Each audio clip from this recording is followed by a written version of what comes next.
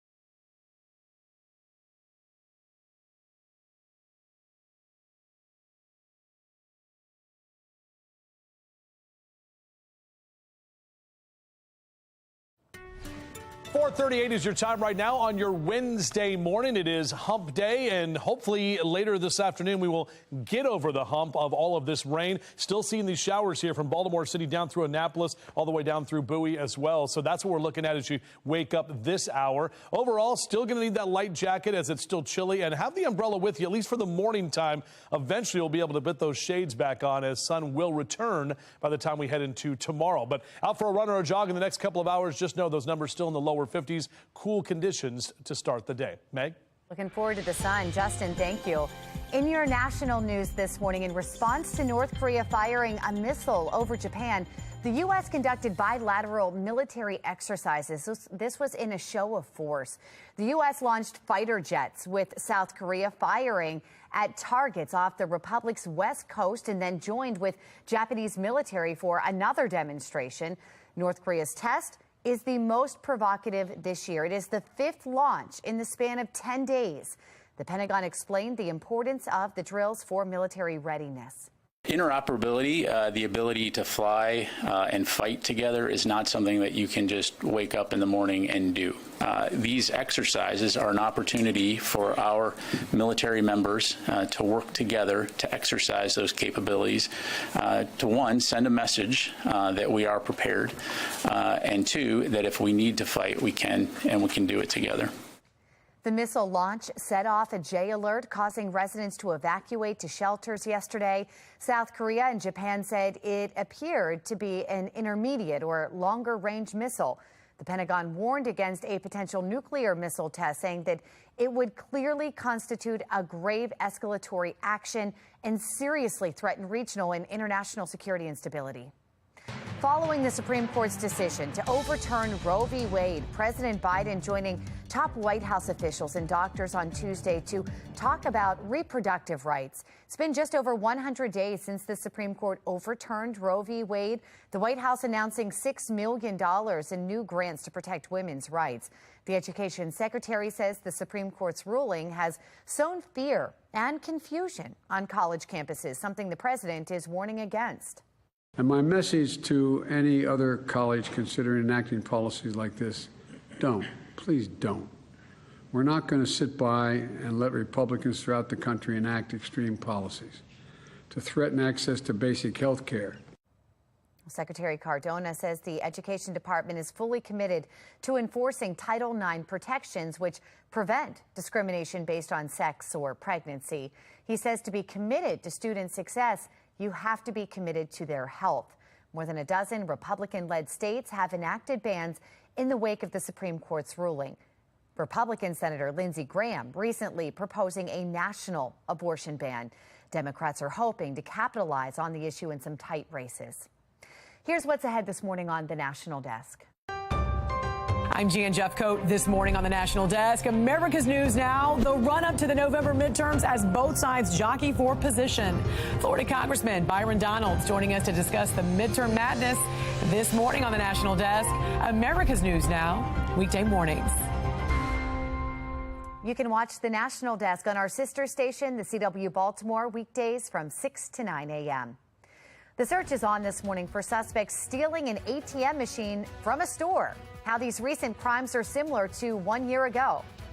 COVID-19 may be on the decline, but flu cases are rising. I'm Liz Bonus. What to know about getting both the flu vaccine and the next COVID booster together? It is just ahead.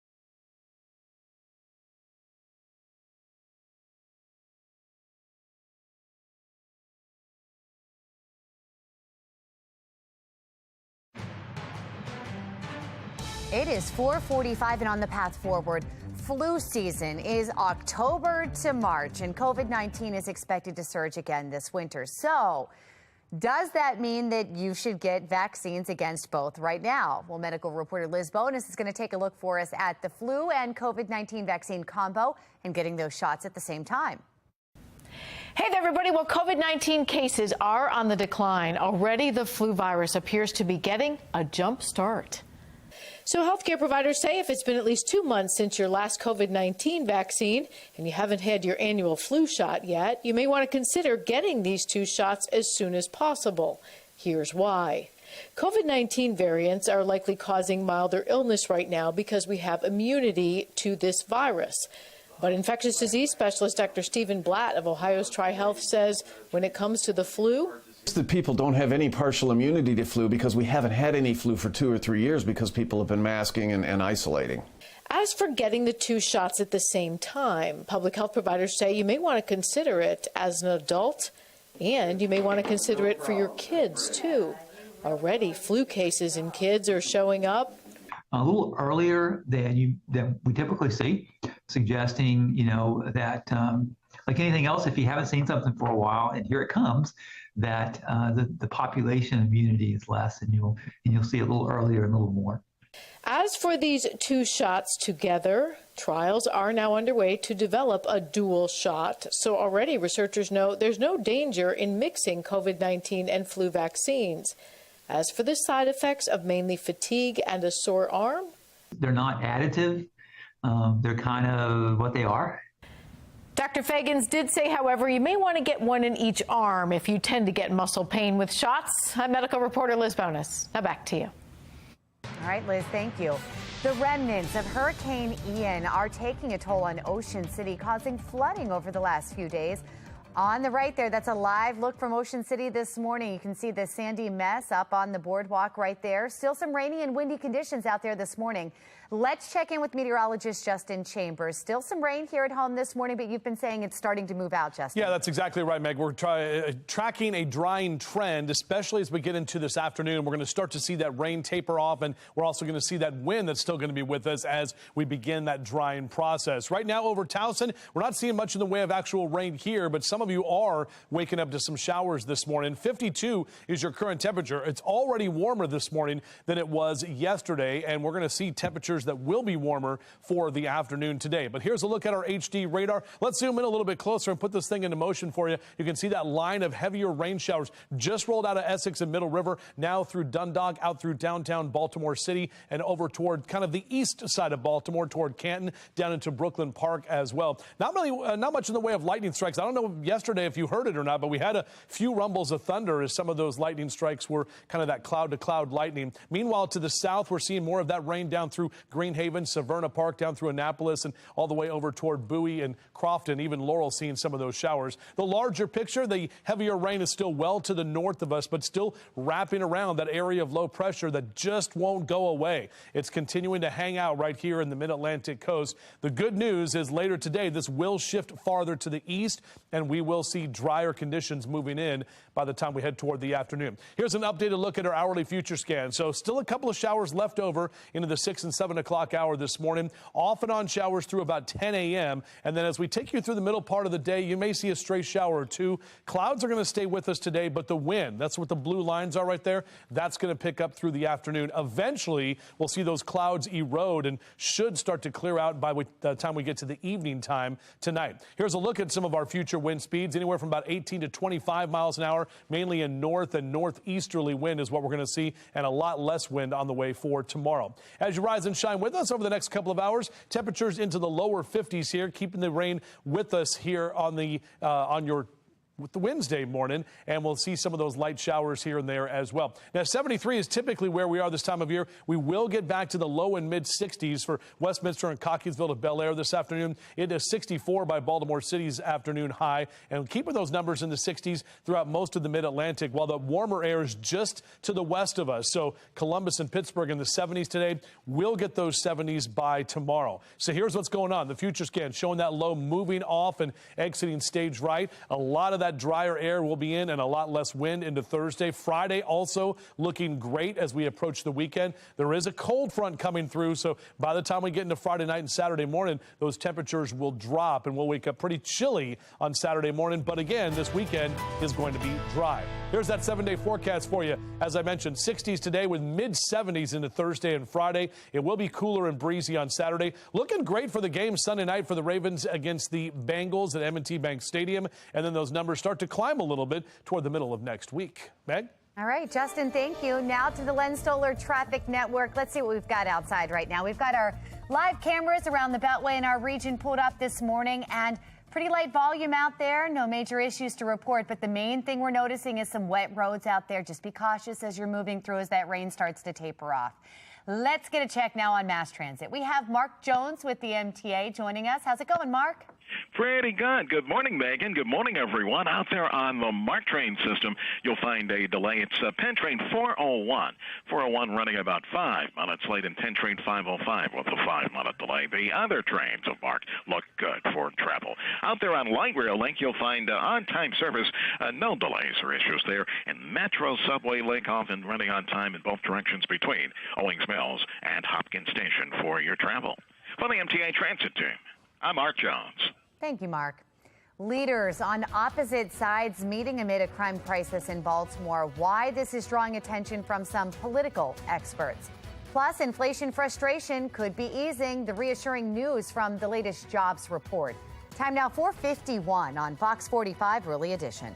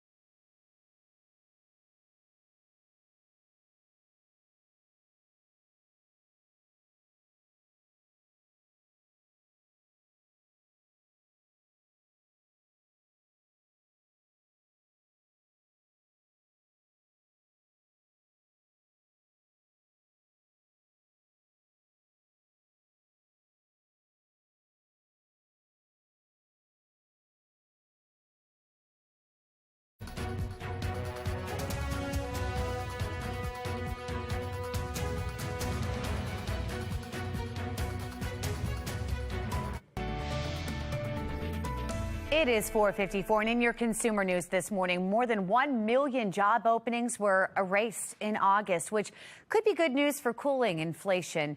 It's a sign that the labor gap is narrowing. Tuesday's government jobs report shows that layoffs remained historically low and hiring is unchanged. There were 10 million jobs advertised on the last day of August. That is down from 11 million in July and a record of nearly 12 million in March. America's second biggest employer, Amazon, is instituting a hiring freeze on the corporate side of its retail business. That's going to last through the end of the year. The New York Times reporting the company informed recruiters all open positions will close. A spokesperson for Amazon telling the Associated Press the company expects to adjust hiring practices.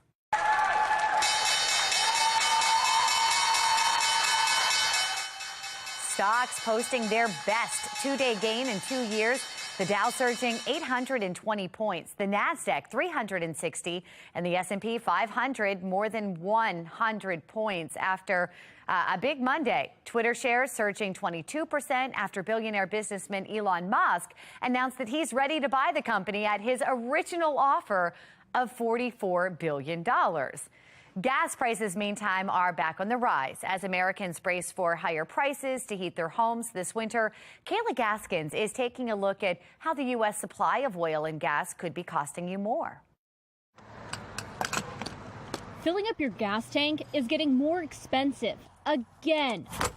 I don't get paid until Friday, and unfortunately, I don't have any money to be able to afford these high prices. Nationwide, gasoline up 7 cents since last week, but out west, prices are skyrocketing. In just a week, up 53 cents in California, 38 cents in Nevada, and 30 cents in Oregon and Washington. This supply and demand imbalance has remained. We're concerned that this price environment is detrimental to America's energy security. President Biden running out of possible solutions to lower prices as OPEC is expected to announce a record cut in production this week after the president asked Saudi Arabia in July to boost its output. I got some criticism for releasing 1 million barrels of oil a day from a strategic petroleum reserve. And then along came the industry saying they'd produce another 1 million barrels a day by the spring. But the petroleum reserve is at its lowest point in almost 4 decades, and U.S. production is not ramping up quickly enough to affect prices. The best way to address this is to increase supply. And the best way to do that is to create an environment, an investment environment in which production is incentivized. Americans also expected to face a home heating spike this winter, with residential natural gas prices already up 25% since last year. Despite the higher prices, the Biden administration reportedly committing to send more natural gas to Europe in the wake of Russia's invasion of Ukraine. When it comes to standing up against authoritarianism, standing up against Putin's attack on Ukraine, we are all in this together. An idea that may be a harder sell if Americans are paying more to heat their homes this winter. I'm Kayla Gaskins reporting. Thank you, Kayla. Time now 4:57 and turning now to your Vote 2022 coverage.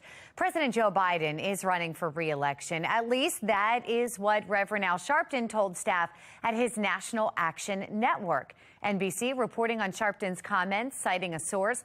Sharpton says the president delivered the news to him during a private conversation at the White House last month. While Democratic insiders believe Biden is running again, the president is not publicly tipping his hand on whether he'll be seeking re-election. Biden turns 80 in November. Community members on edge this morning as a common crime reappears, how leaders plan to combat the levels. Ivan Bates and Governor Larry Hogan met to discuss crime in Baltimore. I'm Olivia Danson. Coming up next, an expert weighs in on what their meeting means moving forward. Live from WBFF in Baltimore, this is Fox 45 Early Edition. Good morning on this Wednesday, October 5th. I'm Patrice Sanders. I'm Tom Rogers. We're coming up 4:59 this morning. We want to get over to meteorologist Justin Chambers. Justin, I opened the door to let the dog out and I was like, all right, no more rain, finally. Finally. Well, there were little drizzles when I came in, though. The wipers went on just a bit. So more of that today. It was raining the whole way in for me. Yeah. Pouring in some places right now. Oh, geez. So we're not done quite yet. Close. We're getting there, and we will get there by the time we head into the afternoon. Eventually, this rain is moving on. You can actually see some of the rain showers in downtown Baltimore right now from our Toyota Inner Harbor Sky Cam. Lots of that cloud cover that's out there, and you can see as we put that radar into motion where we're seeing some of the heavier rain right over Baltimore City down into Brooklyn Park. Just moved out of the outer loop of the Beltway, and now it's moving south. So you're seeing that all the way down through Anne Arundel County. That continues down through Severn and Odenton, all the way down through Annapolis this hour. So we will still have some leftover showers here this morning. A breezy and drier day is going to be ahead today, and then warmer and much drier by the time we head toward Thursday. Still going to keep a yellow light on your morning drive, especially with the fact that it's still dark and numbers are in the 50s, and we still have a lot of ponding on the roadways, so take it slow. 73 is typically where we are for October 5th. We will be back to the low and mid 60s today for the afternoon, but eventually we'll get to those 70s as early as tomorrow. Another look at that full forecast coming up in just a few minutes from right now. Thank you, Justin. We start off in a city in crisis. Concern continues this morning after a series of ATM thefts in Baltimore, some even caught on camera. The search is on for 3 men who walked into a store on North Milton Avenue in East Baltimore Friday afternoon. Police say the men took the ATM right out the front door and loaded it up and drove away. A similar swipe happened last month at Redfin Liquors in Hamden. In most of these investigations, surveillance is the key. Sometimes people move a specific way. Sometimes people have a limp, or you can tell somebody is maybe right-handed or left-handed based on the way that they're operating. So again, all of those things narrow down your list of suspects. But the thefts are becoming less common. Only 20 ATM burglaries this year after more than 30 in 2021. Baltimore police have assigned a specific detective to each district focusing on ATM thefts. Baltimore is on pace to see 300 murders for an 8th year in a row. Although September saw the fewest amount of murders the city has seen in 7 years. Non-fatal shootings are up compared to last year. 565 people have been shot in the city and survived. That's 27 more than this time last year. Now, the latest data from the Baltimore Police Department shows burglaries are up 10% this year, while overall violent crime is up 7% citywide. Since his victory in the primary election, presumptive city state's attorney Ivan Bates says he wants to curb crime by bringing change to the city state's attorney's office. Bates met with Governor Larry Hogan in Annapolis 5 weeks before the election. Olivia Dance joining us live this morning from downtown Baltimore. She has more on the possible motives behind the meeting and photo op. Olivia? Well, Tom and Patrice, we know that Ivan Bates will be the only name on the ballot for state's attorney in November, which is essentially guaranteeing his victory. So some experts say that their meeting yesterday was more about Governor Hogan than Bates. Now, Governor Hogan did take to social media, tweeting a photo of him and Bates, and the tweet congratulated Bates on his victory in the primary. And they also talked about the path forward for holding violent criminals accountable in Baltimore. Now, Bates responded to the tweet saying that it was a productive conversation. But in the past, Governor Hogan has been critical of current state's attorney Marilyn Mosby. This horrifying violence is tearing Baltimore City apart. Obviously, the job isn't getting done. So we have a prosecutor in Baltimore City that refuses to prosecute violent criminals, and that's at the root of the problem. Hogan has been critical of Mosby not prosecuting certain crimes, but Mosby has always been quick to fire back and defend her policies. However, Bates ran his campaign on taking a tougher approach to the crime. But political analyst John Deedy says the photo op between Bates and Hogan was likely more for Hogan, who's plotting his next steps as his last term as governor is coming to an end. He's always been tough on Baltimore, and when he runs for president, I think Baltimore is going to become a piñata. He's going to take his shots at it. He's going to say, look at all the things I tried to do, and I had all these problems. And I think he wants to show that, look, I was on the side of law enforcement. Now, Deedy also says that when Bates takes office, all eyes will be on him to see how he handles prosecuting criminals, including repeat offenders. For now, reporting live in Baltimore, I'm Olivia Dance, Fox 45, Early Edition. That brings us to our question of the day. Do you hope Ivan Bates gets tough on crime? So far, 98% of those who voted say yes. Go to foxbaltimore.com to make your voice heard. New campaign finance reports reveal City Council President Nick Mosby received just one campaign donation this year. Records show he received $500 in July. Now, last year, he received $62,000 in campaign donations. For comparison, City Councilman Yichi Slifer has more than $300,000 in total. Eric Costello and Zeke Cohen both have $200,000 in their campaign accounts. Mayor Brandon Scott has more than $240,000 in his campaign. Now, none of these leaders are up for re-election this year. All of their terms are up in 2024. According to one political expert, the city council president's low campaign account could indicate that Nick Mosby isn't planning to run for re-election because fundraising early is important. The sort of folklore among politicians is you need to raise a lot of money early, because if you don't, then potential opponents will be encouraged to file for your office. Now, Professor Crinson also says that Nick Mosby could be waiting until after his wife, City State's Attorney Marilyn Mosby's federal trial is over so that he can fundraise without negative publicity. Turning now to counties under pressure this morning, a Westminster man is in jail. He is accused of killing his father and then dumping the dismembered body on the side of the road. 29-year-old Ravi Pensoria is now facing charges of first and second-degree murder. Police did not respond to our request for an interview, but according to charging documents, the father was reported missing by his wife. They later found his body on the side of the road, dismembered and unidentifiable. When conducting a search at the family's home, they found a number of tools that had blood, tissue, and hair on them. I grew up here, so this is very weird. I feel like I remember his father being a little bit more on the strict side, like when it came to like school and stuff. But again, like that, it was just 11 years ago. He was just a normal kid, you know, grew up, rode in the bus together. Now, the son is currently being held without bail. 5:06 now. Right now, President Biden and the First Lady are preparing to go to Florida to survey the damage from Hurricane Ian. Megan Gillen is joining us from our live center with how today's visit is expected to play out. Megan. Yeah, Tom, we're taking you live to the White House here this morning, where we know the Bidens are set to leave at 10:15 this morning for Fort Myers, Florida. And this is going to be the first time that the president will see for himself the sheer devastation left by Hurricane Ian. They're expected to spend the day visiting with locals, with first responders, and also FEMA's administrator.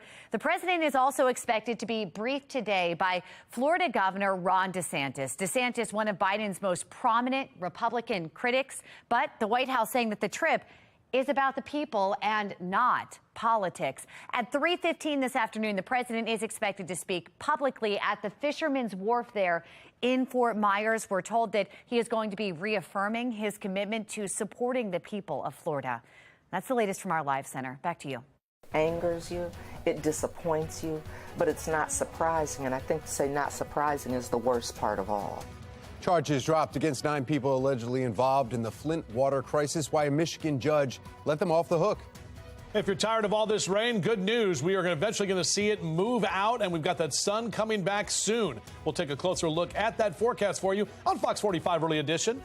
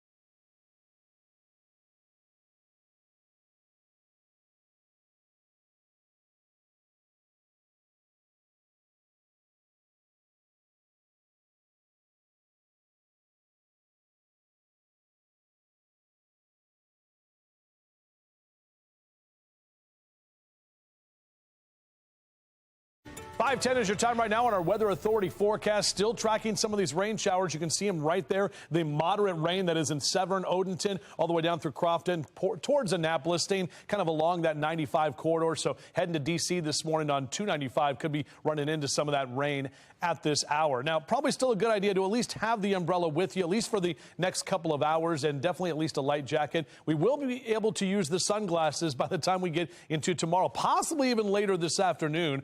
You notice on your yard and gardening cast, those numbers are starting to climb a little bit, so we will be just a little bit warmer later today. Back to you.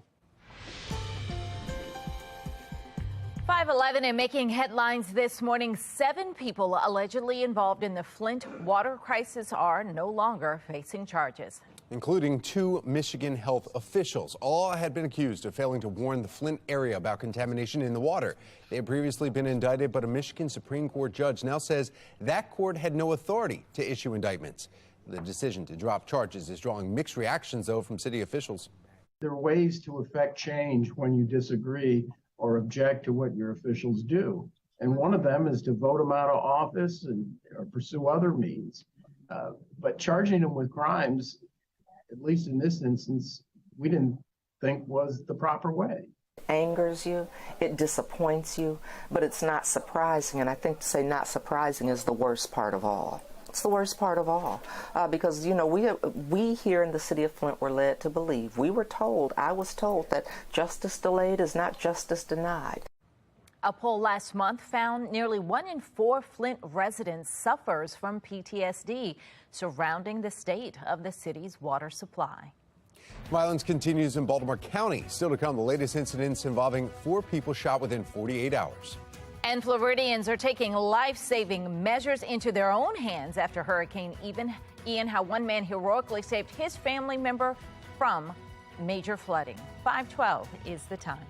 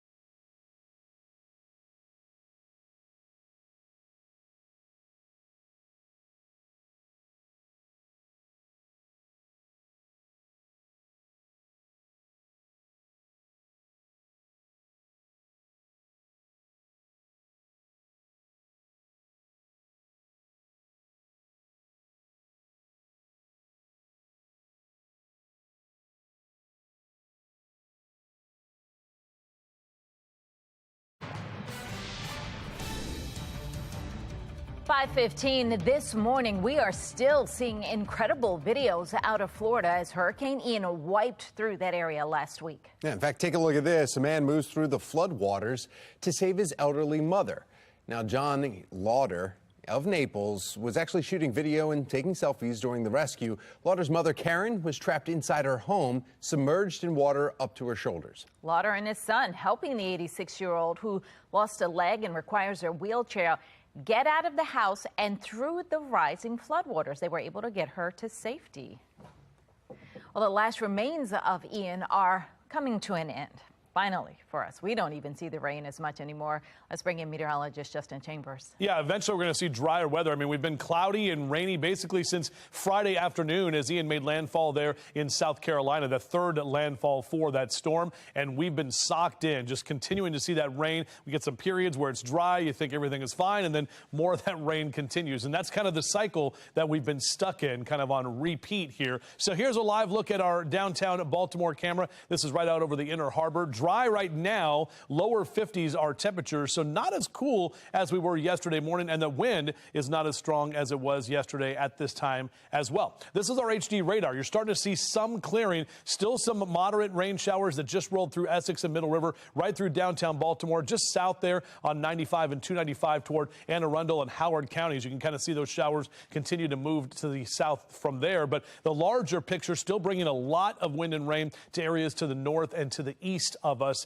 at this time. So we're not quite done with this low just yet. This is the coastal low, the remnants of what was once Hurricane Ian that's just been sitting there in the mid-Atlantic and basically just giving us that onshore flow, which is continuing to bring us those rain showers. Now, as we take you into the next couple of hours, again, a couple of spotty showers here and there. We're not looking for periods of heavy rain, at least throughout the rest of this morning. As we take you through about noon, 1 o'clock today, may see a couple of pop-up showers, but the wind is going to stay with us and the cloud cover as well. Finally, by about 6 p.m., right before the sun goes down, we actually might see that sun break out a bit, and then we'll clear out overnight as well. And again, still dealing with those wind gusts at 18 to 20 to 25 miles an hour, mainly from the north today, but a lot less wind for tomorrow. As the kids get out to the bus stop, beep, beep, at least one more rainy day. Make sure they've got the rain gear ready to go. And temperatures in the 50s this morning with 60s through the noon hour and recess. And by the time you pick them up this afternoon, maybe a bit muddy for some of those practices later this afternoon, but still our temps will get into the low and mid 60s. So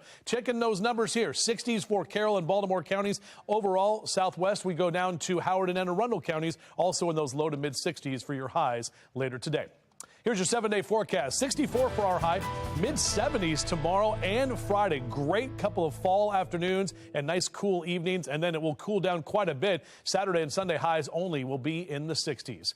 Let's check with Mass Transit. Mark Jones with the MTA. Good morning. Well, good morning, Justin. Good morning, everyone. Out there on the MARC train system, you'll find Camden Train 841 operating with a 5-minute delay, along with Penn Train 403. Perhaps allow time for travel there. Outside of that, looking good. Out there right now, no delays on Light Rail Link. It's operating on time from end to end. Metro Subway Link on Schedule 2 between Owings Mills and Hopkins Station for your commute. For the MTA Transit team, I'm Mark Jones. Safe streets under the microscope. The hearing is scheduled as Fox 45 News investigates a major change in leadership at several sites. And bus drivers in Anne Arundel County get a boost after being slammed by a shortage of drivers. The aid heading their way and when certain bus routes could reopen. 5:19 is the time.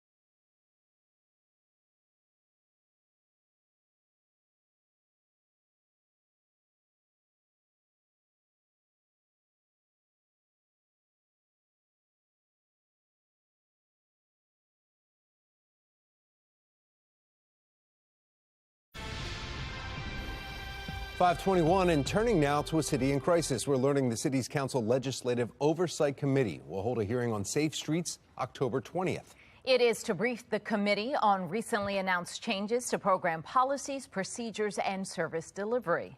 Now, some of that change came last month when the mayor announced LifeBridge Health and Catholic Charities will be assuming the oversight of all 10 locations. Fox 45 News' Mackenzie Frost continues her investigation into the violence prevention program and shows us the latest questions from the accountability desk. The changes coming to the Safe Streets program are already underway. And remember, this all started when Mayor Brandon Scott announced the restructuring of the entire program. Instead of having a patchwork of nonprofits or community-based organizations, now it'll be all under two different umbrellas. We'll have Catholic Charities overseeing some Safe Streets locations and LifeBridge Health Center for Hope overseeing the others. And we're already seeing some of these changes happen, right? Bel-Air, Edison, and McElderry Park are two locations that used to be overseen by Living Classrooms, now already migrating over into LifeBridge. And that brings us to the other community-based organizations, like Youth Advocates, Bon Secours, Park Heights Renaissance, the Family Health Center of Baltimore, and Living Classrooms. These community-based organizations will no longer be implementing the Safe Streets program, but they do say some of them will be still working with the Mayor's Office of Neighborhood Safety and Engagement, or MONSE. So with all of these changes happening, we continue to send them questions looking for a little more information about what this partnership looks like moving forward. How much money has your organization received from the city to implement Safe Streets? And please provide proof of that spending. When did your organization first learn of these changes? And was it a surprise? What will your role be with the city moving forward after these changes are complete? We sent these questions and we are starting to get some insight from some leaders within the CBOs. I recently caught up with the CEO of Living Classrooms at a different event and questioned him about the future of Safe Streets. Moving forward, what's the role with the Safe Streets, or is it just... Well, we work very closely with Freedom and with Adam and LifeBridge, and we're partners, and we'll collaborate on a regular basis. Now, when I sent Living Classrooms those other questions, I did get a pretty lengthy response, and I'll put their entire answer into this story on our website. I also got a response from Bon Secours. They tell me that they've been working with the city on this transition for months, so the announcement wasn't a surprise. We're still trying to figure out how much these contracts will be worth between the city of Baltimore and the CBOs. So that brings us here to City Hall, and with these two, we have the city solicitor, Jim Shea, and the comptroller, Bill Henry. Those two are involved in the contracts with the CBOs and the city, so because of that, we sent a few questions asking for the metrics used to determine disbursements of funds for the Safe Streets program, any and all contracts or RFPs between the city and the CBOs administering the Safe Streets program. So far, Jim Shea has ignored the questions, but we did get a response from Bill Henry's office who tell us a formal response to our questions should be coming by the end of this week. So we'll keep our eyes peeled to our email. In the meantime, there are still several questions for City Council President Nick Mosby. Remember a couple of weeks ago when the council president told me he had no idea these changes were coming to the Safe Streets program until it was announced in the news? When it was reported in the media. So my team nor myself was provided any prior briefing on the restructuring of Safe Streets and this the new approach from the mayor. Is that problematic to you? Extremely problematic. The mayor's office told me that someone was working on scheduling a meeting between someone in the Scott administration and the council president's office to talk about the changes coming to Safe Streets. So because of that, I sent Nick Mosby's office a few more questions. Have you met with anyone from Mayor Scott's office? Do you have faith in the Safe Streets program? Should City Council bring MONSE in for a hearing to get some answers about the Safe Streets program? So far, Council President Nick Mosby has ignored those questions. And that leads us to where we are now. So we know that these changes are happening, right, to the Safe Streets program and then this new management. Let's take a look at some of the screenshots from these websites. So this is a screenshot of LifeBridge's website from Monday, and this is Living Classrooms from Monday. You can see Living Classrooms no longer has any mention of the Safe Streets program, but the new locations that LifeBridge will be overseeing aren't updated on their site just yet. As these changes continue to happen with the Safe Streets program, we will continue to demand answers to make sure that we know exactly how your tax dollars are being spent, and these oversight processes are in place to ensure that this program is actually working. But as always, we need your help. Send me any tips about the Safe Streets program you think I need to look into at safestreetstips@gmail.com. And as these changes continue to happen, we'll keep digging to make sure you are informed about this program. At the Accountability Desk, Mackenzie Frost, Fox 45 News. Leftover drizzle in the region this morning. When we could expect to see the sunshine again here in Baltimore. A meeting today will discuss taxpayers fronting the costs for more city officials. I'm Olivia Danson. Coming up next, I'll explain what your money's being used for. You're watching Fox 45 Early Edition.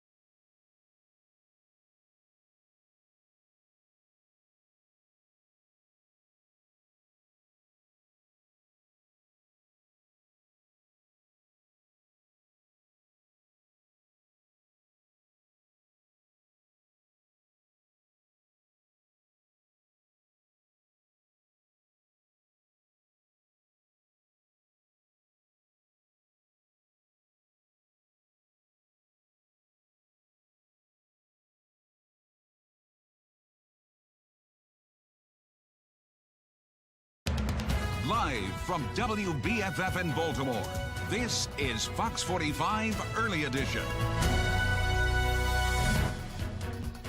We are following three big stories for you this morning. Leaders coming together in the fight against crime in the city. What this uniting could mean for future elections. Crime continues to plague Baltimore County as we see a violent couple of days. How county leaders are reassuring the residents.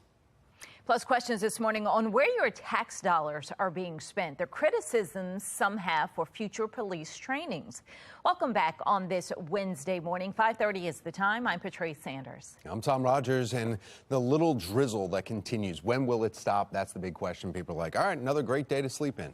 I'm looking forward to tomorrow. Meteorologist Justin Chambers here with the forecast, because the next couple of days after today sound really nice. Yeah, I mean, Thursday and Friday and the weekend, actually, all of those days are looking great, guys. So we will definitely have a payoff from all of this rain that we have endured. And I know Tom was talking about it, how there was a pocket of sun that kind of broke out yesterday. There's been periods where we have the rain that stops for a little bit and you think, all right, cool, we're done. But that's not quite the case. So still dealing with a few showers right now. You can see those low clouds over the inner harbor at this time. On our HD radar, some of those showers right around Towson and then down just to the west of Annapolis, kind of right along Highway 50 and down through 295 as well. So heading down to D.C. this morning, probably still running into some showers. Those roads are wet, 40s and 50s for our current temperatures. We'll see those morning leftover showers with a breezy and drier day ahead, and then much nicer as we head into Thursday. We'll break that down a bit for you in just a few minutes from right now. Taking a look at your Len Stoler traffic network here, and there is an accident. You see the flashing lights right there. This is on 895 North, right at O'Donnell Street, causing a slight slowdown, but not too bad. All the other roads wide open for you. In a city in crisis, 4 Baltimore Police Department employees will spend more than $12,000 taxpayer dollars to attend a training session in Texas. Yeah, the Board of Estimates set to vote on spending this morning, but some are now questioning just how much taxpayer money is being used for travel. Olivia Dance joins us live this morning with the lingering questions. Olivia? Well, Tom and Patrice, the meeting begins at 9 this morning, and as you mentioned, what stands out is that taxpayers will be fronting the cost for 4 Baltimore police officers to travel to Texas for a training session. Now, the 5-day trip is to train the officers on the department's new helicopter fleet. The travel request for those 4 officers is on the agenda for this morning's Board of Estimates meeting, and their plans would cost taxpayers over $12,000. The Board of Estimates has to say no. And not just one time, but multiple times, because the city can't keep on spending hundreds of thousands of dollars a year on travel that just isn't needed.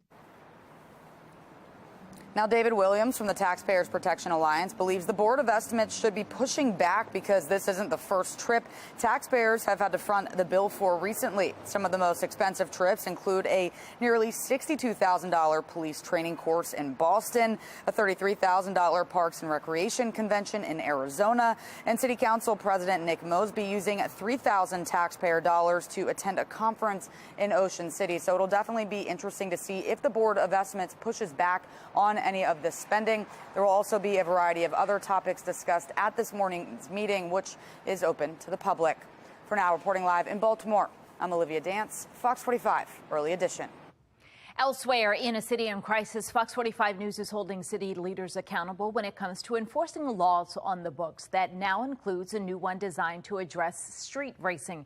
Mayor Brandon Scott signed the bill into law on Monday, allowing stiffer penalties for those caught doing stunts in street racing or riding dirt bikes in the city. Fox 45 News sent questions to Baltimore Police Department asking, quote, is this a law the Baltimore Police Department is ready and prepared to enforce? And has the commissioner altered or alerted district commanders of this new law and instructed officers in how to respond? So far, the department has ignored our questions. Incoming City State's Attorney Ivan Bates did respond to our question asking if he would prosecute this law. He says he looks forward to building credible cases to prosecute all laws in Baltimore City. Turning now to counties under pressure, violent crime continues in Baltimore County. Less than 48 hours, at least 4 people shot, 1 dead, and 2 of them were teenagers. As Baltimore County police are asking for help finding those responsible, we're questioning whether the department is sharing enough information with the public when violent crime happens.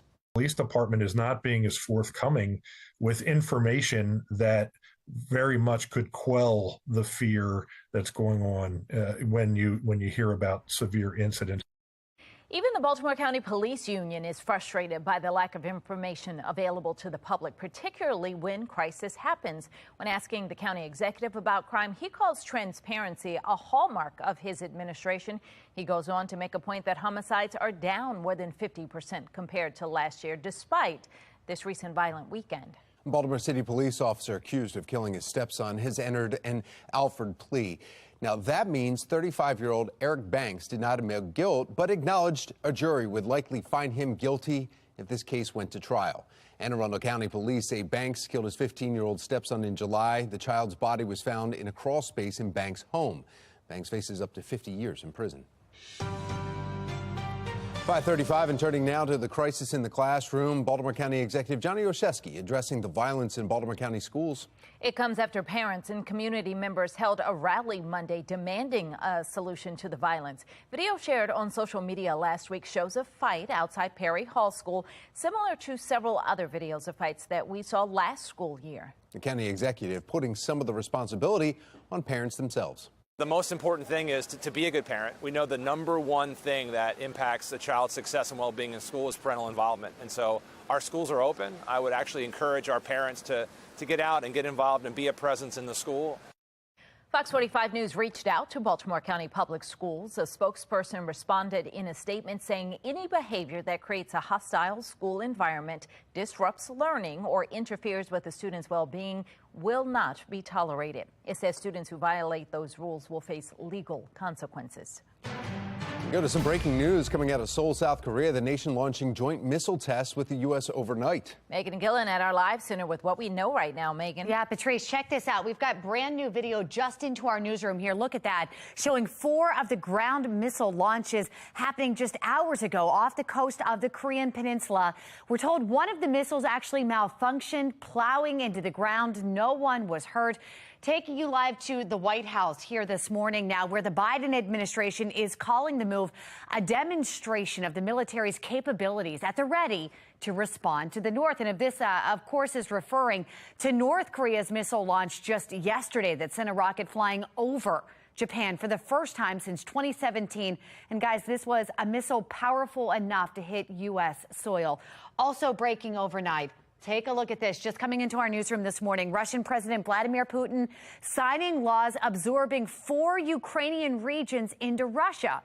This is a move that finalizes the annexation carried out in defiance of international law. Formalities, guys, following Kremlin-orchestrated referendums, as they're being called, in those 4 regions that Ukraine and the West have rejected as a sham. That's the latest from our live center. Back to you, Tom. The first woman ever to be named Entertainer of the Year at 2 country major awards, has died. A long-lived, successful career of Loretta Lynn. Plus, another wet start to the morning. Meteorologist Justin Chambers letting us know when we will start to dry out. 5:38 is the time.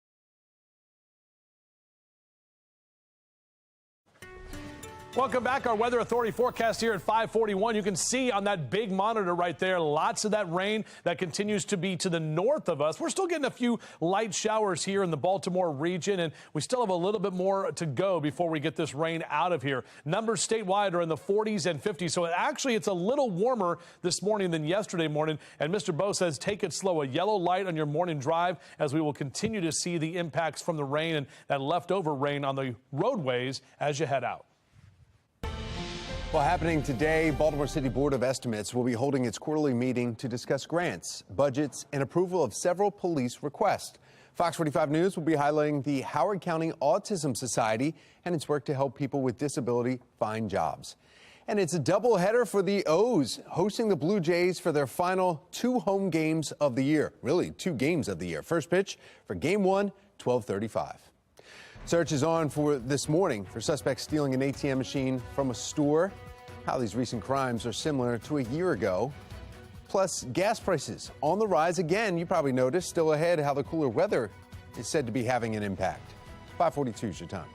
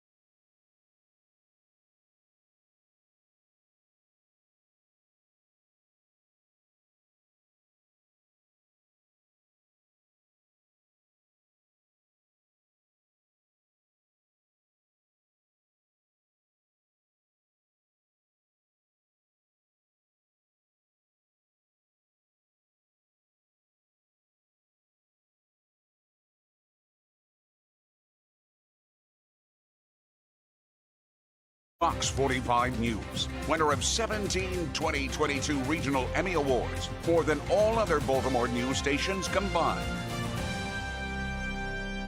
544, you need to take a look at this. Ready? Like a boss. Can we slide that up a little bit? Look at that shot right there. Insane goal for University of Maryland's men's soccer team. Number 11, Malcolm Johnston, making the bicycle kick right there. He's got a bandana, so you knew it was coming. He tied the game 2-2. This gave the team the momentum. They needed to come back and beat Rutgers 3-2. But maybe, can we show that again one more time? All right, well, nice knee slide there, too. He's done this before. He's done the knee slide before, but the bicycle kick. That is heating things up there, but we're starting off cool once again this morning, and people are taking to Twitter to express how they are truly feeling about it. Let's get right to it. We've got Spider Wife writing in saying, update, it's still chilly. Well, the cats are happy. They're inside, snuggled in, and and warm. This person says, we got no buffer to the cold weather. It went just from hot to cold like that. And on that note, another person writing in saying, I usually don't have to turn up the heat until late November, but this cold weather is coming in hard. As a result, people don't know what to do. Drew, I feel like I don't know how to dress for this cold weather yet. And Joe Baby saying, I didn't get all the boots I wanted yet. Slow down, cold weather. Dang. And then the final one here, I think we can all agree to this. Putting my heater under my desk is the best thing I have done. My feet are always cold. And it's cold. Outside, inside, it's cold. It is. I so agree with those comments. The question is, are we going to warm up anytime soon? But it came in fast, and it came in very cold. And yesterday I had errands to run, and I was not properly dressed. I was freezing, and I did not like it. I went for a run with my youngest daughter, and there was a delivery truck that thought that we were stuck out in the cold and rain and asked to give us a ride because it was so bad outside. Because that delivery driver was like, why would you be out running in this? You can't possibly be wanting to be out here. So I'm with the delivery driver on that one.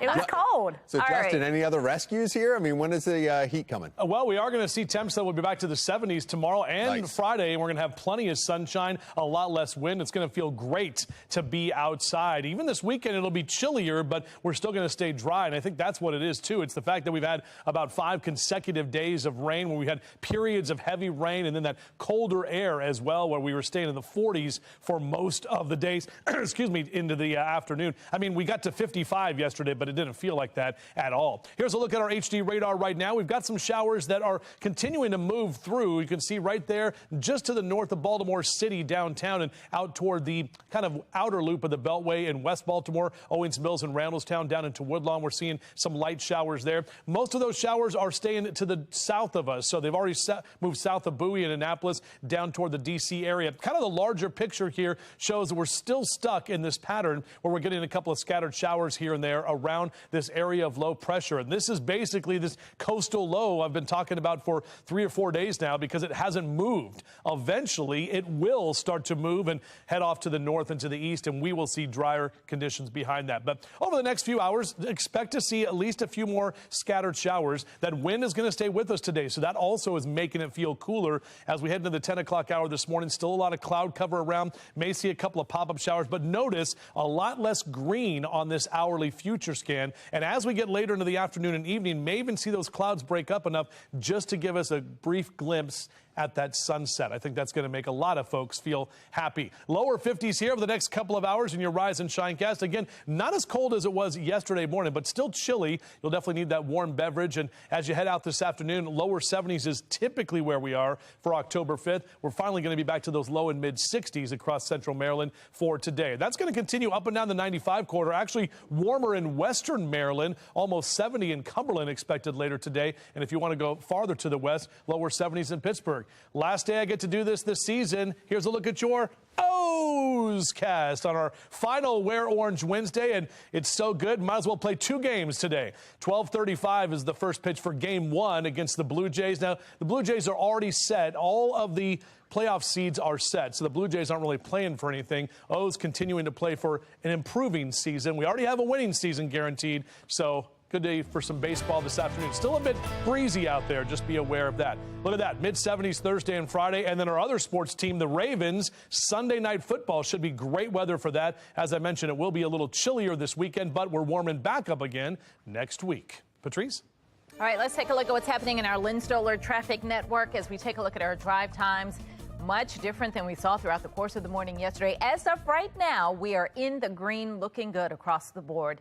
Let's check in now with Mass Transit. Here's Mark Jones with the MTA. Good morning, Mark. Well, good morning, Patrice. Good morning, everyone out there on the MARC train system. You'll find Penn Train 407 and Camden Train 843 operating with 5-minute delays. Brunswick Train 874 canceled this morning. Out there on Light Rail Link, expect about a 20-minute delay in both directions of that service. Allow time for travel on Light Rail Link. Metro Subway Link on time between Owings Mills and Hopkins Station for your commute start. For the MTA Transit team, I'm Mark Jones. 'All right, let's take a look at what's happening in our Lynn Stoller traffic network as we take a look at our drive times. Much different than we saw throughout the course of the morning yesterday. As of right now, we are in the green, looking good across the board. Let's check in now with Mass Transit. Here's Mark Jones. Making headlines this morning, country music icon Loretta Lynn has died at the age of 90. The daughter of a Kentucky coal miner, Lynn's songs about growing up in a blue-collar Appalachia family endeared her to fans. She was the first woman ever named Entertainer of the Year at country's 2 major award shows. In her career, spanning 6 decades, Lynn had 10 #1 albums, and she won 3 Grammys. Was also honored by President Obama with the Presidential Medal of Freedom. Lynn's family says she died yesterday morning peacefully in her sleep at home. Leaders on opposite sides meeting amid a crime crisis in Baltimore. Why this is drawing attention from some political experts. A sign the labor market may be cooling off while CEOs around the world anticipate a recession. I'm Atrell Nashar with how companies are preparing.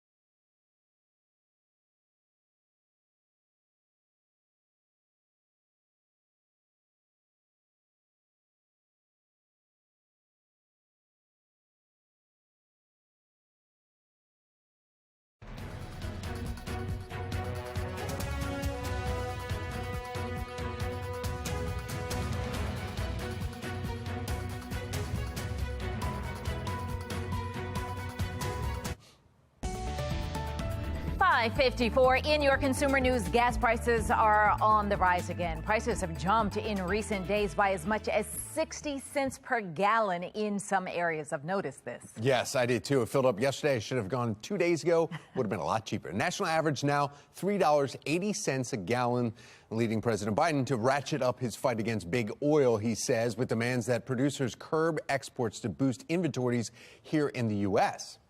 I want to add one more warning. That's warning to the oil and gas industry executives. Do not, let me repeat, do not use this as an excuse to raise gasoline prices or gouge the American people. Now, that was just as Hurricane Ian arrived, but the hike in prices are a result of a refinery fire in the Midwest, as well as possible OPEC production cuts. Democrats are pushing for other options, too. I think the administration should also review releasing more oil again from the Strategic Petroleum Reserve, especially since there were reports recently that OPEC might get together and raise oil prices. So no price gouging, but Biden released millions of barrels of oil from the oil reserve earlier this year, helping stabilize some domestic markets. Some of the supply and demand imbalances impeding the economic recovery are starting to ease a little bit. New data showing the labor gap is getting smaller and the housing market starting to cool off. At the same time, a new global survey of CEOs shows many are preparing for a recession as central banks take aggressive steps to lower inflation. National correspondent Atra Al-Nashar explains what that could mean for jobs and for prices. Business leaders around the world preparing for tough times ahead, but most say they can handle it. 86% of CEOs believe there will be a recession in the next year, according to a new KPMG survey. 76% have plans in place to deal with it. The vast majority of CEOs reported they're very confident about their growth prospects over the next 3 years, as well as the resiliency of their companies and the U.S. economy. How resilient they'll need to be isn't clear yet. 58% of CEOs think a recession will be mild and short. The risk comes as central banks around the world, including the U.S. Federal Reserve, aggressively tighten their monetary policy, in part by raising interest rates, to fight inflation, mixed with the uncertainty of geopolitics. Also predicting a recession is the United Nations.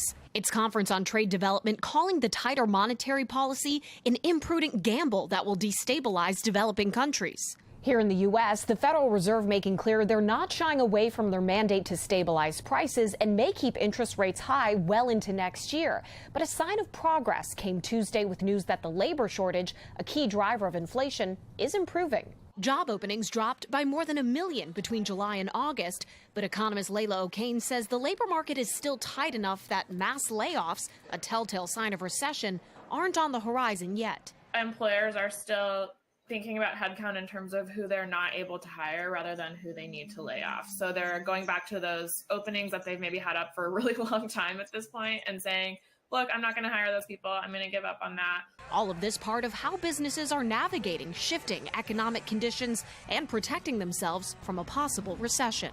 In Washington, I'm Atra Al-Nashar reporting. Well, America's second biggest employer, Amazon, is instituting a hiring freeze on the corporate side of its retail business that will last through the end of the year. New York Times reports the company informed recruiters all open positions will close. A spokesperson for Amazon told the Associated Press the company expects to adjust hiring practices. The national debt is higher than it's ever been. It now exceeds $31 trillion. Government borrowing hit record levels to get through the pandemic. 5:58 and turning now to the latest on Roe v. Wade. President Joe Biden joining top White House officials and some doctors for an announcement on reproductive rights. It's been 100 days after yesterday since the Supreme Court overturned Roe v. Wade. The White House announced $6 million in new grants to protect women's rights. The Education Secretary says the Supreme Court's ruling has sown fear and confusion on college campuses, something the president is warning against. And my message to any other college considering enacting policies like this, don't. Please don't. We're not going to sit by and let Republicans throughout the country enact extreme policies to threaten access to basic health care. Secretary Miguel Cardona says the Education Department is fully committed to enforcing Title IX protections which prevent discrimination based on sex or pregnancy. He says to be committed to student success, you have to be committed to their health. More than a dozen Republican-led states have enacted bans in the wake of the Supreme Court's ruling. Republican Senator Lindsey Graham recently proposed a national abortion ban. Democrats are hoping to capitalize on the issue in tight races. Concern continues this morning with thieves walking out the front door of stores with ATMs. Just ahead, why a recent spate of smash and grabs is triggering memories of last year's surge in similar crimes. 2 men with one goal, bringing change into the city of Baltimore. Just ahead, the possible motives behind the meeting and photo op. For more than 5 days, we've been seeing lots of rain in our area. Just ahead, a look at what is left of Ian. Live from WBFF in Baltimore, this is Fox 45 Morning News.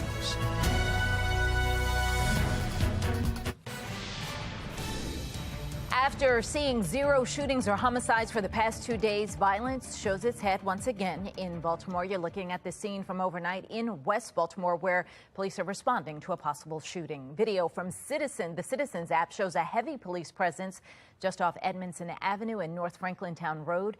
Our newsroom is working to gather more details on that incident.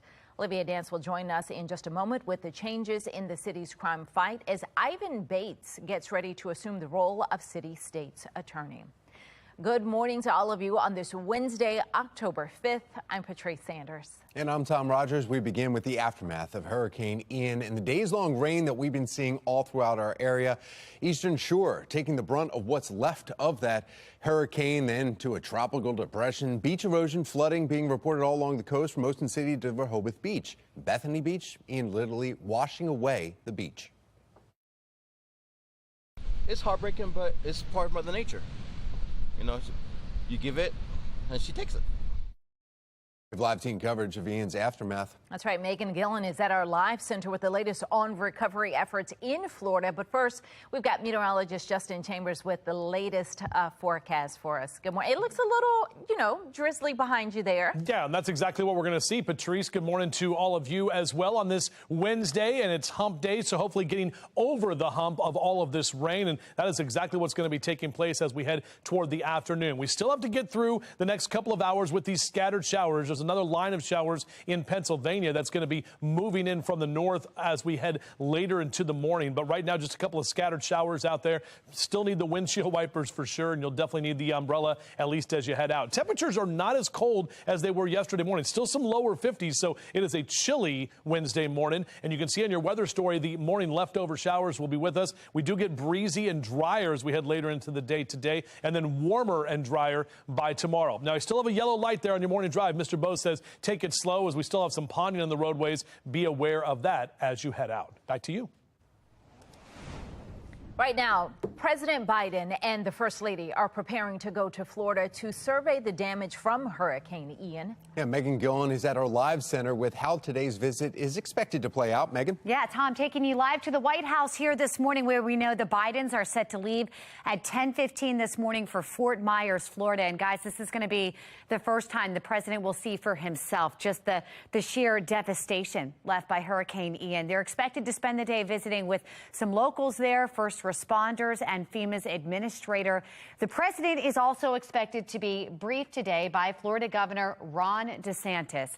DeSantis, one of Biden's most prominent Republican critics, but the White House saying that this trip is about the people and not the politics. At 3:15 this afternoon, the president will then speak publicly at the Fisherman's Wharf in Fort Myers, an area that had a lot of damage. We're told he is going to be reaffirming his commitment to supporting the people of Florida. That's the latest from our live center. Back to you. Thank you, Megan. Now to a city in crisis concern this morning after a series of ATM thefts in Baltimore, some even caught on camera. The search is on for 3 men who walked into a store on North Milton Avenue in East Baltimore Friday afternoon. Police say the men took an ATM right out the front door, loaded it up, and then drove away. A similar swipe happened last month at Redfin Liquors in Hamden. In most of these investigations, surveillance is key. Sometimes people move a specific way. Sometimes people have a limp, or you can tell somebody is maybe right-handed or left-handed based on the way that they're operating. So again, all of those things narrow down your list of suspects. So far this year, there have been 20 ATM burglaries. We saw more than 30 last year. Baltimore police tell us they have assigned a detective to each district focusing on ATM thefts. Well, Baltimore is on pace to see 300 murders for an 8th year in a row, although September saw the fewest amount of murders the city has seen in 7 years. Well, non-fatal shootings are up compared to last year. 565 people have been shot in the city and survived, 27 more than this time last year. The latest data from the Baltimore Police Department shows burglaries are up 10% this year, while overall violent crime is up 7% citywide. Well, since his victory in the primary election, presumptive city state's attorney Ivan Bates says he wants to curb crime by bringing change to the city state's attorney's office. Bates met with Governor Larry Hogan in Annapolis 5 weeks before the election. Olivia Dance is joining us live this morning from downtown Baltimore. She has more on the possible motives behind the meeting and photo op. Olivia? Good morning, and we know that Ivan Bates will be the only name on the ballot for state's attorney in November, which is essentially guaranteeing his victory. So some experts say that their meeting was more about Governor Hogan than Bates, and Governor Hogan took to social media, tweeting a photo of him and the presumptive incoming state's attorney. The tweet congratulated Bates and also said that they talked about the path forward for holding violent criminals accountable in Baltimore. Now, Bates responded to the tweet saying that it was a productive conversation. And in the past, Governor Hogan has been critical of the current state's attorney, Marilyn Mosby. This horrifying violence is tearing Baltimore City apart. Obviously, the job isn't getting done. So we have a prosecutor in Baltimore City that refuses to prosecute violent criminals, and that's at the root of the problem. Now, Hogan has been critical of Mosby not prosecuting certain crimes, but Mosby has always been quick to fire back and defend her policies. However, Bates ran his campaign on taking a tougher approach to the crime. But political analyst John Dede says the photo op between Bates and Hogan was likely more for Hogan, who's plotting his next steps as his last term as governor is coming to an end. He's always been tough on Baltimore, and when he runs for president, I think Baltimore is going to become a piñata. He's going to take his shots at it. He's going to say, look at all the things I tried to do, and I had all these problems. And I think he wants to show that, look, I was on the side of law enforcement. Now, Dede also says that when Ivan Bates takes office, all eyes will be on him to see how he handles prosecuting criminals, including violent repeat offenders. For now, reporting live in Baltimore, I'm Olivia Dance, Fox 45 Morning News. Thank you, Olivia. Making our headlines, schools back in session today at River Hill High School following a fake bomb threat. Howard County Police say they responded to the school yesterday afternoon following a call claiming a student had a gun and a bomb. Police say that call turned out to just be a hoax, but first responders took no chances, slowly dismissing children in groups while they were still investigating. Authorities are now searching for where that call came from and who made it. Baltimore City police officer who's accused of killing his stepson has entered an Alford plea. That means that 35-year-old Eric Banks did not admit guilt, but acknowledged that a jury would likely find him guilty if his case went to trial. Anne Arundel County police say Banks killed his 15-year-old stepson in July. That child's body was found in a crawl space in Banks' home. Banks faces up to 50 years in prison. Westminster man is now in jail, accused of killing his father, then dumping the dismembered body on the side of the road. 29-year-old Ravi Pensuria is now facing charges of first and second-degree murder. According to charging documents, the father was reported missing by his wife. They later found his body on the side of the road, dismembered and unidentifiable. When conducting a search warrant at the family's home, they found a number of tools that had blood, tissue, and hair on them. I grew up here, so this is very weird. I feel like I remember his father being a little bit more on the strict side, like when it came to like school and stuff. But again, like that, it was just 11 years ago. He was just a normal kid, you know, grew up, rode in the bus together. Well, he is currently being held without bail. During the first week of school, we saw students in crowded school buses due to the bus shortage. Just ahead, the potential relief that is expected in Anne Arundel County. As you're heading out to the bus stop, still need that rain gear for the kids as we're still encountering at least a few leftover showers. Good news is we have drier days ahead. We'll break all that down for you coming up on Fox 45 Morning News. We are all local, all morning.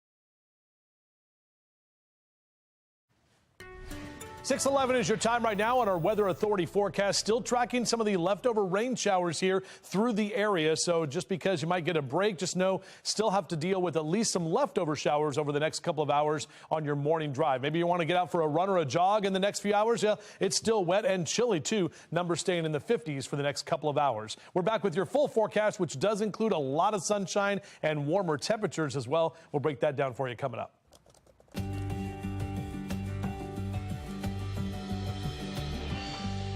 6:12 and Fox 45 is your back-to-school headquarters. Potential relief could be coming for students in Anne Arundel County as the district faces a bus driver shortage. We saw students crowded on school buses during the first week of school, and now the superintendent says they found a solution. Starting October 17th, about 40 school buses will be providing extra services to middle and elementary school students. Those buses were providing extra runs for high school students, and the district says that made it impossible to help other students.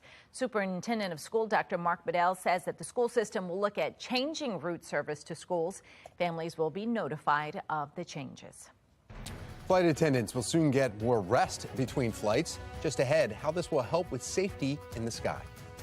Hurricane Ian battered Florida last week, leaving neighborhoods in Naples looking like they'd been swallowed by a river. Just ahead, the man on a mission to save his 86-year-old mother. 6:13 is the time.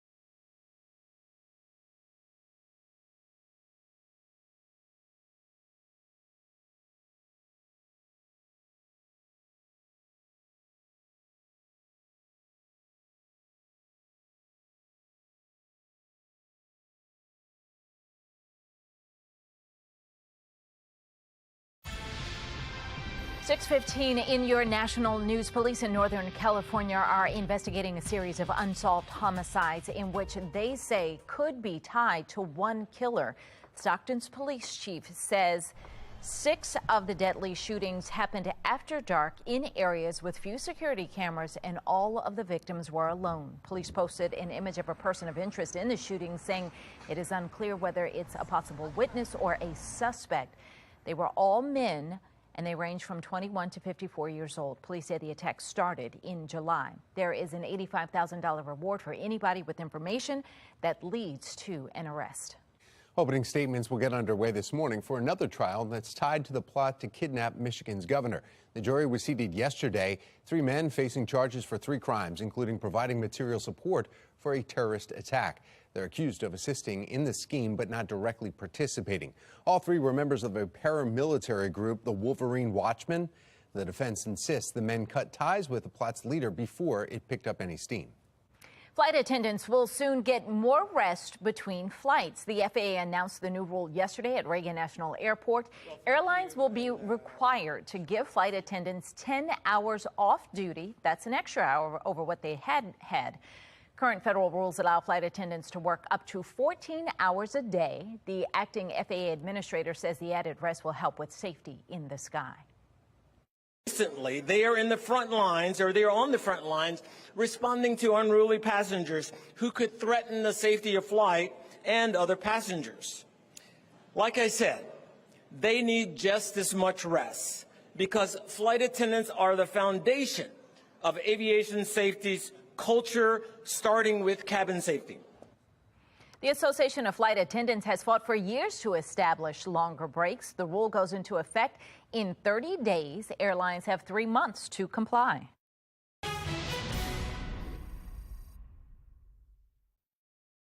We're arriving to Grandma's.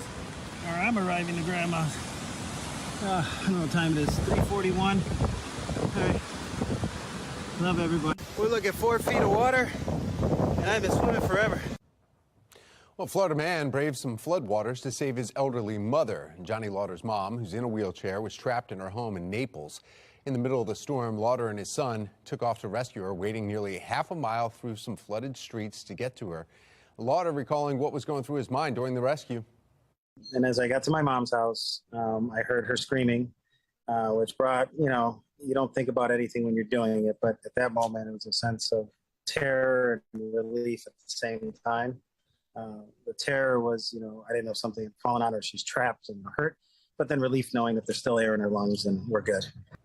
Well, the mission wasn't over there. I mean, he was taking selfies before he rescued her, but then eventually his son ended up pushing Grandma in her wheelchair back through the floodwaters while Lauder carried a woman with arthritis that they found along the way. Lauder's mom is now resting at the hospital. And that's the part that it gets me. You're recording before you get to her, so you're not sure exactly what you're going to see in the house. Put the camera down, get to her. Oh, she's all right? Okay, now we can start taking some video. Yeah, You know I mean, it's a little bit strange, but I mean, just look what he had to get through to get to her. And I can't imagine what you're thinking as you're trying to get to her. Like, oh, I know my mom's in a wheelchair. This water's high. She's low. This is a scary thing. So good that he was able to get there. In my mind, he's thinking, I got to post this on social media. That's what I'm thinking is going through his mind there, because he's like, hey, I'm going to go save my mom for all this water. Yeah, maybe he was doing that to just tell other family what was going on, show them what was happening. Sure, we'll do that. We'll say that. Anyway, yeah. Justin, will you think you put the camera down and rescue somebody first, and then maybe, Absolutely. Okay? I'm with you, Tom. Yeah, I mean, just drop the, who cares about the dang camera? It's your mother, or it's anybody for that matter. Like, get in there and help that person, So, yeah, definitely saw some good, videos, and we've seen some really good videos of some great rescues, some awesome stories from the folks down there and all of that devastation that we saw. We have seen a lot of rain here, not anything like what folks in Florida are dealing with. And I know a lot of us are irritated. We want to see the rain. We're tired. We want to see the wind and the rain come to an end. We want to see the sun come out. But luckily, we haven't had much in the way of any flooding issues. We picked up more than 3 inches of rain officially just in the month of October, which started on Saturday. But a lot of you have seen even higher numbers than that. We've had some beach erosion issues on parts of Ocean City and out through Rehoboth Beach as well, but nothing like the folks in Florida. So we're just lucky that we haven't seen that. And looking outside right now over our downtown Baltimore camera, you can see the lights of Camden Yards, also M&T Bank Stadium. The O's are back at it for their final 2 games of the season today. There's actually a double header because they actually had to postpone last night's game with all of that rain. And of course, the Ravens are back at M&T on Sunday night. 53 your temp right now in Baltimore. Overall, our temperatures are actually a little bit warmer than what we saw yesterday. And you can see in our HD radar that rain is starting to taper off a little bit. Some of you still dealing with a couple of light showers here and there. It's this pesky area of low pressure, which was once Ian, that has been sitting off that mid-Atlantic coast. But watch what happens as we take you through the next couple of hours on our hourly future scan. Notice there's not as many green blobs on there. We are seeing the wind that's going to stay with us and the cloud cover possibly by about 10, 11 o'clock this morning. A couple of more light showers here and there. there. Then as we head toward the afternoon, eventually the drying process begins from west to east. And look at this, as we get into 7, 8 o'clock tonight, eventually those clouds will start rolling out of here, and we've got some drier and very nice days ahead, especially into Thursday and Friday. Here's a look at your bus stop forecast. Beep, beep, as those kids get out this morning. Probably still need the umbrella and the rain gear. Temperatures that are chilly this morning, but overall will warm back up, milder conditions for the afternoon. Looking for highs across Carroll and Baltimore counties in the low to mid 60s for today. Harford and Cecil counties, you're also going to see those 60s as we get you into the afternoon. Eastern Shore will be a bit warmer too. Lower 60s for Rock Hall and Chester, down through Easton and Cambridge. 62 in Centerville this afternoon. 7-day forecast looks like this. 64 today. We're back to the mid-70s Thursday and Friday. Less wind, more sunshine. As we head toward the weekend, Saturday is going to be a chilly day with temps back to the 60s, but we will warm back up on Sunday. And again, great weather for the Ravens game Sunday night. Even warmer temperatures on the way next week. Let's see what's going on with mass transit. MTA, Mark Jones. What's going on, sir?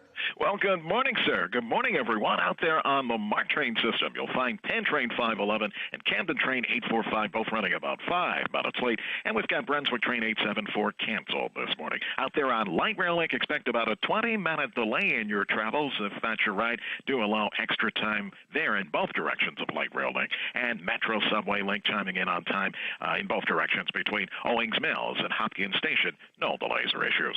For the MTA Transit team, I'm Mark Jones. After a lot of back and forth, Elon Musk and Twitter have finally come to an agreement just ahead the surprise turnaround for Twitter. Many medical bills in collections contain at least one error. Just ahead, simple ways on how to deal with your medical debt collectors.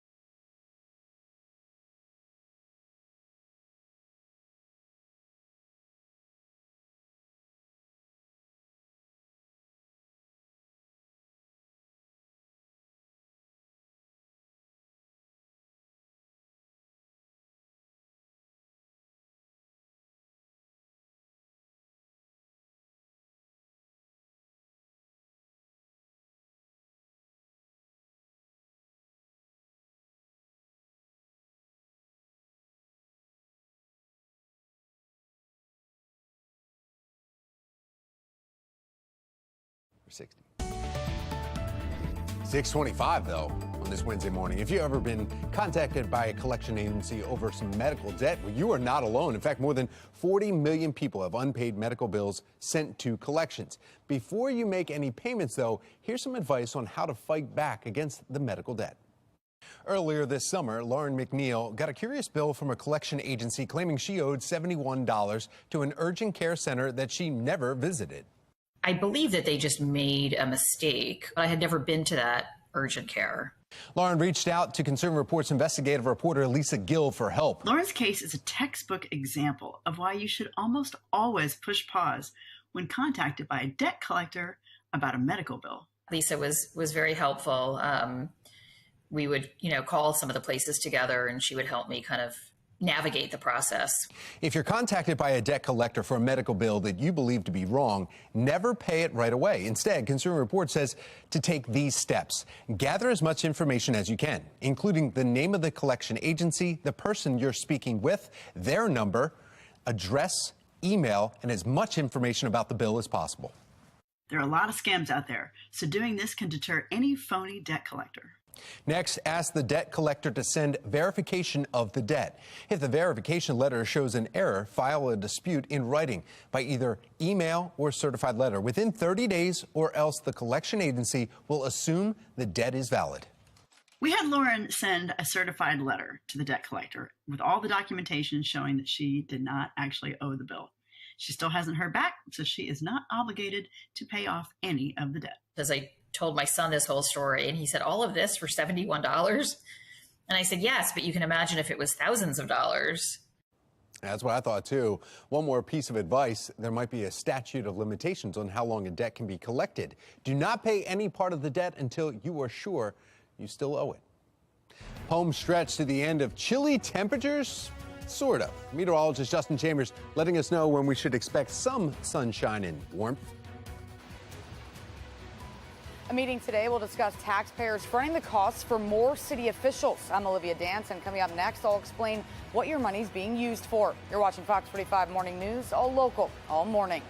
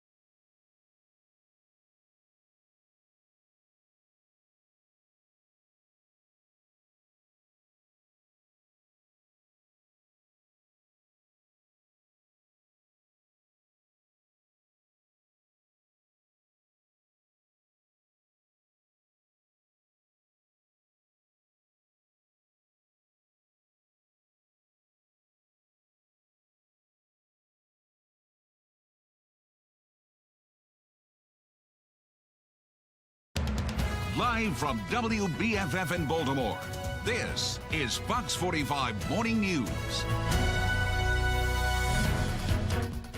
Welcome back on this Wednesday morning. 6:30 is the time. I'm Patrice Sanders. I'm Tom Rogers, and we want to find out exactly what it's going to be like if you're dressing the kids for school.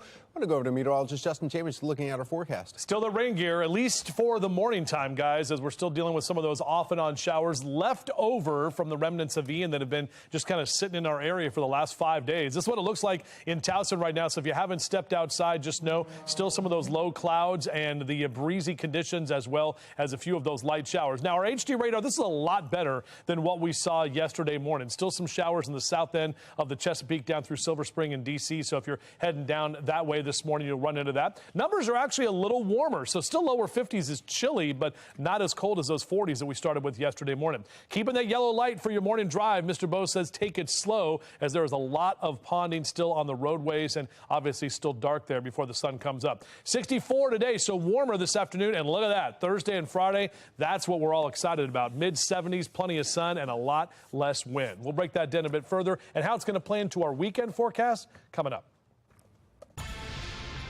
6:32 now. In a city in crisis, 4 Baltimore Police Department employees will spend more than $12,000 taxpayer dollars to attend a training session in Texas. Now, the Board of Estimates is set to vote on the spending this morning, but some are now questioning just how much taxpayer money is actually being used on travel.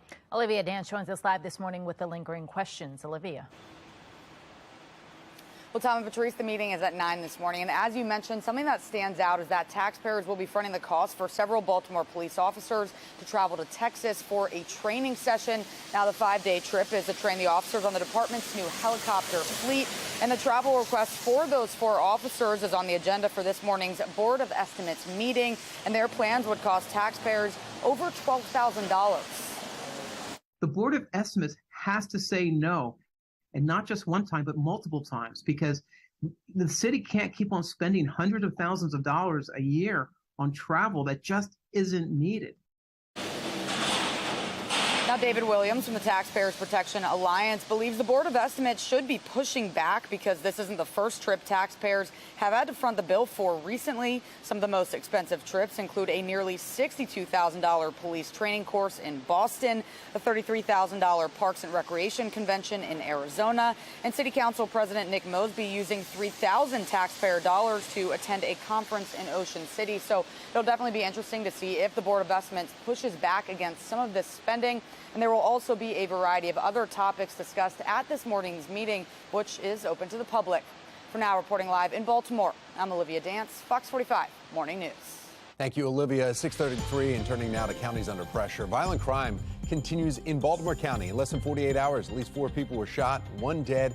2 of them were teenagers. As Baltimore County police are asking for help finding those responsible, we're questioning whether the department is sharing enough information with the public when the violent crime happens. Police department is not being as forthcoming with information that very much could quell the fear that's going on when you hear about severe incidents. Even the Baltimore County Police Union is frustrated by the lack of information available to the public, particularly when a crisis happens. When asking the county executive about crime, he calls transparency a hallmark of his administration. He goes on to make a point that homicides are down more than 50% compared to last year, despite this recent violent weekend.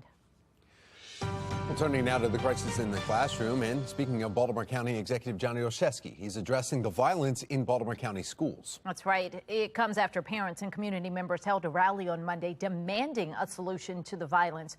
Video shared on social media last week shows a fight outside Perry High School, similar to several other videos of fights that we saw last school year. The county executive putting some of the responsibility on parents themselves. The most important thing is to be a good parent. We know the number one thing that impacts a child's success and well-being in school is parental involvement. And so our schools are open. I would actually encourage our parents to get out and get involved and be a presence in the school. Fox 45 News reached out to Baltimore County Public Schools. A spokesperson responded in a statement saying any behavior that creates a hostile school environment, disrupts learning, or interferes with the students' well-being will not be tolerated. It says students who violate those rules will face legal consequences. In Howard County, police are investigating a threat to River Hill High School in Clarksville. Police tell Fox 45 News they responded to the school around 2 yesterday afternoon following a call claiming a student had a gun and a bomb. Police say that call turned out to be a hoax, but first responders took no chances, slowly dismissing children in groups while they were investigating. Authorities are now searching for where the call came from and who made it. 6:36 and breaking news coming out of Seoul, South Korea. The nation launching joint missile tests with the U.S. overnight. Megan Gillen at our live center with what we know. Megan. Yeah, Patrice, I want to show you this video. This is just into our newsroom. Take a look at this here. You're looking at brand new video showing 4 of the ground missile launches there happening overnight off the coast of the Korean peninsula. We're told one of these missiles actually malfunctioned, plowing into the ground, but no one was hurt. Taking you live to the White House now this morning, where we're hearing from the Biden administration. They're calling the move a demonstration of the military's capabilities at the ready to respond to the North. And this, of course, guys, referring to North Korea's missile launch just yesterday that sent a rocket flying over Japan for the first time since 2017, a missile powerful enough to hit U.S. soil. Also breaking overnight in your international news here, take a look at this. President Vladimir Putin in Russia signing laws absorbing 4 Ukrainian regions into Russia, a move that finalizes the annexation carried out in defiance of international law. And guys, this really is a formality following Kremlin-orchestrated referendums, as they're being called, in those 4 regions that Ukraine and much of the West have rejected as a sham. That's the latest from our live center. Back to you, Tom. Thank you, Megan. There's a growing number of supporters for term limits. Just ahead, why the wording in the ballot is raising a lot of questions. The end of the clouds, the chill, the rain, those are finally in sight. Meteorologist Justin Chambers will let us know what your weekend forecast looks like. Weather Window, presented by the National Weather Desk. Once upon a time in Montana, there was a bear and a spa pool. The bear enjoyed the pool. Maybe the bear said pools are for relaxing and for fun. But maybe that pool thought otherwise. Also in Montana, a colorful view with sun, shadow, and reflection in the water at Glacier National Park. And in the southwest part of the state, a showing of fall colors. Want to see your weather photos and videos on TV? Click Chime In on this station's website to share.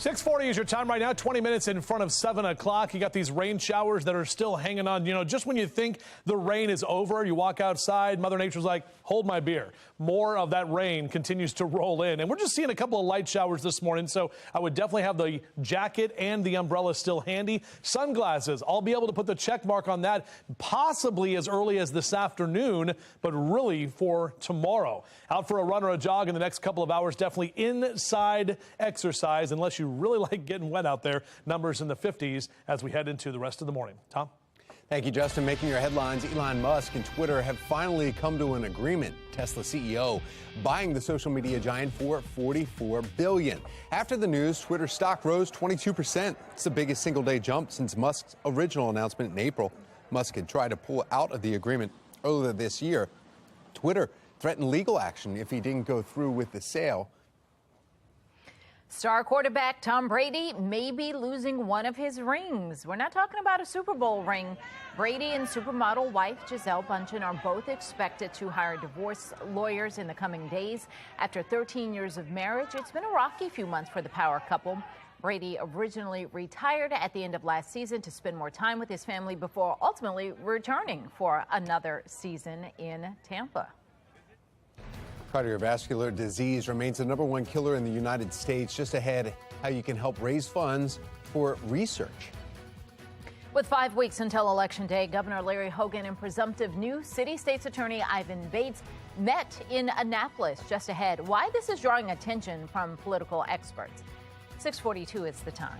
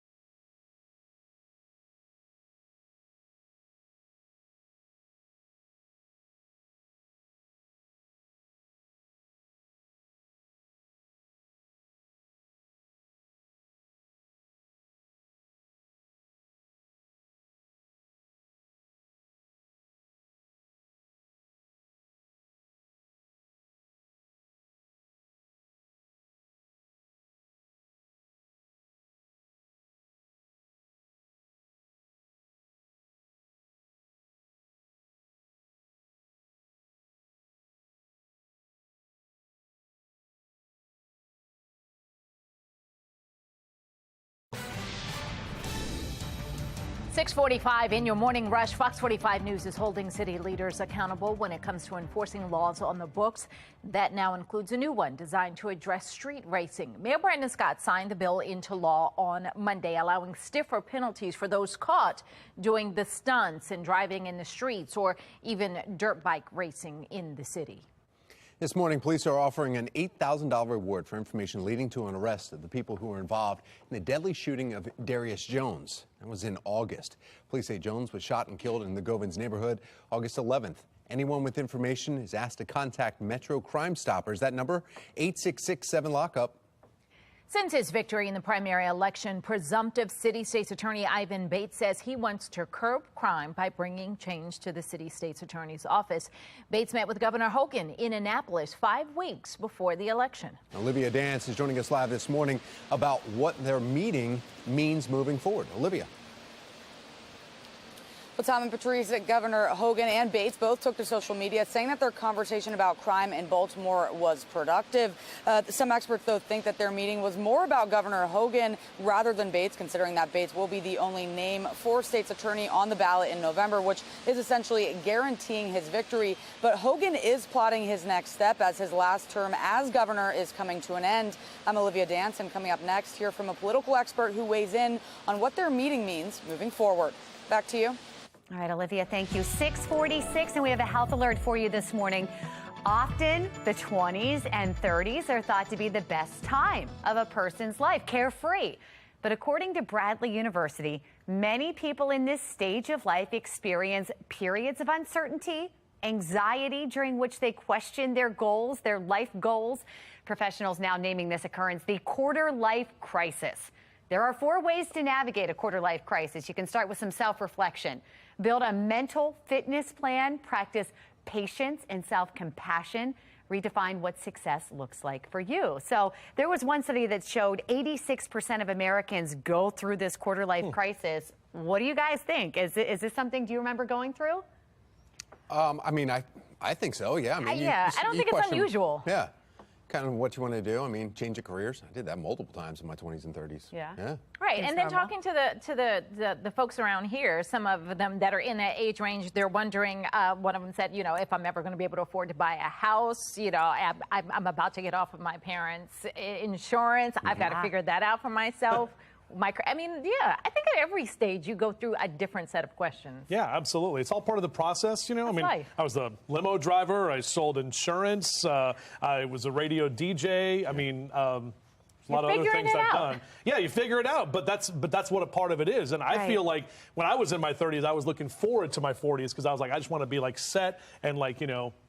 And then you got to your 40s and there was a whole new set of questions. And then you're like, I didn't have it. I was partying. I was carefree, partying. Right. Yeah, I did not have that crisis So maybe stage. you'll get hit with a 3/4 of a life. It's coming for me. The 70s are going to be fantastic. Oh, So man. let's take a look outside right now. We are taking a look. Hey, okay, here's the good news. 70s sound really good right now, right? In terms of temperatures, that's what we want to see, and that's what we are going to see tomorrow and Friday, guys. We're going to have some very nice days. I know, it's still the blah. When you look at this camera right now from our live cam, our Toyota Inner Harbor Sky Cam, another round of light showers right over the Inner Harbor. It seems like this just won't go away. And here's a look at that HD radar. You can see some of those light showers here in Baltimore City, up in northern Baltimore County as well. Just those light showers that we're seeing. We did hear a few rumbles of thunder yesterday. Maybe you heard those as well with a couple of lightning strikes that we had.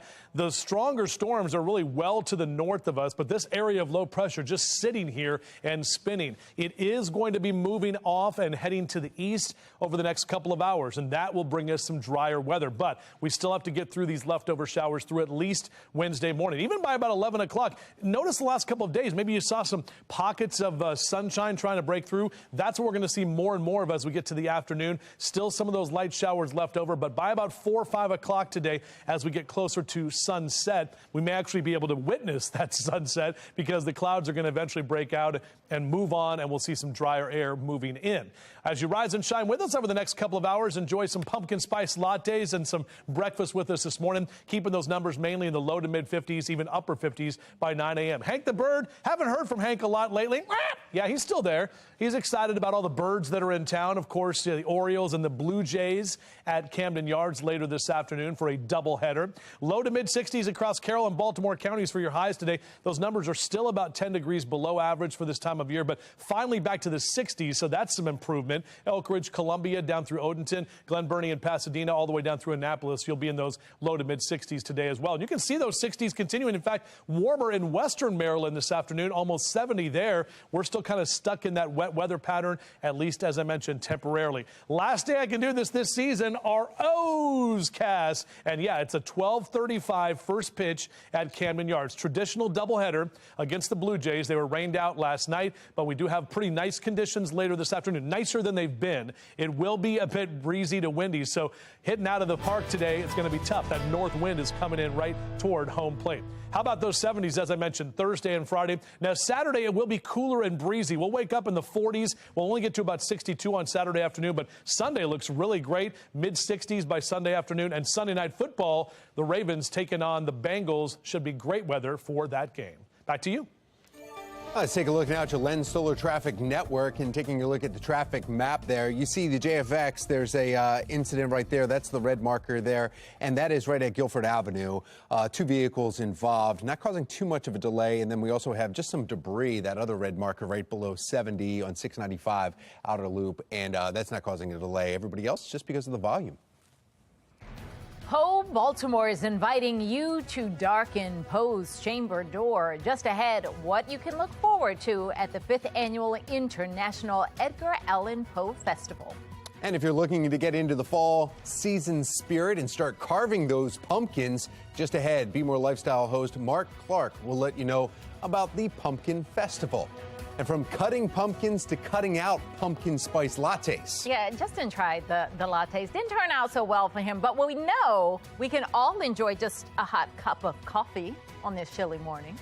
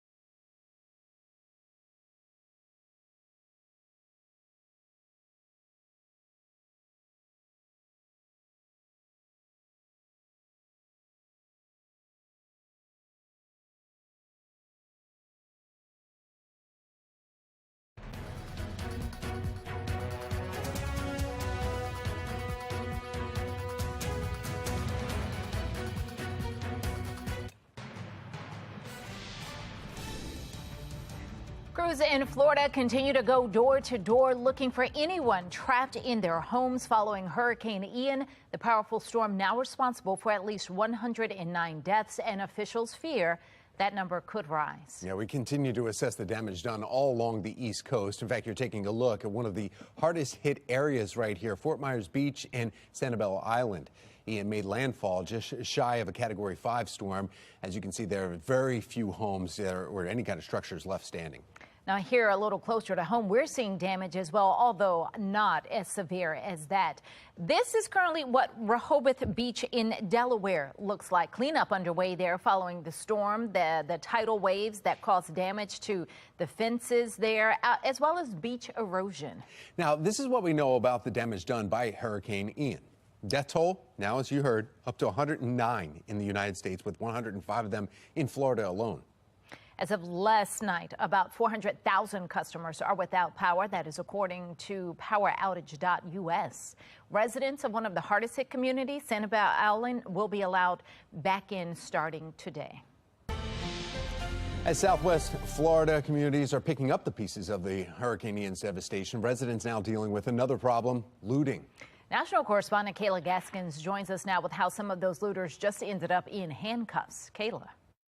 The sheriff of Lee County, Florida, which took a direct hit by Hurricane Ian, announcing multiple arrests for looting during a press conference. The sheriff saying 3 of the people arrested were in the United States illegally.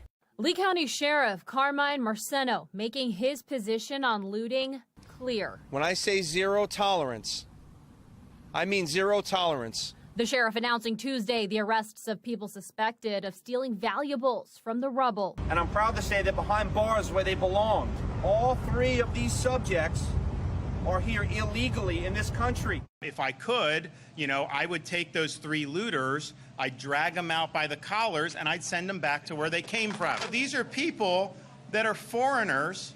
They're illegally in our country. And not only that, they try to loot and ransack in the aftermath of a natural disaster. Attempting to deter looters, residents of hard-hit areas spray painting messages like "Keep out." We're seeing the glass being broken out. They're stealing cigarettes, alcohol. We had issues with the generator that we have power now, right? So people were trying to steal it earlier. Obviously, there is an aspect of it where people are in need of supplies, and that might be the only way for them to get the supplies. In other cases, people are just trying to capitalize off of a community's misfortune. The sheriff says the best thing people can do right now is stay off the streets and out of the rubble while law enforcement and first responders continue their efforts. The Lee County Sheriff sending a strong warning for would-be looters that if they walk into a house, they'll have to be carried out. I'm Kayla Gaskins reporting. Coming up this half hour, Megan Gillen will be joining us from our live center with a preview of President Biden and the First Lady's upcoming visit to Florida. Today, they'll be seeing the devastation from Hurricane Ian in person for the first time. Governor Larry Hogan and Ivan Bates met to discuss crime in Baltimore. I'm Olivia Danson. Coming up next, an expert weighs in on what their meeting means moving forward. It's a very quiet, small town. Nothing crazy ever happens around here. A community shocked by a murder happening in their backyard. How a search warrant led police to the weapons used by a Westminster man to allegedly kill his own father. Rain showers continue this morning, but we do have some brighter days ahead and warmer temperatures. Going to break all that down for you coming up on Fox 45 Morning News. Let's roll. Live from WBFF in Baltimore, this is Fox 45 Morning News.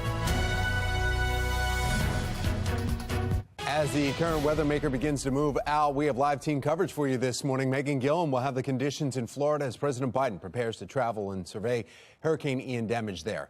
And meteorologist Justin Chambers gives us insight into how our current conditions in Baltimore are related to the once nearly Category 5 hurricane. Good morning to all of you on this Wednesday, October 5th. I'm Patrice Sanders. I'm Tom Rogers, so let's head right over to meteorologist Justin Chambers and look at the forecast for us. And the good news is, guys, by the time we get to this afternoon, we'll eventually see that rain move out, and eventually some drier weather will be moving in behind that. But you can see this is what it looks like right now over the inner harbor, some of those low clouds and bringing just a few of those light showers. We've zoomed in on that HD radar, so you can see just a little while ago we weren't seeing any rain, and now more of those rain showers showers are rolling through. We've got a lot of moisture in the atmosphere still to get through. Cockeysville down through Mays Chapel over to Towson, the outer loop of the Beltway is where we're seeing some of that rain. That continues down to D.C. and Alexandria, so heading on 295 or 95 to D.C. this morning, just know you're going to run into more of those showers as you head south. Lower 50s your temperatures this hour, so a little bit warmer actually than where we were yesterday morning at this time. You can see those showers will be left over this morning, but a breezy and drier day ahead, and then much warmer and drier conditions starting tomorrow. Mr. Bo says take it slow. Add a little extra time. Just plan for that as you head out because we still have a lot of water on the roadways. We'll break down what we can expect for that weekend forecast coming up in just a few. Tom? Thank you, Justin. Breaking overnight after seeing 0 shootings or homicides for the past 2 days, violence shows its head once again in Baltimore. You're looking at the scene from overnight in West Baltimore where police are responding to a possible shooting. And video from the Citizens app shows a heavy police presence just off Edmondson Avenue and North Franklintown Road. Our newsroom is working to gather more details on that incident. Concerns also this morning after a series of ATM thefts in Baltimore, some caught on camera. The search is on for 3 men who walked into a store on North Milton Avenue in East Baltimore Friday afternoon. Police say the men took an ATM right out the front door, loaded it up, and drove away. A similar swipe happened last month at Redfin Liquors in Hamden. But the thefts are becoming less common, only 20 ATM burglaries this year after more than 30 in 2021. Baltimore police have assigned a specific detective to each district focusing on ATM thefts. Well, Baltimore is on pace to see 300 murders for an 8th year in a row, although September saw the fewest amount of murders the city has seen in 7 years. Non-fatal shootings are up compared to last year. 565 people have been shot in the city and survived. That's 27 more than this time last year. The latest data from the Baltimore Police Department showing burglaries are up 10% this year, while overall violent crime is up by 7% citywide.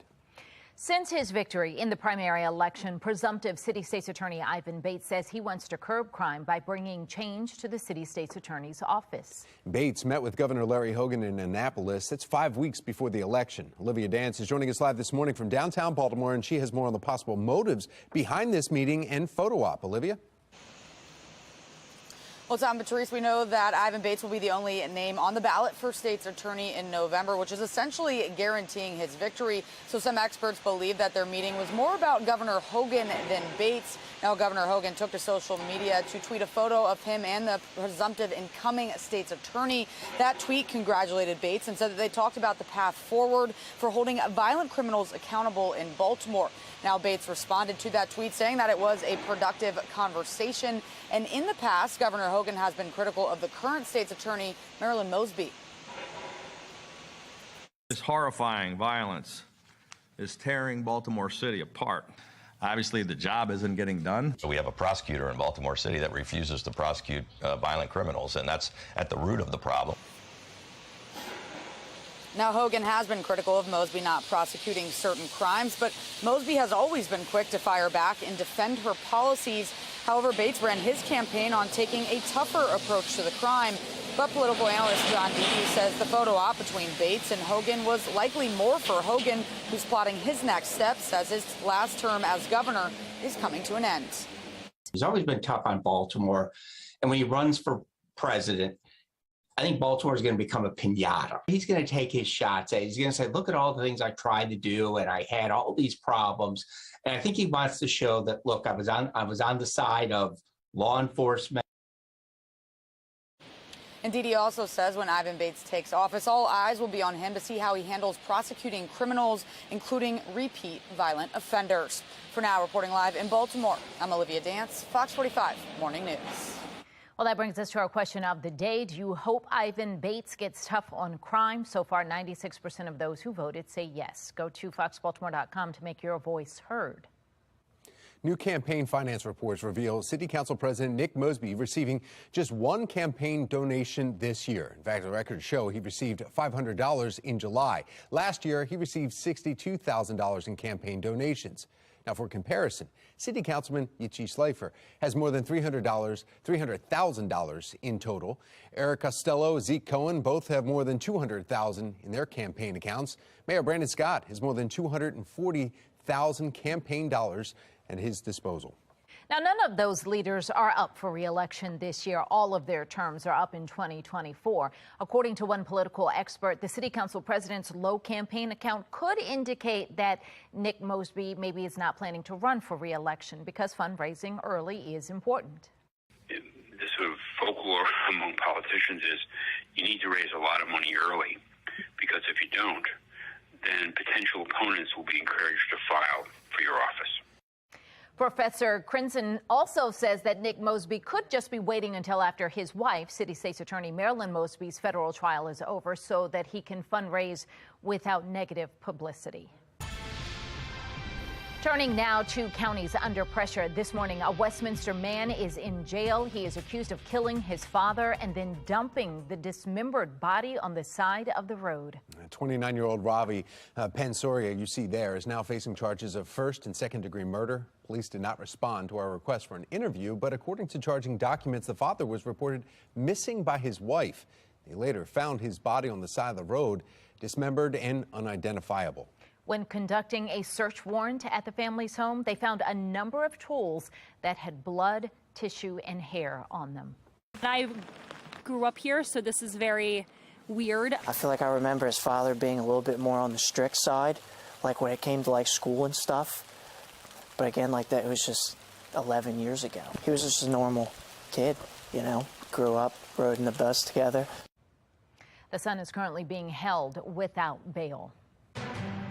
7:07 right now, President Biden and the First Lady are preparing to go to Florida to survey the damage from Hurricane Ian. And Megan Gillen is joining us from our live center with how today's visit is expected to play out. Megan. Yeah, Tom, taking you live to the White House here this morning, where we're getting word the Bidens are set to leave at 10:15 this morning for Fort Myers, Florida. And this is going to be the first time the president will see for himself the sheer devastation left by Hurricane Ian. They are expected to spend the day visiting with locals, some first responders, and FEMA's administrator. The president is also expected to be briefed today by Florida Governor Ron DeSantis. We know that DeSantis is one of Biden's most prominent Republican critics, but the White House saying this trip is about the people, not the politics. At 3:15 this afternoon, the president is then expected to speak publicly at the Fisherman's Wharf in Fort Myers. This was an area that had extensive damage there. We're told the president will be reaffirming his commitment to supporting the people there of Florida. Now, here at home, we've been seeing the remnants of Ian moving through our area here. We want to check in now with meteorologist Justin Chambers to see when that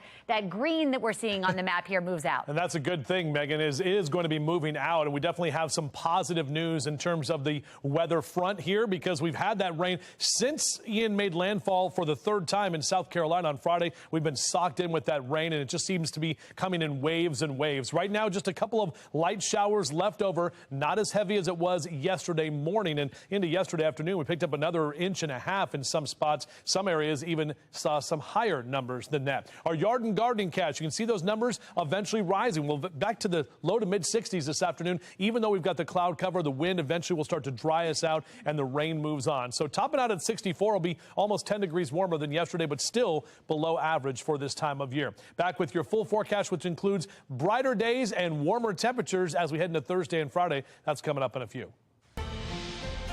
Well, the anticipated edit feature is now available for some select Twitter users. For now, this only includes Twitter Blue users in Australia, New Zealand, and Canada, but the company says it will soon be available for U.S. subscribers. Twitter Blue is the company's monthly subscription service. Users will see the tweet as usual, but there will be a pencil symbol right next to the date. It will let you know the last time the tweet was edited, and a history of the edits will display on a new page for the user. Users will have up to 30 minutes to make changes to certain tweets. Only 5 edits, though, will be allowed. Of course, this brings up the question. I mean, we all tweet, right? We've tweeted. I don't know. I've cut back on my tweeting, shall I say? But I mean, there's typos all the time. Yeah, I'm using, you know, big fingers on a little keypad. I wish for typos they wouldn't show that like you misspelled that word. Like there were certain things that you could just like get away with changing without a big public. They misspelled this. Right. Yeah. I just like the fact that you can edit now, because before you'd have to delete your whole. I mean, that seemed silly that there was not an edit button. Everything needs to be edited. Well, I'm not paying for it. That's for dang sure. Well, I'm with that, too. Well, I'm not. I mean, it's already something we have to do for work. We understand that, and it's how we communicate with a lot of folks at home. Twitter, Instagram, Facebook, TikTok, all the stuff. So, but it's like, you want to pay for this? Like, no. We already paid for enough stuff. Yep. I'm already irritated because the Hulu account that I've been stealing from my friend, I went to try to watch a show, and he didn't upgrade to the Hulu Plus live TV. So I'm like, now I'm out. I can't watch that anymore. Irritated. And I think the authorities are at the door for you. Why? The Hulu authorities for the stealing. They're on to you. All right. So you could say you could borrow, right? You have a certain amount of accounts that can. I thought we were borrowing just fine. Go do the weather before they take you away. We need to know what's going on. We're going to need to edit those last 30 seconds. All right. Well, also trending now: apples, pumpkins, everything fall. See ya. I'm going to go do weather too. All right, we'll see you, Megan. Mark Clark is joining us live from Butler's Orchard with what you can look forward to this morning. That's right, guys. It's not too late. We're not judging you. If you don't have all your Halloween pumpkins and all your apples and stuff, we're not going to judge you because we're at Butler's Farm. They have everything you need. We got the preserves. We got the apples. We got the pumpkins. We got the corn stalks. Everything you need. We'll talk about that coming up. Fox 45 Morning News, all local, all morning long. Pumpkins. All right, it's all about the pumpkins here. Well, here's a look at the stories that are making your headlines this hour. Violence rages on in Baltimore County. Still to come, words from leaders on crime rates and the latest incidents involving 4 people who were shot within 48 hours. And homeowners receiving ads for free solar panels. Turns out that's fake. Next, how you can tell if an offer is real or not, how not to be scammed. 7-11, you're watching Fox 45 Morning News, all local, all morning.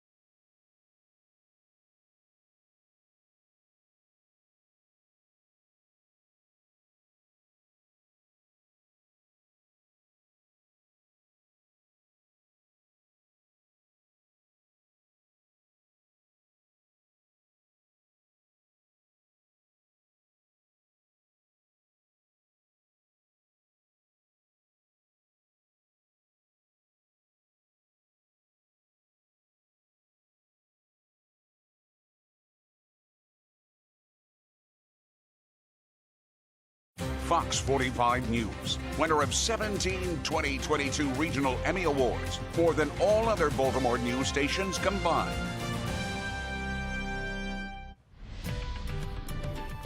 7:15. Solar panels sound like a good idea if you're trying to save money on your energy bills, but buyer beware. Scammers are offering free panels that will actually cost you your personal information or your money. For this week's Confident Consumer, Angie Barnett with the Better Business Bureau is joining us. Good morning. Good morning. And we're talking about solar panels after 5 days of rain. But the sunshine, we've been promised, is coming, right? Okay, so how does this scam work? Because solar panels, I mean, are a good idea, but not in this instance. Exactly. And a couple of things, people are looking for ways to cut their financial burdens. So looking at solar panels as an option, and it's the kindness to our planet. So everybody's interested.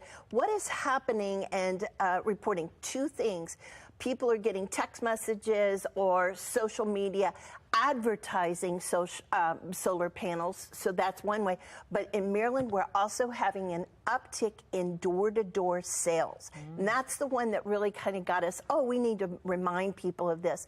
What they're doing, door-to-door sales or just any type of solicitation, is promising you free solar panels if they do your roof.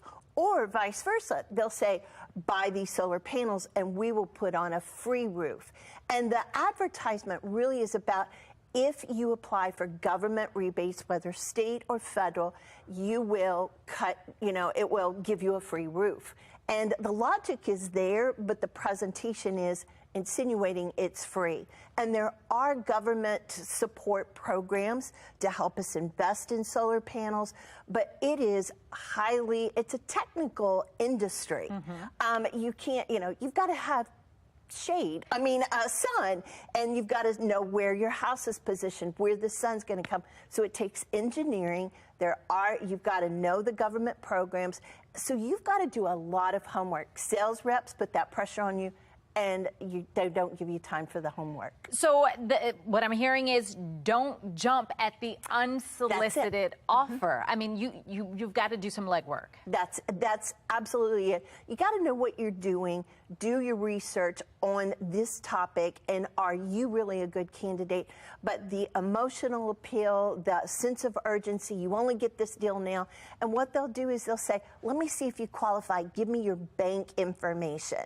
And again, reporting to Better Business Bureau, people are turning over their bank information, never hearing from them again, and again, opening themselves up to identity theft. And then just like with anything else, you don't just always take the first offer. You got to get some other quotes and some other bids. Bids is really important, but this is not just an easy fix like a driveway. Not that that's easy either. So you just really need to be smart about it. And we will have sunshine, and people will want those solar panels. Well, speaking of sunshine, that's a great segue. Thank you, Angie. Let's get over to meteorologist Justin Chambers and see when we will have that sunshine. That is a good segue. I like that. Angie, Patrice, good morning to both of you ladies, and good morning everyone as well. It is hump day, and we are getting over the hump of this rain, even though it still looks like this when you make your way outside in our Towson camera, needing those windshield wipers this morning, maybe the bun warmers. It's actually a bit warmer this morning than it was yesterday. So 53 your current temp in Towson, northwest wind about 7 to 15 miles an hour. Still tracking a couple of those leftover showers. Seems like it just won't go away. Right over Baltimore City up toward Towson, down into Brooklyn Park and over to Glen Burnie and Southgate as well. Other areas are seeing some drier patches at this time. And that's what's going to be taking place later today. The larger system is still well to the north of us. So there's still some showers rolling into parts of central Pennsylvania. Some of these could still kind of ride right down the 83 and 95 corridor and still bring those showers into the next few hours for the morning time. It's all because of this big L right there. You have that big L on your forehead. You're like, come on, what is that? Just get out of here and move on. That's the coastal low, which was once Ian. This right now is our hourly future scan, and it does show improving conditions. By 9 a.m., we don't see as many of the green blobs on there. In fact, even as we take you through the day today, a couple of scattered showers. Wind is still going to be with us, as will the cloud cover.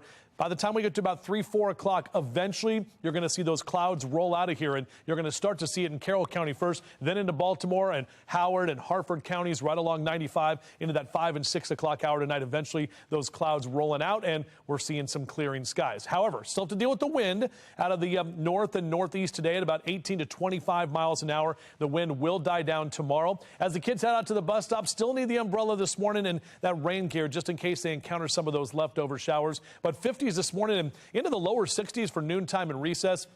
By the time you pick the kids up this afternoon, we're talking about highs in the low to mid 60s. So that's going to be about 10 degrees warmer than yesterday, still 10 degrees below average. We got a little ways to go. Here we go. Final 2 games of the season for your O's cast on our final Wear Orange Wednesday of 2022. Blue Jays are in town, a doubleheader. It starts at 12:35 for that first pitch. O's already guaranteed a winning season. Let's finish with a couple of more wins. I would like that against the division rivals and temps that will be in the 60s. It'll be breezy today. There's no doubt about that, but we should stay dry. Back to the mid 70s Thursday and Friday. Great outdoor weather conditions for the next couple of days. Saturday a little chillier, but still dry. And then we warm back up. Sunday will be great for tailgating Sunday afternoon. We got a Sunday night game for the Ravens there against Cincy, and that's at 8 o'clock at night, but looking pretty good for that forecast. Tom, how's it looking on the roads? It's still wet out there, right? Yeah, and that's really slowing some people down. We do have some good news for you, though, on the Lens Solar Traffic Network. For commuters on the JFX, the cars involved in the crash southbound right near Guilford Avenue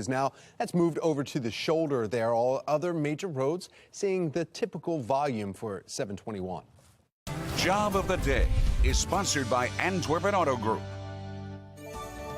And Fox 45 is getting Maryland back to work. It's time for our Job of the Day. Future Care is hiring a front desk administrative assistant. If you'd like some more information about this position, you can go to foxbaltimore.com. If you're an employer with jobs that need to be filled, please send your information to news@foxbaltimore.com. The Baltimore County Executive is addressing violence in Baltimore County schools, how Monday's rally with parents and community members plays a part in the bigger fight. And we're at Butler's Orchard this morning. We'll be outside, but don't forget about what's inside. All the delicious peaches and the relishes and the foods and the apples. We'll get into all that coming up on Fox 45 Morning News, all local all morning long.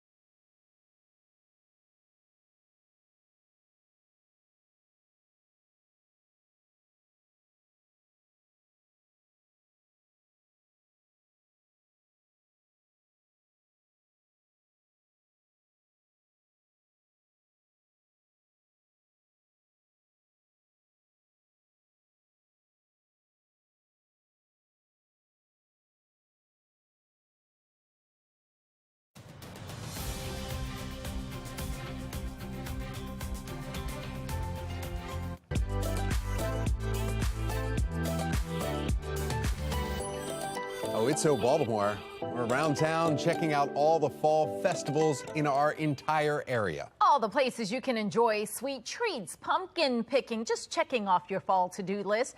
Be More Lifestyle host Mark Clark is live in Germantown at Butler's Orchard with more. Good morning, Mark. That's right. Hey, what's going on, guys? We're here with Tyler Butler. Yeah. It's so cool when people are like, hi, I'm Tyler Butler. You mean the Butler Orchard? That's right. And this is your home, man. You've been here since you were a baby. 72 years we've been here, and I've grown up here working with the family. It's awesome. So we're going to go outside in the muckety muck, but inside you have all this loveliness. Tell us what all people can get when they stop by. Because I know this is your season right now. This is it. I mean, it is 10 degrees colder than I'm normally used to this time of year, but it's okay. You've got to have your cold cider, your hot cider on days like today, right, Mark? And then you've got your apple cider donuts. They're famous. Of course, you got to come get those. It's apple season. Kettle corn, pies, caramel apples, and of course, we've got your sweet tooth. But we're a farm, right? And we've got to have apples. I love it. We've got lots of apples. These are Snapdragon, Autumn Crisp, Jonathan, great for cooking. So people don't realize there's so many different great apples out there. And you know, Tyler, I don't think people realize how serious it is. Like, a lot of times the weather can affect you, the orchard people. This is like, this last 4 weeks is important for you guys. This is extremely important, and the hurricane was not great. Right. So if you're thinking about coming out, come on out and support. But it's also just a great experience from, you know, inside to outside. So much stuff to do. And again, you grew up on this lovely farm over 70-something years, right? Yeah. And so again, man, what would you say to the people who are thinking about coming out but not ready to pull the trigger? Oh, I think if you get your flannels, get your boot on, get your Instagram, the farm will welcome you. You've got everything you need for fall, man. It's awesome here. I like that flannel. And I've been promised a hat, guys. So hopefully next break, there we go. A new one or a used one? Look, forget the hat. I'd go for the apple cider donuts again. Yes. Yes, warm apple cider donuts. Come on. Patrice, we got you. I don't mean me in particular. I'm just saying because you're there. But, hey, you know. All right, if you want more information, go to foxbaltimore.com/newslinks. Tom was the one in here saying there should be an apple cider donut taste-off. Taste-off, yes, of all the different places right? we've been. Yeah. All right, let's go back to, why are we talking about Ian still? Finally moving out of our region. There's some good news. Bye-bye, Ian. Justin Chambers, meteorologist, here with how Wednesday weather is shaping up and good days ahead.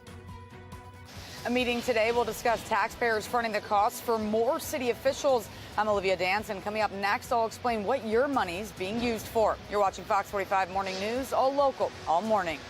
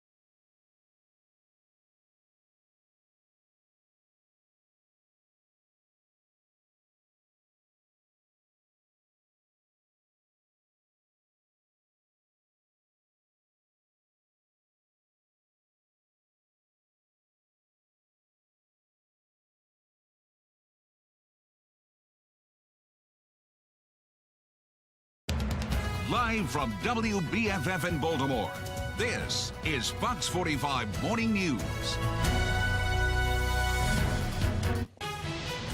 7:30 and the remnants of Hurricane Ian soon coming to an end in our region. All right, yeah, but for now, taking a live look over the White House. See on the top left there, because the president will be traveling to Florida. Ocean City, also the bottom, where they're doing some sand management right now. The Inner Harbor, see a little haze as we're feeling not so fall temperatures and rain. As you take a look at the radar on the bottom right of your screen, you can see the wet weather finally on its way out of here, dissipating a little bit.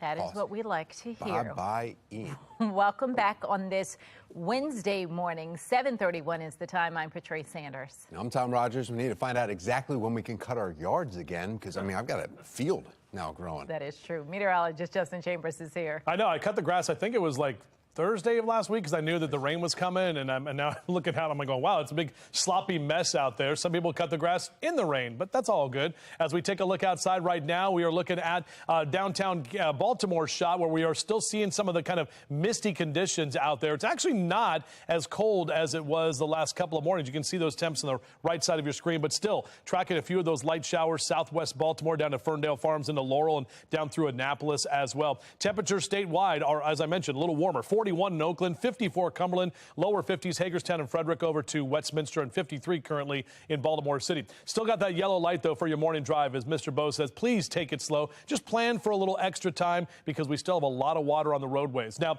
we will be in the mid-60s today, but then look at that. Thursday and Friday, some great afternoons ahead with highs in the mid-70s, less wind, and lots of sunshine. We're all going to be excited about that, grabbing that natural vitamin D. Tom, what are we looking at right now on the roads? We know it's been wet last couple of mornings. Yeah, and I think drivers finally getting used to it right now. So some good news for you. Lens Solar Traffic Network, if you're taking the Beltway, heads up, 695 at 70. A little congested this morning, but it looks like it's not as bad, actually, because we're in the yellow. Typically at 7:30, we're in the red. So some good news there.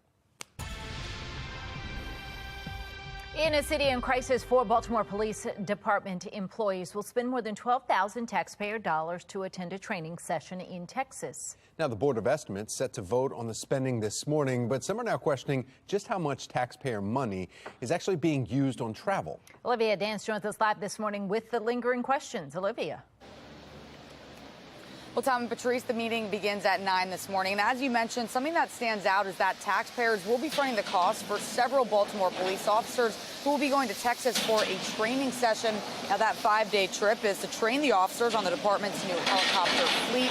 The travel request for those 4 officers is on the agenda for this morning's Board of Estimates meeting, and their plans would cost taxpayers over $12,000. The Board of Estimates has to say no.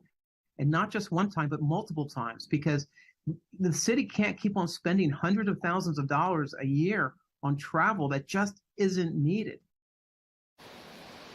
David Williams from the Taxpayers Protection Alliance believes the Board of Estimates should be pushing back, because this isn't the first trip taxpayers have had to front the bill for recently. Some of the most expensive trips include a nearly $62,000 police training course in Boston, a $33,000 Parks and Recreation convention in Arizona, and City Council President Nick Mosby using $3,000 taxpayer dollars to attend a conference in Ocean City. So it'll definitely be interesting to see if the Board of Estimates pushes back against any of this spending. They will also be discussing a variety of other topics, which is open to the public. For now, reporting live in Baltimore, I'm Olivia Dance, Fox 45 Morning News. Elsewhere in a city in crisis, Fox 45 News is holding city leaders accountable when it comes to enforcing laws on the books. That now includes a new one designed to address street racing. Mayor Brandon Scott signed the bill into law on Monday, and it allows stiffer penalties for those caught doing stunts and street racing or riding dirt bikes in the city. Well, Fox 45 News sent questions to the Baltimore Police Department asking, quote, is this a law the Baltimore Police Department is ready and prepared to enforce? Plus, has the commissioner alerted district commanders of this new law and instructed officers on how to respond? So far, the department has ignored our questions. Well, incoming City State's Attorney Ivan Bates did respond to our question asking if he would prosecute this law. He says he looks forward to building credible cases to prosecute all laws in Baltimore City. Turning now to counties under pressure. Violent crime continues in Baltimore County. In less than 48 hours, at least 4 people were shot, 1 dead, 2 of them teenagers. As Baltimore County police are asking for help finding those responsible, we are questioning whether the department is sharing enough information with the public when violent crime happens. The police department is not being as forthcoming with information that very much could quell the fear that's going on when you hear about severe incidents. Even the Baltimore County Police Union is frustrated by the lack of information available to the public, particularly when crises happen. When asking the county executive about crime, he calls transparency a hallmark of his administration. He goes on to make a point that homicides are down more than 50% compared to last year, despite the violent weekend. Baltimore City police officer accused of killing his stepson has entered an Alford plea. That means 35-year-old Eric Banks did not admit guilt, but acknowledged a jury would likely find him guilty if this case went to trial. Anne Arundel County police say Banks killed his 15-year-old stepson in July. Child's body was found in a crawl space in Banks' home. Banks faces up to 50 years in prison. 7:36 and turning now to the crisis in the classroom. Baltimore County Executive Johnny Olszewski addressing the violence in Baltimore County schools. It comes after parents and community members held a rally Monday demanding a solution to the violence. Video shared on social media last week shows a fight outside Perry Hall High School, similar to several other videos of fights that we saw last school year. The county executive putting some of the responsibility on parents themselves. The most important thing is to be a good parent. We know the number one thing that impacts the child's success and well-being in school is parental involvement. And so our schools are open. I would actually encourage our parents to get out and get involved and be a presence in the school. Fox 45 News reached out to Baltimore County Public Schools. A spokesperson responded in a statement saying any behavior that creates a hostile school environment, disrupts learning, or interferes with the students' well-being will not be tolerated. It says students who violate those rules will face legal consequences. Just into our newsroom, President Biden now responding to this overnight joint missile test with South Korea, why he says it was needed. Oh, and taking you outside live right now as we say goodbye to the rain. Goodbye, Ian. Hello, meteorologist Justin Chambers. He lets us know about the sun that will be returning.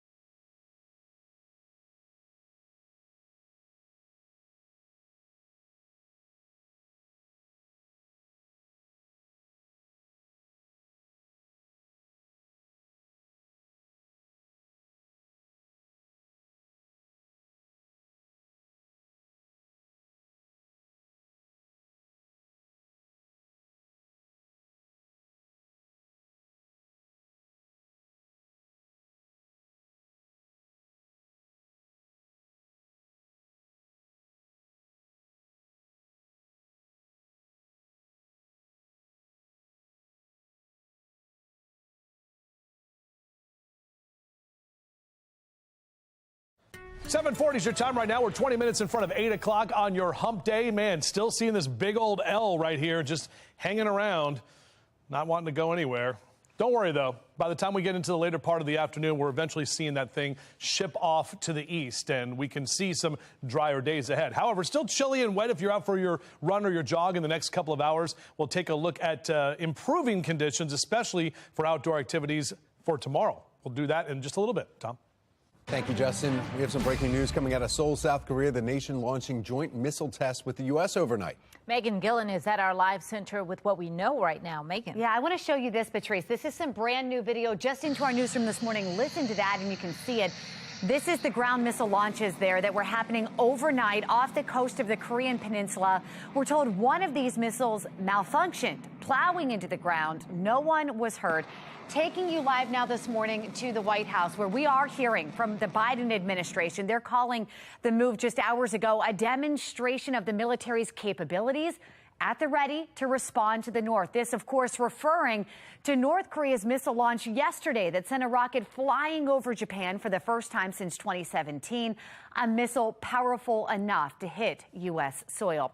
Also breaking overnight in other international news, we'll pull this up for you this morning. This is kind of big coming in. President Vladimir Putin of Russia signing laws absorbing 4 Ukrainian regions into Russia. Guys, this is a move that finalizes the annexation carried out in a defiance of international law, but really formalities, as many are calling it, following Kremlin-orchestrated referendums, as they're being called in those 4 regions, that Ukraine and the West have rejected as a sham. That's the latest from our live center. Back to you, Patrice. All right, Megan, thank you. They've been the backbone of our communities as we've navigated the COVID pandemic, and now health professionals are burned out more than ever. How you can help them. All right, you ready? Watch this. Goal! How insane that goal from the University of Maryland's men's soccer team was able to land them the W. 7:42 is the time.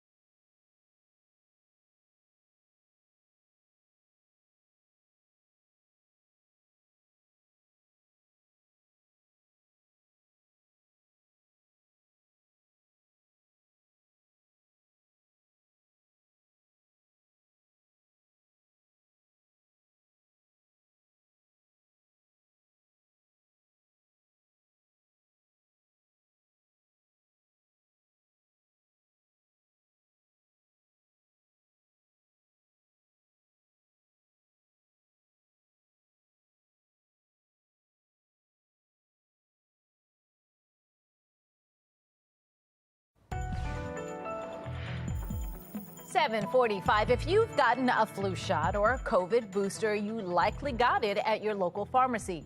We've had to rely on these healthcare professionals more than ever over the past few years, but they are burned out. Joy Wang with our Sinclair sister station in Washington, D.C. is live at the American Pharmacists Association. Joy, this month is all about thanking our pharmacists. It is, and while you've been going to the pharmacy lately, you might have noticed maybe one of those lunch break signs or talking about the hours shortened because, like you said, these pharmacists are really burned out. Right now, I'm standing in front of the American Pharmacists Association's building here along Constitution here in Northwest D.C. Behind me, you can see some banners that are up, and just wait until you see things at night. This month, though, is all about thanking your pharmacists. That's why this month, through the pandemic, because of booster, the American Pharmacists Association is really encouraging people to thank their pharmacists. Oftentimes, we see our pharmacist more than our physician. Did you know that 2/3 of us actually got COVID-19 vaccines from a pharmacist or their team? They're the ones answering questions about medications as we pick up our prescriptions. So while many of us have noticed those shortages, the American Pharmacists Association wants to make it clear there's enough pharmacists out there that can do the job. There's a shortage of them willing to work in the current environment, which is why they're working with Congress and the administration to improve those stressful working conditions and address the systemic issues in place that's led to those staffing shortages.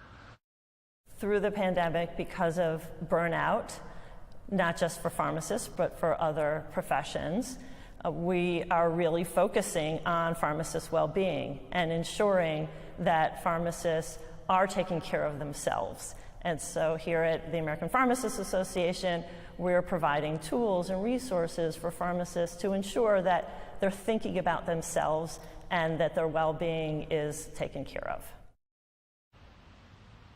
Now, that burnout is really something that we have been reporting on across all healthcare professionals, especially, again, after the past 2 years. So some things that they're doing to address that pharmacist shortage is reaching out to younger students, going into those high school classrooms and encouraging people to maybe consider that profession. There's also a private event on Friday that's going to talk about the colleges and universities that have a lot of these pharmacy students as well.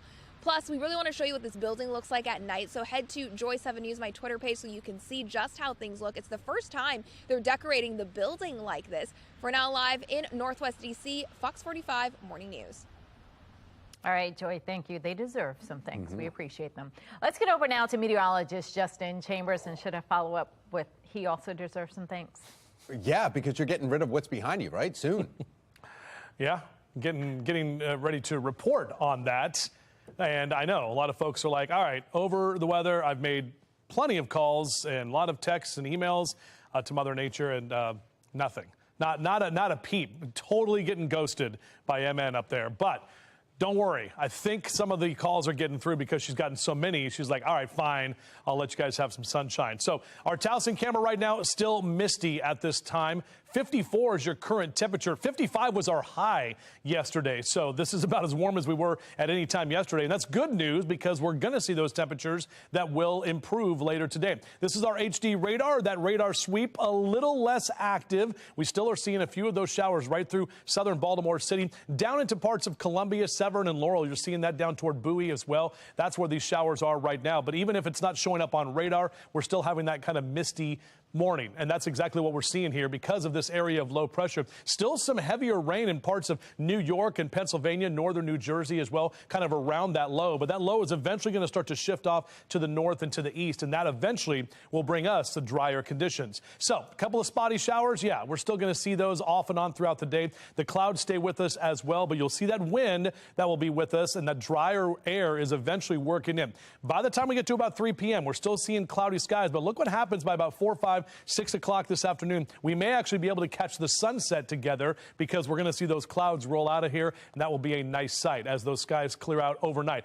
Probably dealing with some fog tomorrow morning. There's a lot of moisture in the ground, so the foggy conditions will be around at least on your drive to work for Thursday morning. But the wind is going to be with us this afternoon out of that north wind, the north wind at about 10 to 20 and 25 miles an hour, and then less wind is expected by the time we get into Thursday. So 73 is typically where we are this time of year. Low to mid mid-60s is what we'll see for Westminster and Eldersburg over to the Hereford zone. 63 Perry Hall and White Marsh. Dundalk at 64 this afternoon. Numbers up and down the I-95 corridor, mainly in the low to mid-60s, and it's warmer to the west. We're going to tap into some of that warmer air as early as tomorrow. So today, the improvement begins. Tomorrow and Friday, really seeing some very nice fall afternoons, lows in the 50s, highs in the 70s. It will be dry this weekend, however, a bit chillier. We're going to wake up in the 40s Saturday morning and only get to about 62 for the afternoon. Great weather for Sunday night's Ravens game at home. All right, thank you, Justin. Take a look at this. An insane goal for the University of Maryland's men's soccer team. Do you see that right there? We can back that up. Number 11, Malcolm Johnston, making the bicycle kick, tying up the game at 2-2. Watch it right here in the middle. Watch this flip around. He's like a ninja. Look at that. Unbelievable. This gave the team the momentum they needed to come back and beat Rutgers. And then knee slide, drop it, boom, right there, like a pro. They won that game 3-2. A man's best friend isn't complete without a twinning outfit. Really? Coming up, how you can step out in style if that's what you think, alongside your partner in crime there. Well, things are pretty strange there and here. Don't get sucked into the upside down this Halloween. Decorations that made creators second guess their strengths. And one thing to help your head get out of the upside down that we've been in with Ian lately. We know what it is every single time. It's always the coffee break.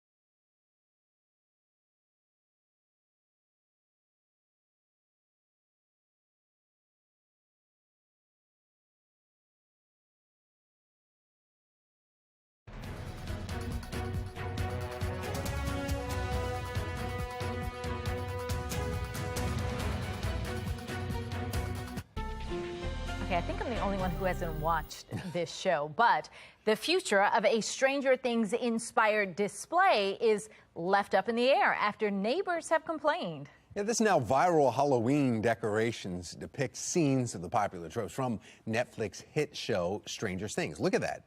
The display goes above and beyond, showing demogorgons, creepy critters, and even a lifted Max Mayfield prop. Okay. Yeah, there's the demogorgon. All right. All right. Well, the decorations have brought thousands of visitors and complaints from neighbors who claim that it is attracting negative attention. Owners say they initially closed the display to visitors, but they have received an outpouring of support. We went to bed, posted about it, that we were closed permanently, and Monday morning we woke up, and the incredible amount of support that we saw from our community, from people who don't live here, from people around the world that were like, don't do that. That's crazy. So we kind of changed our minds a little bit. So you care more about people who don't live right next door to you. Right. You don't care about your neighbors. No, but you care about everyone else online. All right. Well, yeah. Homeowners, that was Aubrey and David, spent more than 1,500 hours working on this year's display. They refuse to reveal their secrets on how they keep Max's character, though, hovering above the ground. For now, the couple says the decorations are closed to visitors, but they hope to reopen again sometime soon. I'm thinking fishing line? Thinking, maybe? I mean, I don't want to give it away, but and you don't see, so he's, yeah. Huh? Maybe. I don't know. All right, well, here's more my speed when it comes to Halloween and decorations and that kind of thing. Easier for pet parents to include their fur babies in their holiday celebrations. The pet retailer is introducing holiday collection they call More and Merrier. The collection features more than 500 pet products, including festive toys, treats, matching pajama sets, and more fun apparel for pets of any size. Look at that. Now, I wouldn't wear that, but I would get that for my daughter and the dog. She would get a kick out of that.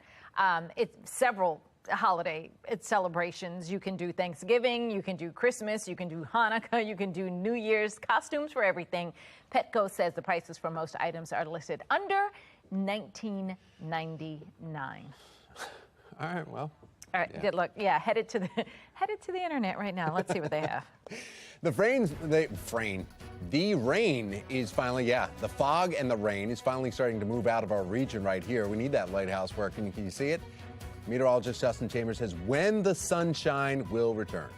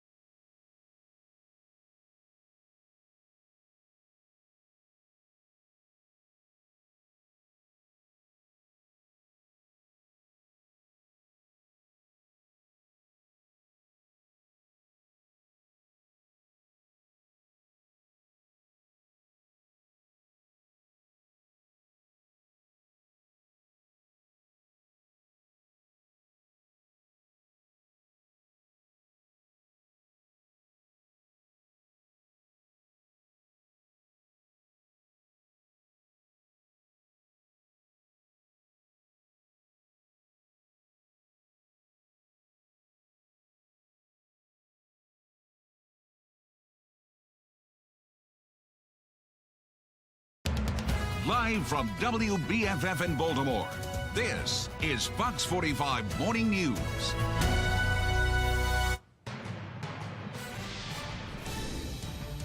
Welcome to Fox 45 Morning News on this Wednesday, October 5th. I'm Patrice Sanders. I'm Megan Gillen. We begin with the aftermath of Hurricane Ian and the days-long rain that we have been seeing in our area. Taking a live look over the Inner Harbor in Towson, we are still seeing leftover drizzle in the area, and we're feeling the cooler temperatures. The remnants of Ian have been sitting over our region, bringing rain for several days now. We're feeling it. On the Eastern Shore, things are different. Beach erosion, flooding being reported along the coast from Ocean City to Rehoboth Beach. On the left is video from Bethany Beach, where the town of Bethany was left completely flooded, making it nearly impossible for people to drive. And then on the right, that's footage from Rehoboth Beach, where Ian's remnants are literally washing away the beach there. It's heartbreaking, but it's part of Mother Nature. You know, you give it, and she takes it. Check right in with meteorologist Justin Chambers. So what is the deal for us as far as our forecast goes? Well, we're going to definitely see some improving conditions as early as this afternoon, ladies. We're already still seeing just a couple of light showers out there, and it has seemed to have been hanging around for quite some time. It made landfall in South Carolina again on Friday, and that's when we started seeing the cloud cover. And it really hasn't let up since then, as that coastal low is setting up and just sitting there over the mid-Atlantic. That's what's leading to the beach erosion and all of the showers around here. So this is what it looks like in Towson. Still a little bit of a wet morning, but you can see in our HD radar, we're not picking up as much of the green. Still some showers for Silver Spring down through D.C. and into Alexandria as well. And even though it's not showing up on the radar, still a bit misty outside as well. We're going to keep those temperatures in the low to mid-50s statewide. These are the numbers this hour. So it's actually a little bit warmer than where we were yesterday at this time, and we are going to see numbers warm up later today with upper 50s and lower 60s as we head into the middle part of the afternoon. The wind is still with us, but we'll see the brighter skies, especially tomorrow. We'll take a closer look at that coming up in a few. And Meg, we know those roads have been wet basically all week long. Same story here this morning too, Justin, and as a result, we've been following an issue out there. If you're taking the inner loop this morning, there's a crash around Maryland 702 in Rosedale, and look at that. My goodness, still backed up there. As Justin mentioned, those wet roads only making things a little more difficult. Striking overnight after seeing 0 shootings or homicides for the past 2 days, violence shows its head once again in Baltimore. You're looking at the scene from overnight in West Baltimore where 3 people were shot. Video from the Citizens app shows a heavy police presence just off Edmondson Avenue and North Franklintown Road. Police confirming moments ago that one of the men shot was pronounced dead at the scene. 2 other men, a 22-year-old and a 23-year-old, were injured in the shooting. A man was also stabbed and killed overnight, this one in East Baltimore. Police say they found a 43-year-old man inside a home near Madison Square Park, fatally stabbed. No word of any arrests or suspects in both of the incidents. Well, right now, Baltimore is on pace to see 300 murders for the 8th year in a row. Although September saw the fewest amount of murders the city has seen in 7 years. Non-fatal shootings are up compared to last year. 567 people have been shot in the city and survived. That is 29 more than this same time last year. The latest data from the Baltimore Police Department shows burglaries are up 10% this year, while overall violent crime is up 7% citywide. Now, since his victory in the primary election, presumptive city state's attorney Ivan Bates says he wants to curb crime by bringing change to the city state's attorney's office. Bates met with Governor Larry Hogan in Annapolis 5 weeks before the election. Olivia Dance joins us live this morning from downtown Baltimore. She has more on what was behind the meeting and the photo op. Olivia. Well, Patrice, we know that Ivan Bates will be the only name on the ballot for state's attorney in November, which is essentially guaranteeing his victory. So some experts believe that this meeting was more for Governor Hogan than Bates. And Governor Hogan yesterday took to Twitter, tweeting a photo of him and the presumptive incoming state's attorney. The tweet congratulated Bates and said they talked about the path forward for holding violent criminals accountable in Baltimore. Now, Ivan Bates responded to the tweet, saying that it was a productive conversation. And in the past, Governor Hogan has been critical of the current state's attorney, Marilyn Mosby. This horrifying violence is tearing Baltimore City apart. Obviously, the job isn't getting done. So we have a prosecutor in Baltimore City that refuses to prosecute violent criminals, and that's at the root of the problem. Now, Hogan has been critical of Mosby not prosecuting certain crimes, but Mosby has always been quick to fire back and defend her policies. However, Bates ran his campaign on taking a tougher approach to the crime. But political analyst John Deedy says the photo op between Bates and Hogan was likely more for Hogan, who's plotting his next steps as his last term as governor is coming to an end. He's always been tough on Baltimore. And when he runs for president, I think Baltimore is going to become a piñata. He's going to take his shots at it. He's going to say, look at all the things I tried to do, and I had all these problems. And I think he wants to show that, look, I was on the side of law enforcement.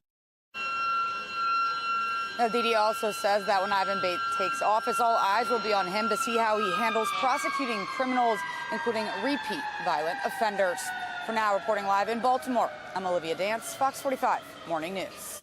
That brings us to our question of the day. Do you hope Ivan Bates gets tough on crime? So far, 96% of those who voted say yes. Go to foxbaltimore.com to make your voice heard. New campaign finance reports are revealing City Council President Nick Mosby received just one campaign donation this year. Records show he received $500 in July. Last year, he received $62,000 in campaign donations. For comparison, City Councilman Yitzi Slifer has more than $300,000 in total. Eric Costello and Zeke Cohen both have more than $200,000 in their campaign accounts. Mayor Brandon Scott has more than $240,000 in his campaign account. Now, none of those leaders are up for re-election. All of their terms are up in 2024. Professor Crinson talks about why Nick Mosby may not have that money in his account. He's saying that it could possibly because he is waiting until after his wife, City State's Attorney Marilyn Mosby's federal trial is over so that he can then fundraise without negative publicity. Download the Fox 45 News app for up-to-the-minute traffic conditions, school closings, breaking news, weather anytime. Search WBFF in your app store. There is a growing number of supporters for term limits. Just ahead, why the wording on the ballot is raising some questions. Our temps are still in the 50s this morning, but we do have some warmer numbers on the way and the rain eventually moving out of here. We'll take a closer look at your forecast after the break. Stay with us, won't you?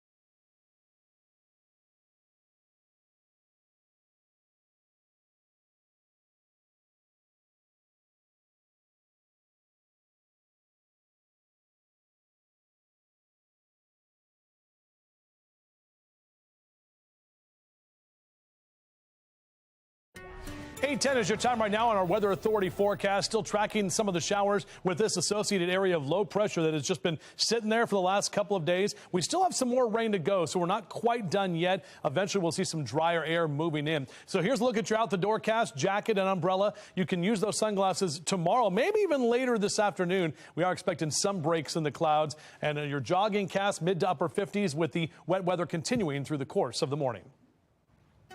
And remember, you can track severe storms even when we're not on the air by downloading the free FOX45 Weather Authority app. Go to your app store and search WBFF to get started. During the first week of school, we saw students in crowded school buses due to the bus shortage just ahead the potential relief that is expected in Anne Arundel County.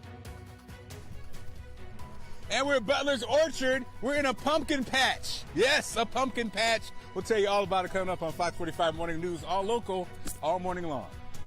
Fox 45 News, winner of 17 2022 Regional Emmy Awards, more than all other Baltimore news stations combined.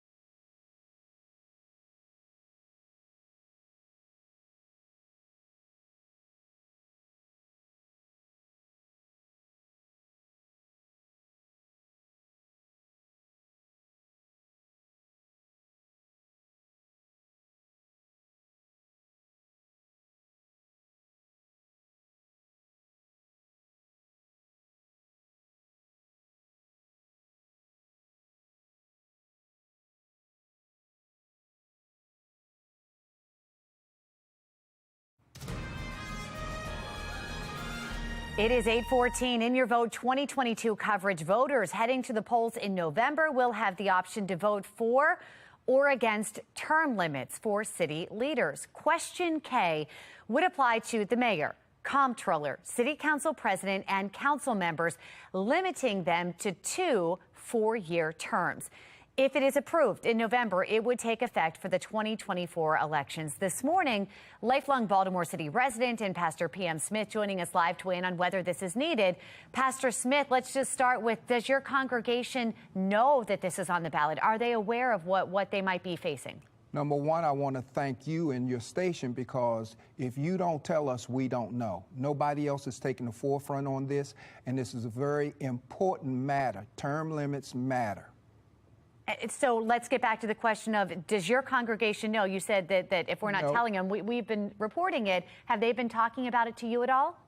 Well, it's only come up since you have reported it. Otherwise, we wouldn't know. This is a critical question. It limits these council persons and other officials to 2 4-year terms. That takes out the matter of name recognition. It takes out the matter of family ties. It takes out and neutralizes the matter of money, which is a temptation for corruption. If you didn't tell us, we wouldn't know. So I want to thank you for that. Now, as this word gets out there and that your congregation, voters here in the city are aware it's going to be on the ballot, do you think people are on board? Do they want this to pass, or do they want the people that they know and trust and have name recognition for to stay in office? Well, you do recall that there was a calling for a recall. Forget that. We can accomplish what we want with term limits. 4 years, and get a real job. Just think about the money involved. You got a man with $300,000, $200,000 to stay in a part-time job. That's what city council is, part-time job, making $76,000 a year. Where's that money coming from? It doesn't smell good to me. Do your 4 years, find a real job. As people start to understand the question that's on the ballot, do you find the wording tricky at all as to how it's stated out? No, it's very clear to me. 4 years, get a real job. Let somebody else come in, fresh ideas, fresh blood, and we'll go from there. And now that's not to say that, you know, if they run for mayor, then they could run for another city office, though. You'd be okay with that? They can run for another city office, but the temptation is personal power in the office that you're in. The temptation is lobbyists coming at you, special interests. $300,000 in your war chest to keep a part-time job, earning $76,000, doesn't smell right to me. I'll say it again and again and again. 4 years, get a real job. And obviously, you know, in this election, we're looking at the mayor, the comptroller's office, just to name a few of them. It's not expanded to all city offices. Do you think it should be? Let's start with this. Okay. Let our folk be informed. Let our folk make this vote. And again, I thank you for letting us know. Otherwise, we wouldn't. Vote for question K. 4 years, get a real job. Thank you, Pastor Smith. Thank you. Well, we do want to disclose that Sinclair's executive chairman did financially support the petition drive to get the issue of term limits on the ballot, and Sinclair is the parent company of Fox 45.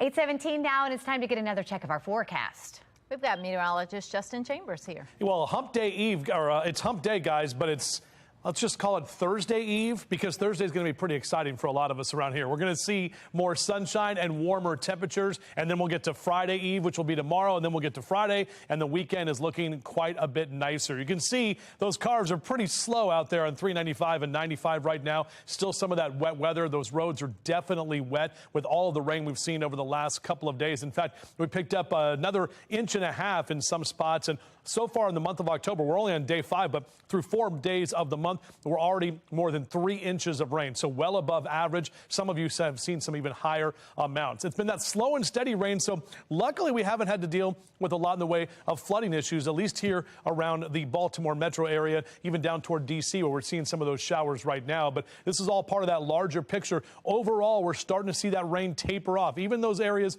well to the north of us in parts of Massachusetts and New York are seeing a little bit less of that rain as that low will continue to shift off toward the east. Here's our hourly future scan. Next couple of hours, keeping the cloud cover around. Wind is going to stay with us as well. May get some breaks in the clouds by about noon, 1, 2 o'clock this afternoon. Still a stray shower will be possible, but that wind's going to be pretty strong. Finally, by about 4 or 5 o'clock this afternoon, I do expect at least some of us to see the clouds break up enough for us to see that sun return for you in Carroll and Howard County, and then moving into Baltimore County over toward Hartford and Cecil counties, down through Anne Arundel counties as well by the time we head into the afternoon and evening. So that sunset is going to be possible to take some pictures of later tonight. Here's a look at that future scan with our wind. Still an issue, 18 to 25 miles an hour, so still blowing around some of those trees and that very saturated ground.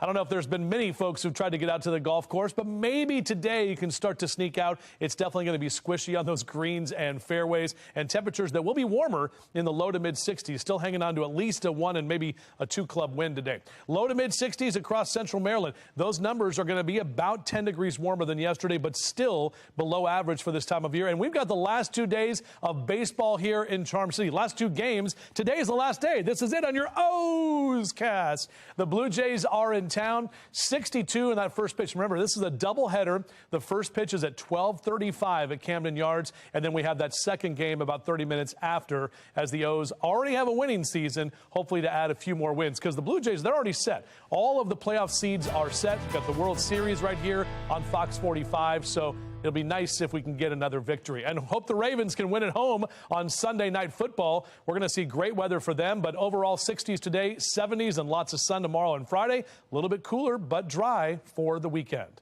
Meg? All right, Justin, thank you. 8:20, and now to our Len Stoller Traffic Network. We've got a slowdown on 895. This is caused by a crash blocking the right shoulder.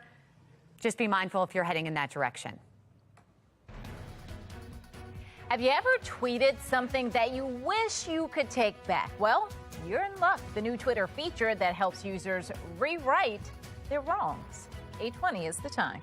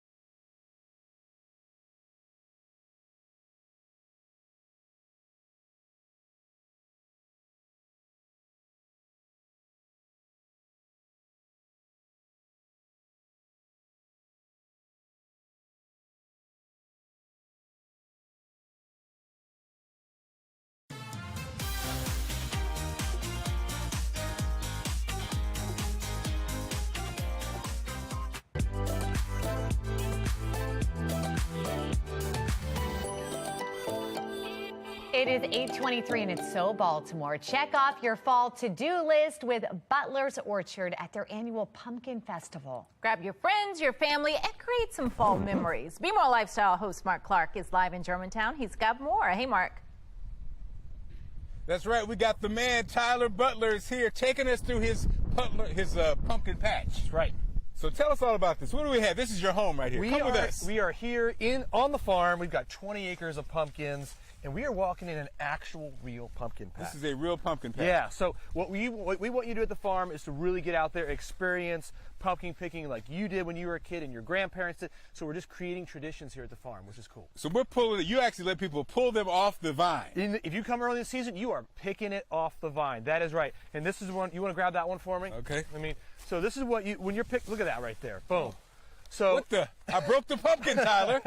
So this is what it looks like, guys. You got a nice vine. You know what? You can take that home and decorate with the whole vine. That comes with it included. That would be so cool. And so here at the farm, we've got lots of types of pumpkins, and that's what I want to talk about too, because people don't realize that that's not really an edible pumpkin. It's good. The seeds are good, but you know, look at this guy right here. This is a delicious peanut pumpkin for you. Delicious. Yeah. So that's got sugar that's getting oozing out and it's crystallizing, and that is solid. I feel how heavy that is. That's a solid pumpkin. Yeah. Cinderella pumpkin. Look at that. Is this eatable? Edible? Edible, absolutely. Or eatable? Yeah. And then you know what it's all about? Stacking. Look at that. Oh, we stacking pumpkins now. And now we're Instagramming things, right? And then you know it's all about the and the white pumpkin is very popular, of course, right? Wow. And then you have. It's all about the stem for me. I'm a kind of a stem. So guy. Stumpy Jackson? I'm in, right?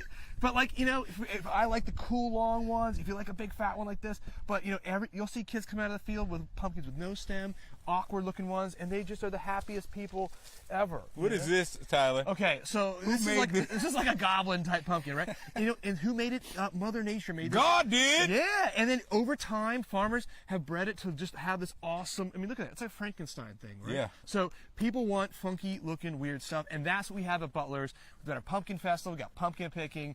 Everything fall. You can have. I love that. Butler's Farm, funky looking weird stuff. Right? I like that. That's my new tagline. I like that. It's a great time out here. Pumpkins here in the studio, Mark, and I've been complaining about them, but now I know who made them. God did. So I'm going to leave it alone. And on that note, Mark, thank you very much. That was pretty good. Oh, they're excited out there. They Sounds are. like that's a good time. All right, if you want information, go to foxbaltimore.com/newslinks. A Baltimore County executive addressing violence in county schools, how Monday's rally with parents and community members is playing a role in the bigger fight. The end of the clouds, the chill, the rain finally in sight. Meteorologist Justin Chambers lets us know what your weekend forecast will be like. 8:27 is the time.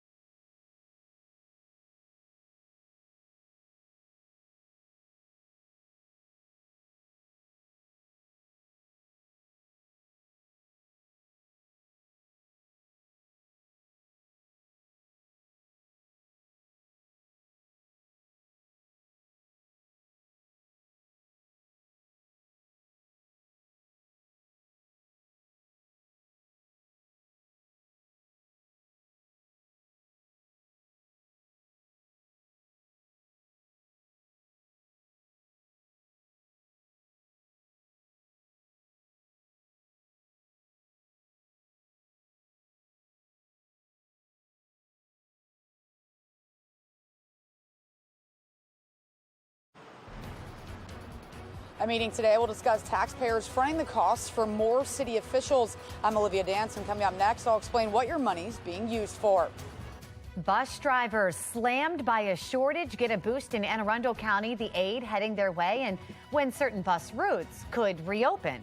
And of course, we're continuing the coverage of the devastation in Florida from Hurricane Ian. What the president and the Biden administration are doing to show their support for Floridians. Live from WBFF in Baltimore, this is Fox 45 Morning News. Good morning, everyone. Welcome to Fox 45 Morning News. It's Wednesday, October 5th. I'm Megan Gillen. I'm Tom Rogers, and we want to get right over to meteorologist Justin Chambers. He's taking a look at this, foggy forecast. You all right? Yeah, a little foggy. I think I need a second cup of coffee. Just like, do you guys feel this too when it's like... Oh, the empty coffee cup. Thank you. Time for a coffee break. That's not till 8:56. It's coming up in a few minutes. Let's take a look outside right now. Good morning to all of you. Yeah, it's kind of that sleepy weather. We've been dealing with that for the last couple of days. And I don't know about y'all, but I grew up with a lot of sun in Las Vegas. And when it's not around, I get irritated and crabby. So you may be that way. I know. Watch out. So looking out over the Key Bridge right now, lots of cloud cover and a few light showers right now. Really not much being picked up on our HD radar, which is good. We're not seeing that heavy rain. And temperatures that are in the low to mid 50s. So even though they're chilly, they're not as cold as they were yesterday morning. Now, they eventually will be rising. We'll talk about those low to mid 60s later this afternoon. We talked about our yards and our garden getting plenty of water. We're going to see that sun return possibly late this afternoon, but really Thursday and Friday, those days are looking excellent with temperatures in the mid 70s for your highs. Back with your full forecast coming up in just a few minutes from right now. Tom? All right, thank you, Justin. Now to your Lens Solar Traffic Network, and look out for some possible backup. You see the slowdowns right here. This is an accident northbound right at 695 in Rosedale, the outer loop there. Not too many other slowdowns throughout the area. It's just the volume in the regular places at 831. It is 8:31 in a city in crisis. 4 Baltimore Police Department employees will spend more than $12,000 taxpayer dollars to attend a training session in Texas. Now, the Board of Estimates is set to vote on the spending this morning, but some are now questioning just how much taxpayer money, your money, is actually being used on travel. Olivia Dance joining us live this morning with the lingering questions. Olivia. Well, good morning. And the meeting will begin in just about 30 minutes here at 9 o'clock. And as you mentioned, one of the things that stands out is that taxpayers will be fronting the costs for several Baltimore police officers who will be going to Texas for a training session. Now, that 5-day trip is to train the officers on the department's new helicopter fleet. The travel request for those 4 officers is on the agenda for this morning's Board of Estimates meeting, and their plans would cost taxpayers over $12,000. The Board of Estimates has to say no, and not just one time, but multiple times, because the city can't keep on spending hundreds of thousands of dollars a year on travel that just isn't needed. David Williams from the Taxpayers Protection Alliance believes the Board of Estimates should be pushing back because this isn't the first trip taxpayers have had to front the bill for recently. Some of the most expensive trips include a nearly $62,000 police training course in Boston, a $33,000 Parks and Recreation convention in Arizona, and City Council President Nick Mosby using $3,000 taxpayer dollars to attend a conference in Ocean City. So it'll definitely be interesting to see if the Board of Estimate pushes back against any of this spending. And at the meeting, they'll also be discussing a variety of other topics. And again, this meeting is open to the public. For now, reporting live in Baltimore, I'm Olivia Dance, Fox 45 Morning News. All right, Olivia, thank you. Elsewhere in a city in crisis, Fox 45 News is holding city leaders accountable when it comes to enforcing laws on the books. That now includes a new one designed to address street racing. Mayor Brandon Scott signing that bill into law on Monday, allowing stiffer penalties for those who are caught doing stunts, street racing, or riding dirt bikes in the city. Well, Fox 45 News sent questions to the Baltimore Police Department asking, quote, is this a law Baltimore Police Department is ready and prepared to enforce? And another one was, has the commissioner alerted district commanders of the new law and instructed officers on how to respond? Well, so far, the department has ignored our questions. Incoming City State's Attorney Ivan Bates did respond to our question asking if he would prosecute this law. He says he looks forward to building credible cases to prosecute all laws in Baltimore City. Well, turning now to counties under pressure. Violent crime continues in Baltimore County. In less than 48 hours, at least 4 people were shot. One is dead, and 2 others of them were teenagers. As Baltimore County Police are asking for help finding those responsible, we are questioning whether the department is sharing enough information with the public when violent crime happens. Police department is not being as forthcoming with information that very much could quell the fear that's going on when you hear about severe incidents. Even the Baltimore County Police Union is frustrated by the lack of information available to the public, particularly when crisis happens. When asking the county executive about crime, he calls transparency a hallmark of his administration. He goes on to make a point that homicides are down more than 50% compared to last year, despite the violent weekend. 8:35 now, and turning now to a crisis in the classroom. Baltimore County Executive Johnny Olszewski addressing the violence in Baltimore County schools. It comes after parents and community members held a rally Monday demanding a solution to the violence.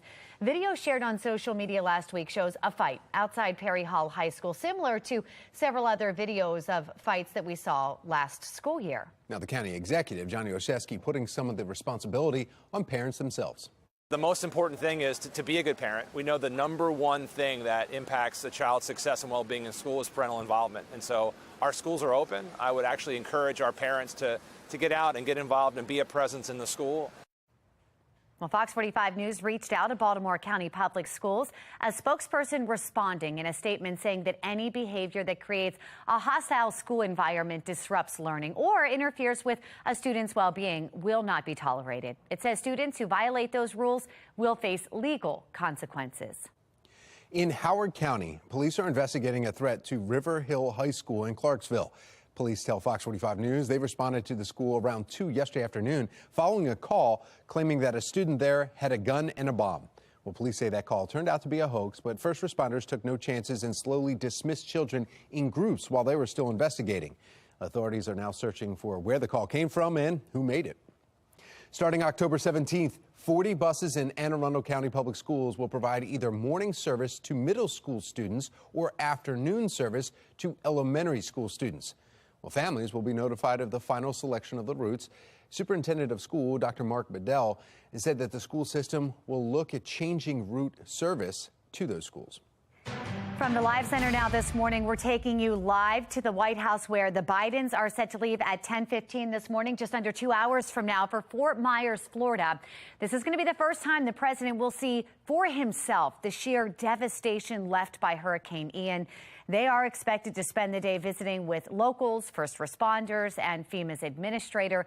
The president is also expected to be briefed today by Florida Governor Ron DeSantis. And as you know, DeSantis is one of Biden's most prominent Republican critics. But the White House says this trip is about the people. It is not about politics.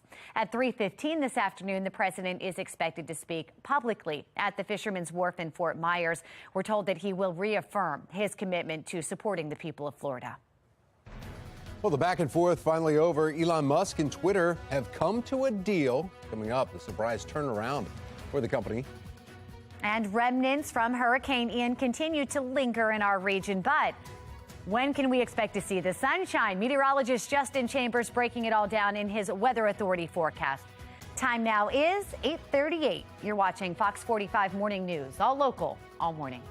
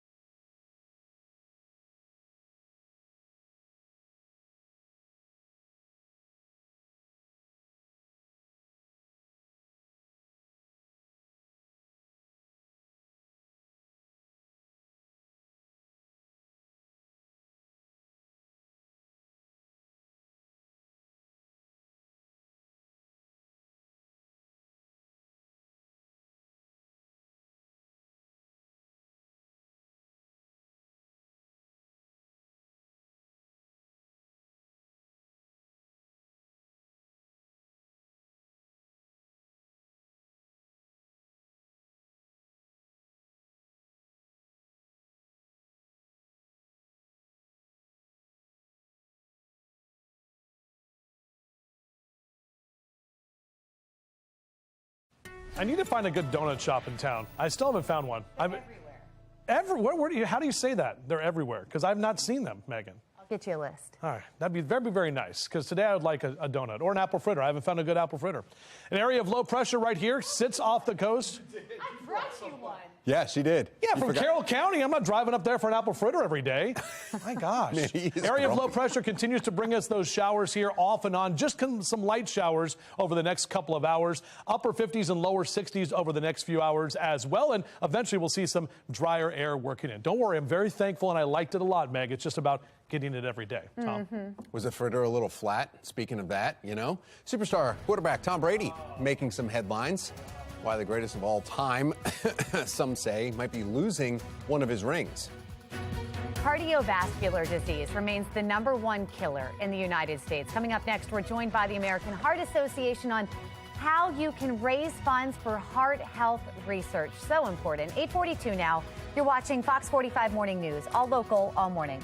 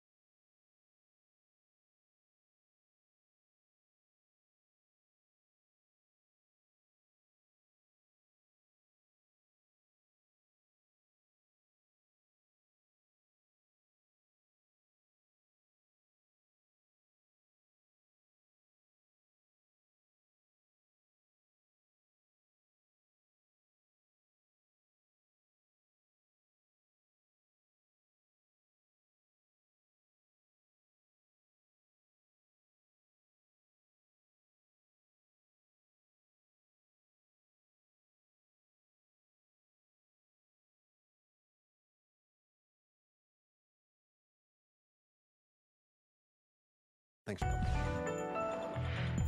8:44, the American Heart Association wants to get people moving to raise funds for cardiovascular research and help save lives as the disease remains the #1 cause of death in the United States. Fox 45 News is a media sponsor of the Greater Maryland Heart Walk that's happening this weekend, this Saturday morning. Joining us this morning, though, to share more about the cause, our Division Chief of Cardiac Surgery at the University of Maryland Medical Center, Dr. Bradley Taylor, along with heart survivor Daniel Hess. Gentlemen, thank you so much for coming in. Of course. It's our pleasure. Yeah, Daniel, I want to start with you first here. What happened? You were just telling me right in the commercial break, this also kind of started at birth, but you really found out about January, had the surgery. Yeah, so I was born with a heart condition called aortic valve stenosis, and I'll never forget when I was a baby, my dad was in the room with my doctor at the time, and he was listening to my chest, and he saw him kind of adjust his head, like just slightly, and he just knew something was probably up, and lo and behold, they did the tests, and they found out that I did have a heart condition and everything. So throughout my life, I was always told I was going to have surgery much later, you know.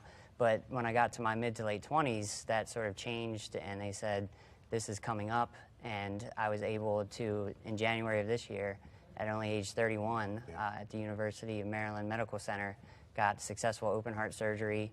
And now people are like, you had surgery this year? And right. I'm kind of tell them, like, I'm really this proof that the research and funding that the Heart Association is doing is embodied in me, that I'm able to live a happy, healthy life. Living walking proof, right? Yep. Okay, so that's a personal story for you there. And Dr. Taylor, how much do we see, though? Daniel's story is a little bit different because 700,000 Americans die every year from heart disease. He's a kind of rare part of that, but still, cardiovascular disease is a major issue here in the U.S. Sure. You know, it's the #1 killer of humans, and there's still, if people would stop smoking and eat right and exercise more, and the Heart Walk is a great example of being able to get people out and moving. You know, Daniel has a good, strong, normal heart, and he's the embodiment of what we can do to save people's lives, but it'd be much better if we could just prevent people even having to have to come to the operating room. And this Saturday morning, you're actually, this is the reason why the Heart Walk is happening this Saturday morning, is to raise awareness of, you were saying, a lot of people that die from heart disease, it's preventable. That's correct. Daniel's an exception to that because he was born with it, but what's some of the things we could change? So 3 major things. One is stop smoking or don't smoke, eat right, which is have a diet that's in things in moderation, and then get up and moving. We're designed to be anti-gravity, so you know, physical activity, you know, walking. It doesn't have to be strenuous, but getting up, moving, walking, and you know, walking just probably a half an hour a day outside, getting out in nature is probably one of the best things that we can do. Daniel, this Saturday, you're going to be out there for the Heart Walk? Yes, I'm going to be in the survivor tent area. I'm a videographer and writer by trade, so I'll be able to capture people's stories who have gone through similar situations as me or different cardiac events. And it's really important that I think we kind of spread that message that you're not alone if you're dealing with these issues, and there are resources. So the Heart Walk is going to be at the Timonium Fairgrounds starting at 8 a.m. You can go out and register at the MarylandGreaterHeartWalk.org, or you can come on out and join the Heart Walk, and we're going to be there from 8 to noon, and we hope everybody can come out and sort of raise awareness with the Heart Association. FOX45 will be out there. I'll be out there with you guys. So, yeah, look forward to it this Saturday morning. Great weather for it. Great time to just tell everybody exactly how easy it is to keep our heart healthy. Thank you so much. We appreciate it, Daniel, Dr. Taylor. Yeah, thanks for having us. Thank you. Now we want to go over to meteorologist Justin Chambers looking at the forecast. Justin, we're talking about Saturday morning. Crisp but beautiful weather, right? Not like absolutely. What you look at. I mean, fall-like weather for sure, guys. We're talking about how it will be cool when you wake up Saturday, but we'll have plenty of sunshine, maybe a bit breezy as well, so it's going to be kind of cutting through you there. But overall, as we head toward the afternoon and this weekend, the weather is looking a lot better than all of this. Our Mile 1 Auto Group cam still with those misty conditions. They just don't seem to end. And even if our radar is getting a lot less in terms of what we call radar returns with those green areas and those blobs I always talk about, we're not seeing that, but it's still kind of misty outside as we still have a lot of moisture left over. And even once we dry out tonight, just know overnight and into tomorrow morning, we're going to have to deal with that patchy fog, because just think of how saturated that ground is. I mean, we've had 5 days in a row of just getting that rain that has been pretty much nonstop. Here's our hourly future scan. We're going to keep the wind. The blue lines right there, that's the breezy to windy conditions through the afternoon and into the evening time. But we do expect to see those clouds start to break up a bit more as we get into that 2 and 3 o'clock hour this afternoon. Eventually, owing to some potential sunset shots here by the time we get to about 5, 6 p.m. as those clouds continue to move out, and we'll have that drier air that we'll be working in. Here's that wind I was talking about. So it's going to stay with us. It'll still be breezy to windy and some gusty wind at 15 to 20 to 25 miles an hour expected later this afternoon. A lot less wind for tomorrow. That's going to be making Hank the bird pretty happy. Yeah, he's been kind of hiding out with he and his feathered friends with all of this rain, but 62 by noon and into the mid-60s. Overall, numbers will be a little bit warmer today. You can see that across Carroll and Baltimore counties in your neighborhood. 62 in Cockeysville and Hunt Valley. 64 in Baltimore City. Same number for you there in Dundalk out through Essex and Middle River. Notice those temperatures are warmer to the west of us, close to 70 in Cumberland today, but we're still kind of socked in along the East Coast with New York, Philly, Baltimore, D.C., all with those lower 60s today. Now, check out the temperature tracker. Notice those numbers we were talking about. Mid-70s, above average Thursday and Friday. It is going to drop off and be cooler for Saturday, but then those numbers steadily rise toward the middle of next week with some warmer numbers ahead as well. There's the low pressure area exiting stage right. Eventually that drier air working in, and we stay dry into the weekend. 26 days till Halloween, 50 days from today is Thanksgiving. That means 7 weeks from tomorrow, we're all eating turkey. All right, we'll keep those 70s going into Thursday and Friday. As I mentioned, drier but cooler this weekend. Great weather for the Ravens game Sunday night. And as I mentioned, a little bit warmer next week. Finally, we can turn the rainmaker off. Speaking of the Ravens, time to take a look at a view through your window. Bob and Nancy sent this picture in. Look at, I think that's Bob right there, hanging out with Johnny U, of course, at the game on Sunday. We did not get the desired results, but it should be a great evening for football Sunday night back at M&T Bank Stadium. We'd love to see the view through your window. Go to foxbaltimore.com/chime in or take a picture of that QR code right there on your screen. Well, thank you, Justin. 8:51 and making your headlines. Twitter shares are up this morning after a report shared that Elon Musk has officially proposed to buy Twitter at his original price. The back and forth on this story. The Tesla CEO has agreed to buy the social media giant for $44 billion. Now, Musk tried pulling out of that agreement earlier this year. Remember, there was some misinformation or disinformation he was saying about what Twitter was sharing. Twitter threatened then legal action if he didn't go through with the sales.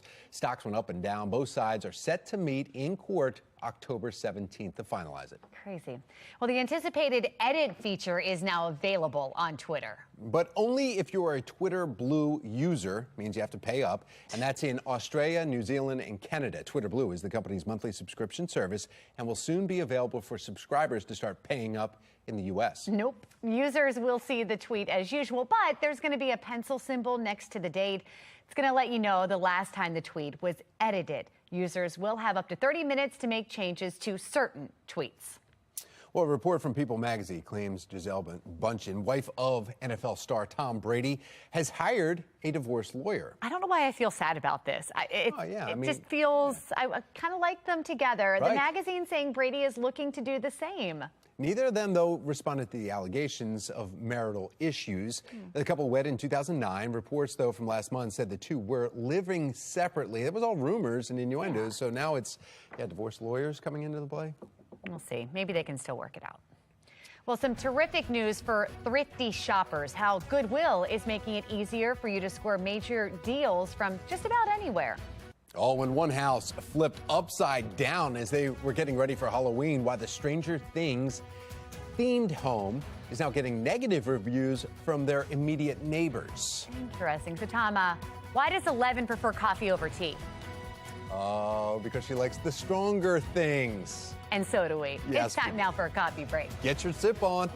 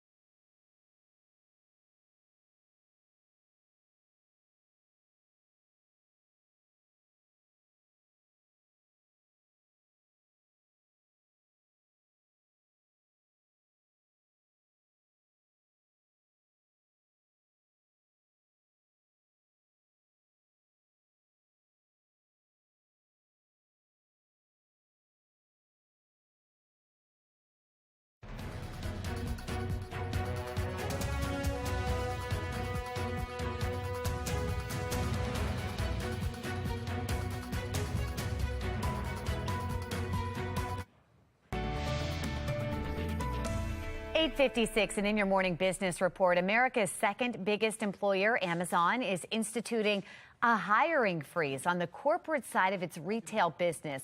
That's going to last through the end of the year. The New York Times reports the company informed recruiters all open positions will close. A spokesperson for Amazon telling the Associated Press the company expects to adjust hiring practices. Some good news for thrifters. Goodwill is expanding its online presence. The nonprofit organization launching Goodwill Finds, making about 100,000 donated items available to buy online. Goodwill says the goal is to have 1 million items available on the site in a few years. Goodwill Finds is separate. It's a separate entity from Goodwill Industries International, Inc. It's expected to support the larger organization by helping fund its community-based programs across the U.S. M&M's new character is making her debut. Purple is the face of the latest twist on the classic candy. Oh, she's pretty. Caramel Cold Brew is M&M's new permanent flavor there. Headed to stores in February. The new product is a mashup of the coffee flavor and caramel. Now it is time for today's America Steals and Deals. The following segment is sponsored by Naki.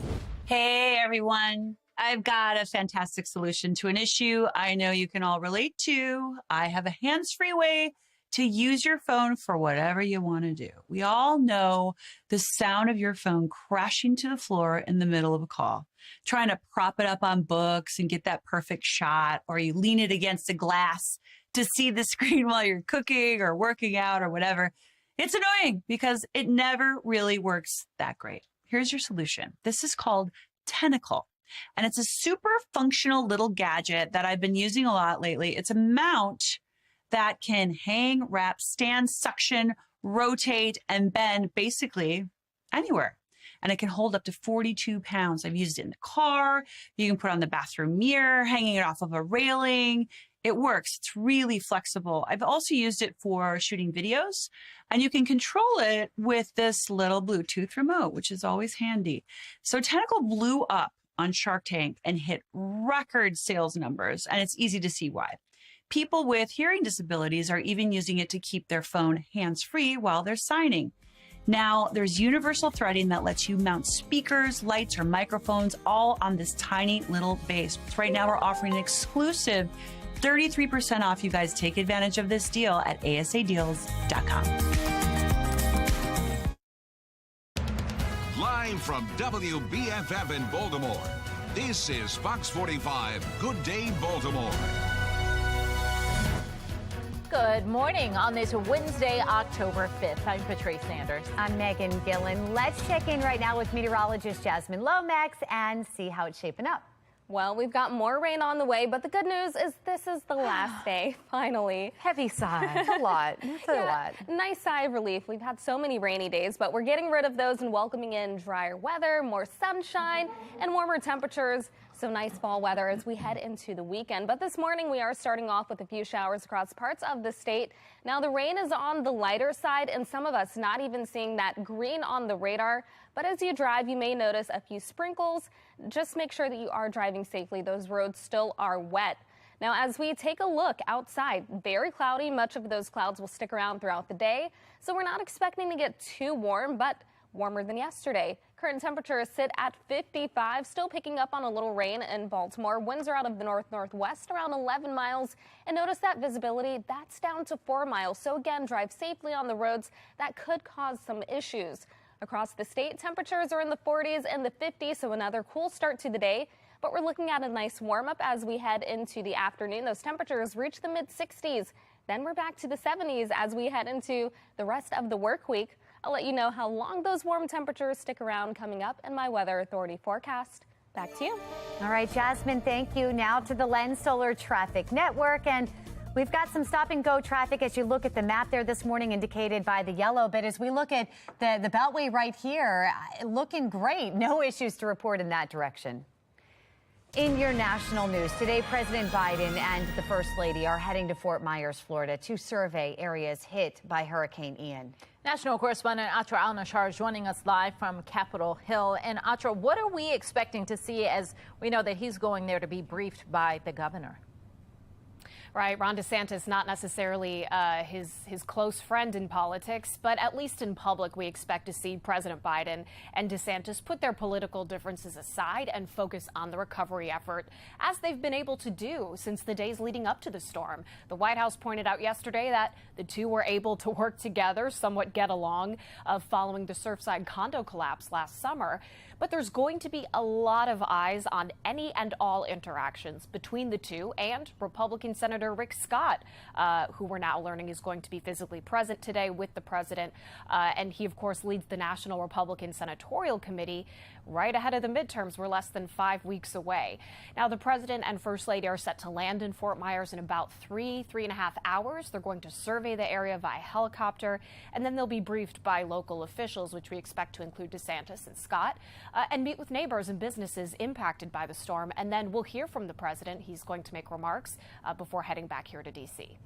Atra, speaking of D.C., we know former President Trump now asking the Supreme Court to intervene in his dispute with the Department of Justice over which documents that special master should be able to review. What's the objective here? So Trump's lawyers are asking the Supreme Court to make sure that 100 specific documents that are marked classified are part of the special master's review. They argue it's necessary for determining A, whether the documents are actually classified, as the DOJ says, and B, whether they're personal records or presidential records. This, you'll recall, after an appeals court sided with the DOJ, ruling that they did not have to hand over that specific batch of documents to the special master. The DOJ essentially arguing doing so would pose a risk to national security. And it's important to note here, ladies, that Trump's lawyers do not appear to be asking the high court to also suspend the DOJ's access to these specific documents. But making things more complicated here is that the justice handling this application is Clarence Thomas.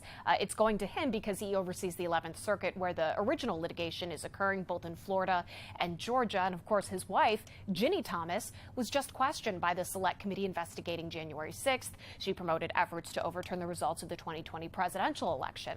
So Justice Thomas is now giving the DOJ until next Tuesday at 5 p.m. to respond to Trump's allegation.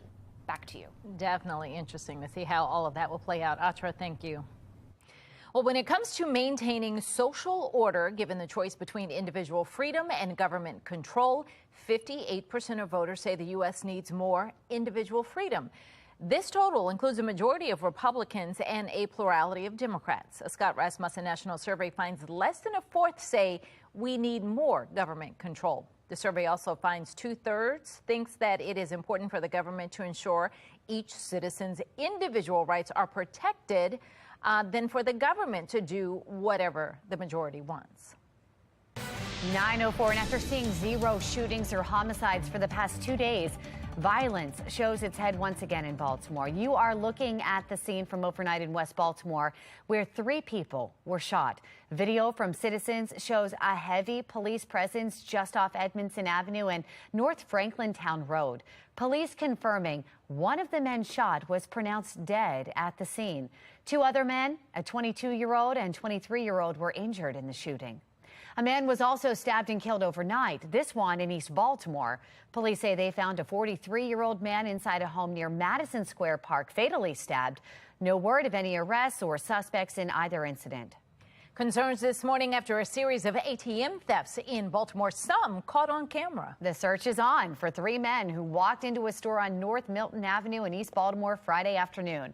Police say the men took the ATM right out the front door. They loaded it up. They drove away. A similar swipe happened last month at Redfin Liquors in Hamden. So far this year, there's been 20 ATM burglaries. We saw more than 30 last year. Baltimore police tell us they have assigned a detective to each district focusing on these ATM thefts. Right now, Baltimore is on pace to see 300 murders for the 8th year in a row.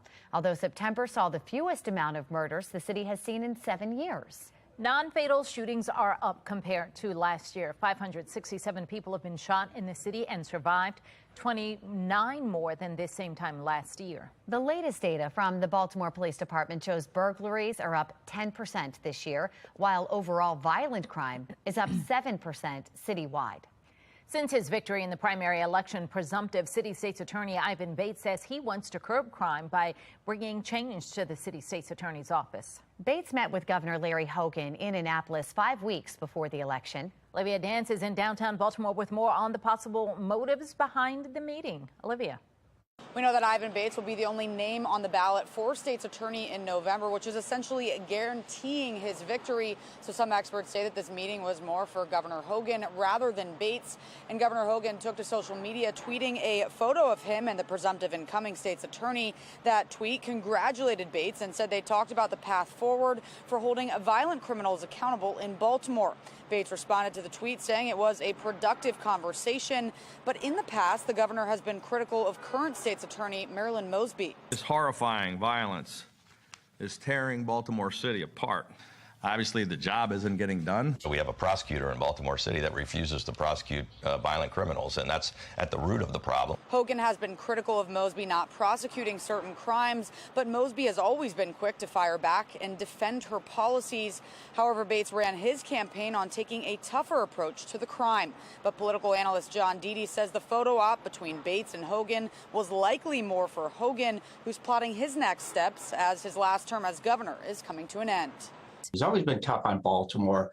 And when he runs for president, I think Baltimore is going to become a pinata. He's going to take his shots at it. He's going to say, look at all the things I tried to do, and I had all these problems. And I think he wants to show that, look, I was on the side of law enforcement. Deedy also says that when Ivan Bates takes office, all eyes will be on him to see how he handles prosecuting criminals, including repeat violent offenders. For now, reporting in Baltimore, I'm Olivia Dance, Fox 45. Good day, Baltimore. Thank you, Olivia. It is 9:08 now. We want to get another check of our traffic and weather. Meteorologist Jasmine Lomax is here. Hi, Jasmine. Good morning. We are keeping track of some showers, and it's all because of this low pressure that's just been meandering off the coast, but it's finally going to depart to the east, and that means that dry weather returns to our area. However, today it still remains a little bit on the cool side. Temperatures in the beginning of October are usually in the mid-70s. We're actually going to be in the mid-60s, so over 10 degrees cooler than average. Feeling more like the end of October, but we're getting back to those 70s in just one more day. I'll let you know how higher temperatures get and how long the nice 70s last coming up in my Weather Authority forecast. Back to you. All right, Jasmine, thank you. Now to the Lens Solar Traffic Network, and we've got some great news on the roads. We are clearing up out there. You see just a few slowdowns marked in yellow, but things are improving as the morning has been moving forward.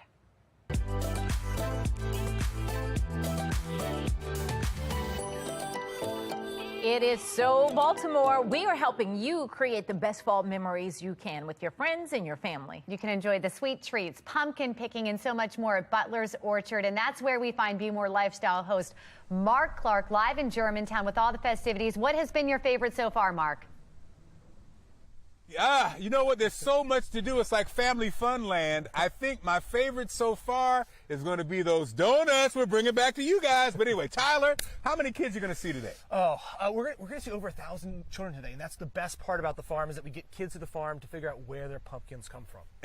You got the pumpkins, but then you got the fun side. We got the slides here. Oh yeah, we got field trips. We've got the fall festival happening from 1 to 6 for general public, and then we have the field trips in the morning. But in the festival, it's all about the fall and getting out and doing crazy things like this. Could you do the giant slide, you think? I could. I was going to do it, but it's too wet. It's a little wet, a little dangerous. So we have giant slides, adults and kids, and that's part of the attractions. Hay rides, mazes. Speaking of mazes, we've got our corn maze over here. Okay. So the corn maze is a fun thing that I like to do, and we've always done. I just some farms have crazy designs. I just kind of get in my head, draw some piece of paper, and I just like to get people lost. Now look, Tyler, you got something coming. Yeah. This Earth, can you say what it's going to be? Oh yeah, we've got some brand new attractions to the farm, and I was just talking to you about the diggers. The digger. Yeah, I got a 2-year-old. He loves digging, and this thing is going to be, it's fresh off the boat from Sweden. It's great. It digs. It's lifelike. So lots of great new attractions just like that, and of course the farm animals that everybody loves, the donkeys, the goats, and that kind of stuff. And so Tyler, people go online. They make the reservation to come out here, right? That's right. Make a reservation, time ticketing, make sure everybody's spaced out. And you know what? It's a really, really good experience. And we've got a great weekend. It's feeling cold. It's nice. Nice. Then you get done, you get some s'mores. You go inside, get your hot cider with those delicious donuts. Oh. Yeah. And we got some hard cider too. So some hard. hard cider for, Dad and Grandpa when they're. I thought you were going to do the fun slide there. No? I was going to do the slide. Tyler said it's too dangerous. He said, Mark, you're too old and it's too dangerous. So I said, okay. Probably smart. You just go get you the cider and you're good. All right. Thank you, Mark. We're going to put some more information on our website, foxbaltimore.com/newslink, so you can go out and enjoy. Here's something else you can enjoy. Poe Baltimore is inviting you to darken Poe's chamber door. Just ahead, what you can look forward to at the 5th Annual International Edgar Allan Poe Festival. Probably a little different than the Pumpkin Festival. And a home stretch to the end of the chilly temperatures here. Meteorologist Jasmine Lomax will let us know when to expect some sunshine. 9/11 on Fox 45. Good day, Baltimore.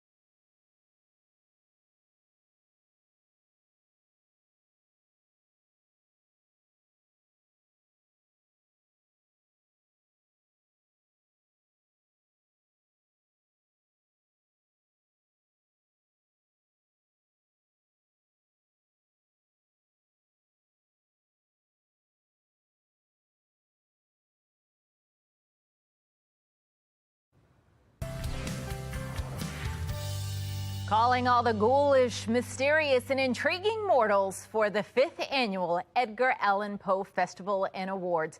Fans of the beloved author can indulge in 2 days of books, music, and arts. The director of the Edgar Allan Poe House and Museum, Enrica Jang, joins us this morning to talk all about the event. Good morning. Good morning. How are you? I'm good. All right. So the event is happening this weekend, and this is the weekend that is the anniversary of his death. Is that right? That's true. 173 years ago, Edgar Allan Poe dies under mysterious circumstances. Of course, he lives here now. He's buried here in Baltimore. We have the body. But every year we commemorate his death, but also celebrate his legacy in the arts and literature around the world. And so how do you do that? What exactly will happen over the course of 2 days this weekend? The festival is 2 days of books, music, performances, art. We have vendors, stage, food, just pretty much celebration of everything Edgar Allan Poe. Whether you like the scary stuff or whether you like the poetry, there's something for everyone at the festival. And it is a free, family-friendly event. So when we talk scary, how scary are we talking about? What are the scary components? We do have some skulls in the poster, but there are some family-friendly events. We have art, face paintings, some really cool poetry contests with the kids. So a lot of really fun stuff for families to come out. And people get very creative with their interpretations of Poe. So you'll see ballet, you'll see coffin making workshops. You're going to see a lot of really fun stuff on stage. That is very interesting. And like you said, that is quite the range of things that you can participate in, from face painting to coffin making, only at a Poe event. Do people dress up and come out to this?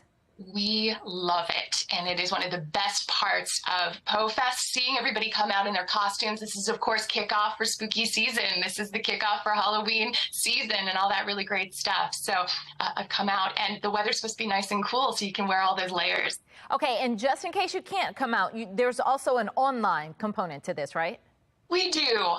We stream much of the festival on Facebook and YouTube. So even if you can't come out, you can catch quite a bit of the festival. But it is 2 days. So you can watch some really fun stuff on Saturday, and then you just want to come out on Sunday. And we really hope people do. Okay, where do you go to get the information before you head out? Visit PoeFestInternational.org, and that includes our festival program, includes a link to additional tickets, that kind of thing you can purchase. But again, the festival is free, so just come on out and see what we have to offer. Just show up. All right, Enrica, thank you so much. Appreciate it. Thank you. All right, well, they're going to have good weather finally for this. Although I don't know, for the Poe Festival, the rain might have worked too. More dreary and scary. Seems more Poe-like. Oh yeah, it definitely does. That gloomy and gray weather would have been perfect, but I think people, after all the rain that we've had, will enjoy a little bit of sunshine. Temperatures will be a little bit warmer, but not quite as warm as what we have tomorrow. Right now, we're starting with a few showers continuing to move south. Now, we're not seeing much green on the HD radar, but as you head outside, it's going to be a little bit misty, and you may notice that on your drive. We're still seeing that reduced visibility, so that could be an issue if you are driving. Make sure to add some extra time. On the HD radar, notice around the region behind us, we're actually talking nice and clear conditions, and that's what's headed our way as that low pressure system moves to the east. We'll have high pressure system enter the region, leading to nice and dry weather. 55 for the current temperature, and still very gray, very cloudy outside.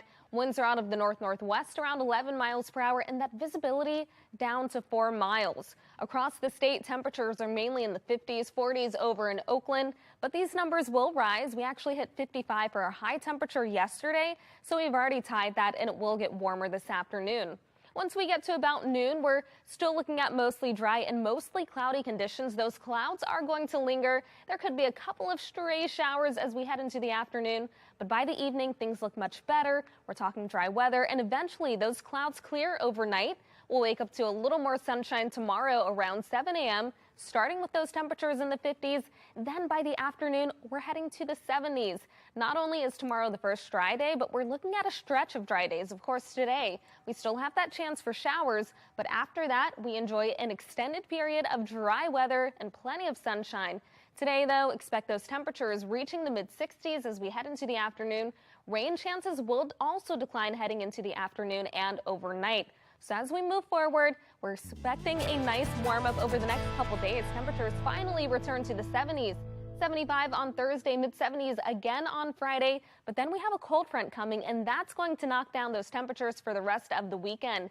62 on Saturday, mid-60s on Sunday. So for the night game, it will be a little bit cool as those temperatures drop to the 40s eventually. Then Monday, plenty of sunshine, 68, and we are finally back to the 70s as we approach the middle of next week. Back to you. All right, Jasmine, thank you. Taking a look at our Len Stoller traffic network and checking in on our roads. Look what an improvement this is. Just from about 3 minutes ago, we're seeing much less yellow, a lot more green, no major issues to report.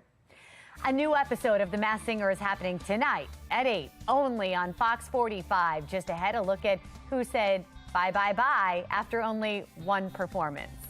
And the world of competitive fishing is being rocked with a cheating scandal. Just ahead, how the fisherman was caught. Fox 45 News, winner of 17 2022 Regional Emmy Awards, more than all other Baltimore news stations combined.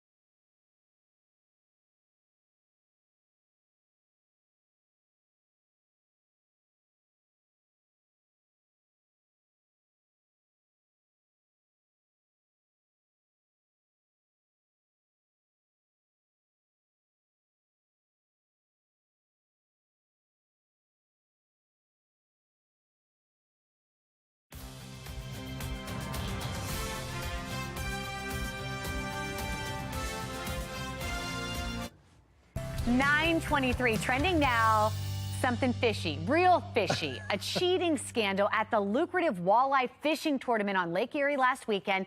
And now, this morning, the Cleveland prosecutor's office is opening an investigation. And this is a video that caught the moment when the fishermen found out that weights were discovered inside of the prize fish. I mean, people have been talking about this on the internet for the last 3 or 4 days. We can't quite listen to the video because there's some colorful language. People are a little upset about this as well, Meg. As you can imagine, we said lucrative. Money's involved here, and this could really change the fishing game. Here to weigh in on how, founder and managing partner of the DLE agency and Achilles PR, we've got Doug Eldridge joining us live. Doug, we're talking about competitive fishermen. This is not their first time out there. From a PR perspective here, what happens now? Well, this is both the best and the worst thing that could possibly happen to competitive fishing. I would almost analogize it to the Oscars, right? The viewership had absolutely plummeted, a consistent trend line over several years. Then you have the Chris Rock, Will Smith. All of a sudden, the peaks national interest, and the Oscars are relevant again. Competitive fishing has always been relevant across the country, but it's now gaining national attention outside of that endemic audience because of this horribly fraudulent case where they dropped a couple of lead sinkers in the belly of these fish, as well as a couple of fish fillets, and tried to pass them off as good to go. Great exposure, great PR, but tough for the other competitors. Yeah, and I just can't believe this, Doug. I mean, the more you peel back the layers and fillet this story, we are talking about, that was, I think, a $130,000 boat up for grabs, $30,000 in prize money. How can the competitors actually, these competitions, how can they keep their athletes actually honest? Well, first of all, don't be coy. This is a big deal, okay? Coy. Yeah. Waka waka. Nice. This was a $29,000 tournament. The bigger issue, and the reason this is joking aside, the reason this is quickly going up the food chain is because this fishing partnership has won nearly $300,000 this season in a variety of competitive tournaments. And as you mentioned, what this is, it's not about, a beer league where fellas are going out on Saturday mornings and seeing who can catch the biggest fish. Right. This has sponsorship, this has media rights, this has entry fees. This was originally managed by Department of Wildlife, but now it's running the prosecutor's office because it's over $250,000 in potential fraudulent winnings. So it is a big deal. So, and Doug, what happens now as we wait to see what's going to happen legally as they open an investigation? Are they facing a ban? This isn't the first time they've been suspected of doing something like this.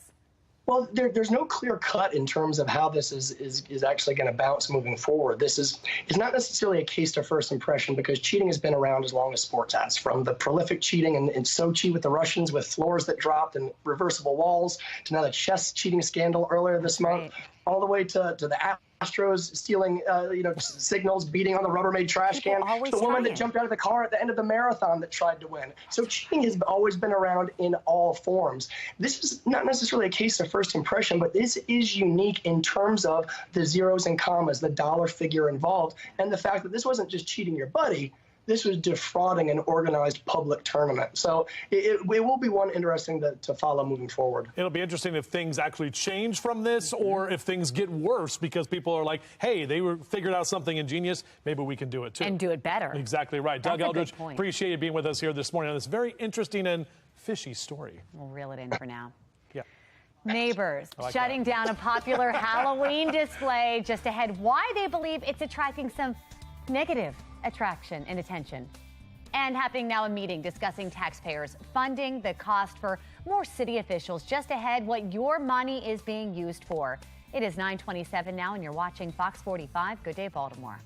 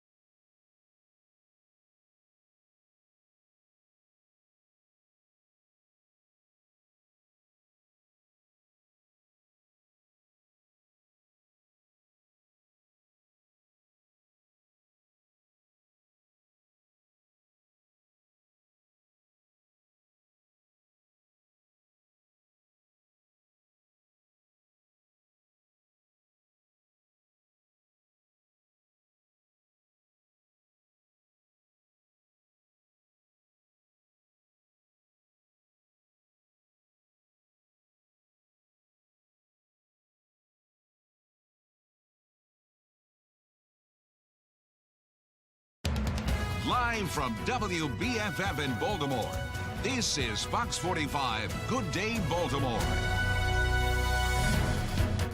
Welcome back on this Wednesday morning, 9:30 is the time. I'm Patrice Sanders. I'm Megan Gillen. We want to check in with meteorologist Jasmine Lomax because we're tired of the rain. We're hoping you can change things for us. Yeah, it's just been a lot. It's been, I think, 6 days straight now. So it feels like that's heavy. It's just been so gray, so gloomy, windy, cool. Really not what we want for October, but that's all coming to an end today, actually. We're keeping track on the HD radar. We're not seeing much green on there, but we are having some mist in some areas, a little bit of reduced visibility, and you will notice that as you step outside. 55 and coming in at rainy over Baltimore. Winds out of the north-northwest around 11 miles, but notice that visibility, that number is only down to 4 miles. So make sure that you are driving safely, maybe add some extra time to your commute. Otherwise, temperatures this morning in the 40s and 50s. And yes, it is a little cool, a little chilly outside, but numbers are actually warmer than they were this time yesterday. We're seeing Elkton 10 degrees warmer, Bel Air 11 degrees warmer than just 24 hours ago. So it's a nice start and a good sign that we're in for warmer temperatures today, but still a little gloomy. Those clouds linger if you're heading to the O's game, their doubleheader. The first pitch, we're looking at the 60s, and then those numbers reach the mid-60s. So we're getting there. We're getting back to those warmer temperatures. I'll let you know when you can expect another warm-up coming up in my full forecast. Back to you. All right, we'll take it. Looking now at the Lynn Stoller traffic network, and as we take a look at the traffic map, we're in the green for the most part. Few slowdown areas, but the good news is you're seeing a lot of green on the roads. Happening now, the Board of Estimates is voting now on multiple items, including an upcoming training session in Texas that is set to cost taxpayers more than $12,000, adding to the growing tally of trips taxpayers are funding for city employees. The meeting began just about 30 minutes ago. The 5-day trip, by the way, is to train the officers on the department's new helicopter fleet. The travel request for the 4 police officers is on the agenda for this morning's meeting, and their plans would cost taxpayers over $12,000. The Board of Estimates has to say no, and not just one time, but multiple times, because the city can't keep on spending hundreds of thousands of dollars a year on travel that just isn't needed. That's David Williams there from the Taxpayers Protection Alliance. He believes the Board of Estimates should be pushing back because this is not the first trip taxpayers have had to front the bill for recently. We've seen taxpayers front the bill for several other trips lately. Among the most expensive, nearly $62,000 for police training in Boston, $33,000 for a Parks and Rec convention in Arizona, and City Council President Nick Mosby used $3,000 to attend a conference in Ocean City, which was double the amount of his colleagues who also attended. Elsewhere in a city in crisis, Fox 45 News is holding city leaders accountable when it comes to enforcing laws on the books. That now includes a new law designed to address street racing. Mayor Brandon Scott signed the bill into law on Monday, allowing stiffer penalties for those caught doing stunts in street racing or dirt bike riding in the city. Well, Fox 45 News sent questions to the Baltimore Police Department asking, is this a law the Baltimore Police Department is ready and prepared to enforce? And has the commissioner alerted district commanders of this new law and instructed officers in how to respond? So far, the department has not responded. Incoming City State's Attorney Ivan Bates did respond to our question asking if he would prosecute this law. He says he looks forward to building credible cases to prosecute all laws in Baltimore City. 9:33 and turning now to counties under pressure. Violent crime continues in Baltimore County. In less than 48 hours, at least 4 people were shot, 1 dead, 2 of them teenagers. As Baltimore County police are asking for help finding those responsible, we are questioning whether the department is sharing enough information with the public when violent crime happens. The police department is not being as forthcoming with information that very much could quell the fear that's going on when you hear about severe incidents. Even the Baltimore County Police Union is frustrated by the lack of information available to the public, particularly when there is a crisis. When asking the county executive about crime, he calls transparency a hallmark of his administration. He goes on to make a point that homicides are down more than 50% compared to last year, despite the violent weekend. Turning now to the crisis in the classroom. Baltimore County Executive Johnny Olszewski is addressing the violence in Baltimore County schools. It comes after parents and community members held a rally on Monday demanding a solution to the violence. Video shared on social media last week shows a fight outside Perry Hall High School, similar to several other videos of fights that we saw last school year. The county executive is putting some of the responsibility on parents themselves. The most important thing is to be a good parent. We know the number one thing that impacts a child's success and well-being in school is parental involvement. And so our schools are open. I would actually encourage our parents to get out and get involved and be a presence in the school. Fox 45 News reached out to Baltimore County Public Schools. A spokesperson responded in a statement saying any behavior that creates a hostile school environment, disrupts learning, or interferes with the students' well-being will not be tolerated. It says students who violate these rules will face legal consequences. In Howard County, police are investigating a threat to River Hill High School in Clarksville. Police tell Fox 45 News they responded to the school around 2 yesterday afternoon following a call claiming that a student had a gun and a bomb. Police say that call turned out to be a hoax, but first responders took no chances and slowly dismissed children in groups while they were investigating. Authorities are now searching for where the call came from and who made it.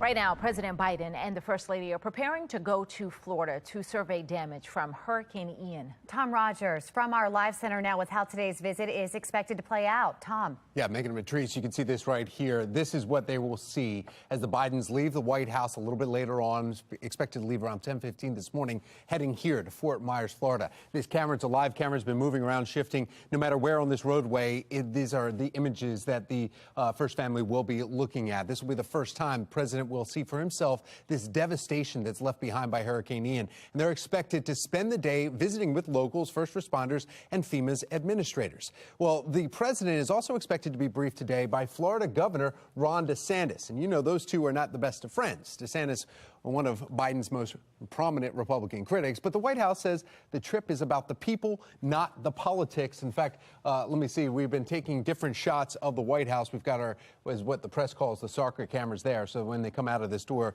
he may actually be speaking before getting on to the helicopter and then ultimately the plane. So at 3:15 this afternoon, the president will be speaking publicly at the Fisherman's Wharf. That's in Fort Myers. Megan and Patrice, back to you. All right, Tom, thank you. It can be a bit overwhelming shopping for your pet's food. Coming up, keywords that could help you find the best food for your furry friend. Plus, another wet start to the morning. Meteorologist Jasmine Lomax is letting us know when we're going to start drying out. 9:37, you're watching Fox 45. Good day, Baltimore.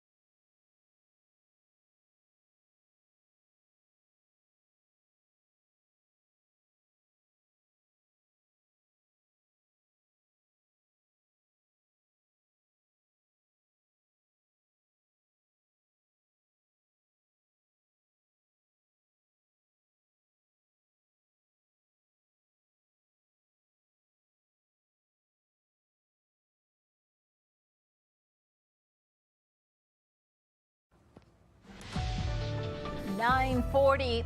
The future of a Stranger Things inspired display is left in the air after neighbors have been complaining. The now viral Halloween decorations depict scenes and popular, scenes from the Netflix hit show Stranger Things.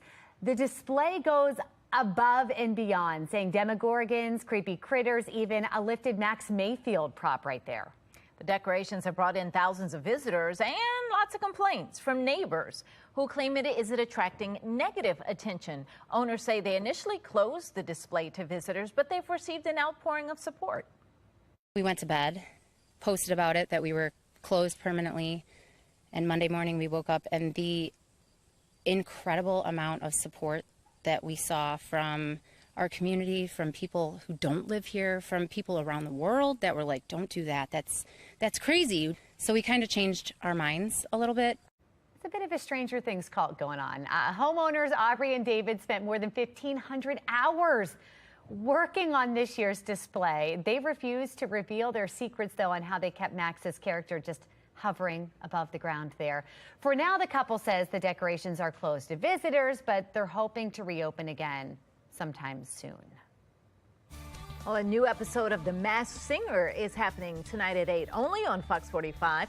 Just ahead, last week's elimination talks about his journey on the show and what's next.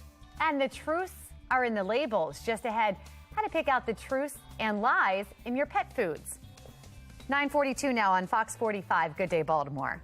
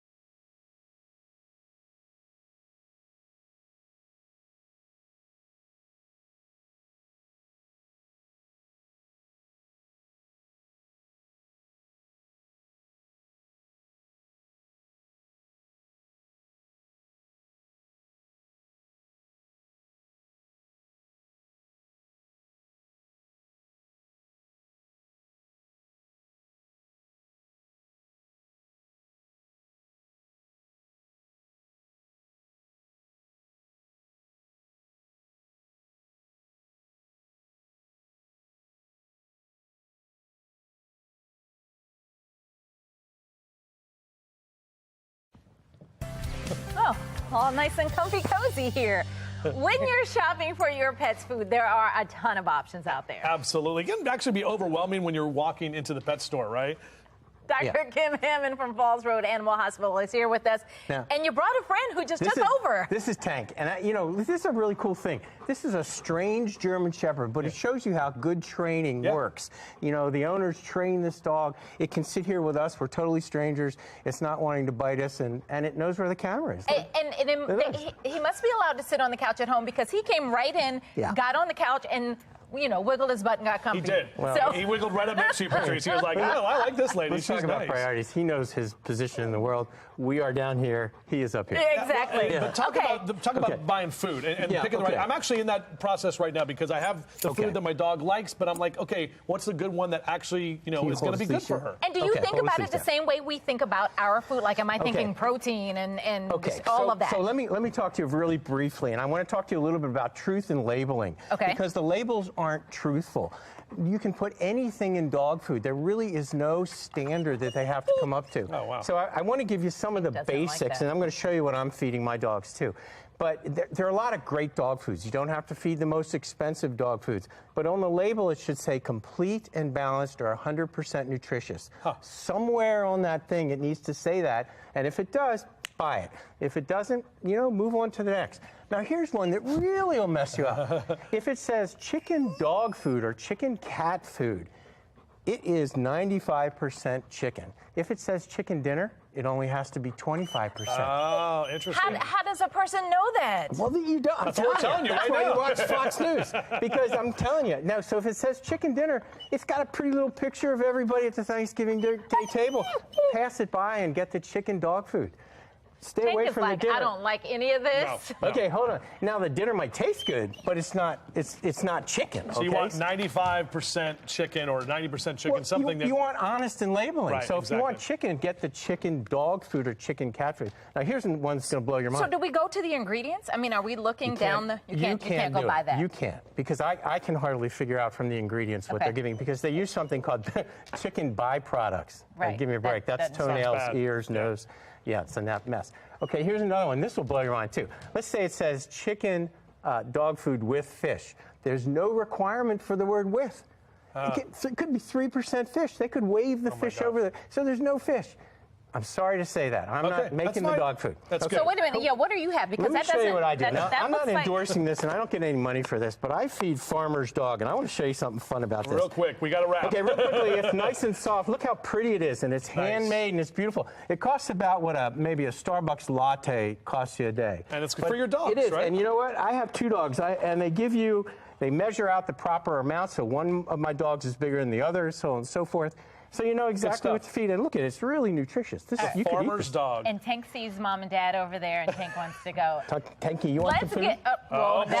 then there's that. This show's Tank. Meteorologist Jasmine Lomax over on the weather wall talking about not the best morning still, because we still have those leftover showers, right, Jasmine? Yeah, we For still walking have dogs? leftover showers. And speaking of dogs, my dog hated it this morning. But Aw, we're getting back to walking that dogs better in this weather is horrible. I mean, Megan knows she's got the dogs. Yeah, it's so bad. I don't like it. They don't like it. But we've got Gotta be nice done. fall weather coming back our way. Now, on the HD radar right now, we're not seeing much green, but it's still a little bit misty. We do have some reduced visibility. So as you drive, make sure that you are driving safely. It's likely that those roads are still wet.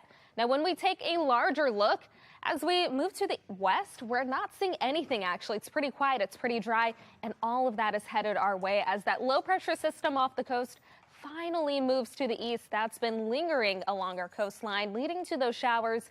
But we're finally talking about an end in sight. 55 for the current temperature, still a little bit rainy and cloudy. These clouds will linger throughout the day, but they'll break up tomorrow and we'll finally welcome in sunshine. Notice visibility down to 4 miles, and it's a little bit breezy at this time. That will continue through the afternoon. Temperatures across the state are mainly in the 50s. We're actually already as high as we were yesterday. We hit a high of 55. So today, warmer numbers. There still could be a few isolated showers as we head into the afternoon, but things do start to quiet down as we head into the late afternoon and into the evening. Those clouds eventually break apart. So overnight, we do have some clearing. We'll wake up to a little more sunshine in the morning, along with warmer temperatures. We'll start off in the 50s. There could be a few clouds throughout the day, but otherwise a very nice day ahead of us, and it begins a nice and dry period. Tomorrow or today, we're looking at that chance for a few scattered showers, but tomorrow dry, and we stay that way as we head into next week. Now today, though, make sure that you are prepared for those showers as we head into the afternoon. Temperatures reach the mid-60s. The rain chances do decline as we head into the afternoon and overnight, so we're talking a much nicer forecast. Temperatures will finally return to the 70s, and we go from below average today to above average tomorrow. 75 for the high tomorrow and again on Friday. A great start to the weekend, but we have a cold front coming, and that will result in the 60s on both Saturday and Sunday. It will be a little bit chilly for the Ravens game at night, so make sure that you have the layers. Then we're back to the upper 60s on Monday, and finally the 70s by Tuesday. An all-new episode of The Masked Singer is happening tonight. And if you still need to catch up on last week's episode, make sure you look away because we are about to spoil one of the eliminations. Is this you? Have you caught It up? is. I was doing Hurricane Ian coverage. I know, I'm so behind. cover your ears. I'm just gonna. Be More Lifestyle's Mark Clark spoke with the hummingbird who went home. Well, the masks keep coming off. Season 8 of The Masked Singer is just 2 episodes in, and already we've seen 5 unmaskings. And a spoiler alert, if you haven't seen the second episode, we're about to reveal the latest unmasking, so turn away if you don't want to be surprised. Okay, now joining us now is the hummingbird, founding member of NSYNC, the booger with the sugar, the head honcho, the top dog, Chris Kirkpatrick joins us. What's going on, Chris? How you doing? Hey, how's it going? I love that, the booger with the sugar. Man, you've been a booger a long time, brother. So look, you are a singer, and people know your voice. Now, did you go into the show in the show trying to change things up so people wouldn't recognize you? What was your strategy?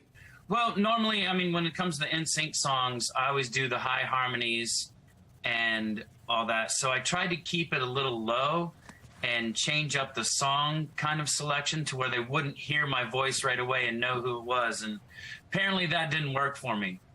Man, so look, have you talked to any of the former members? You know, what are they saying about it? I mean, I know, were you excited about it? Did you share it with the world? Did you keep it quiet? What'd you do?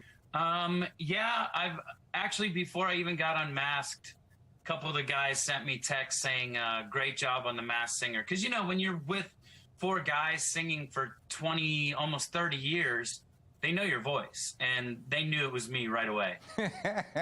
So Wednesday night, we saw Montel Jordan and Jeff Dunham be unmasked. Now, you don't know who the remaining contestants are. Do you have any guesses? Can you give us a little a little bit? Can you tell a little something? I have absolutely no idea.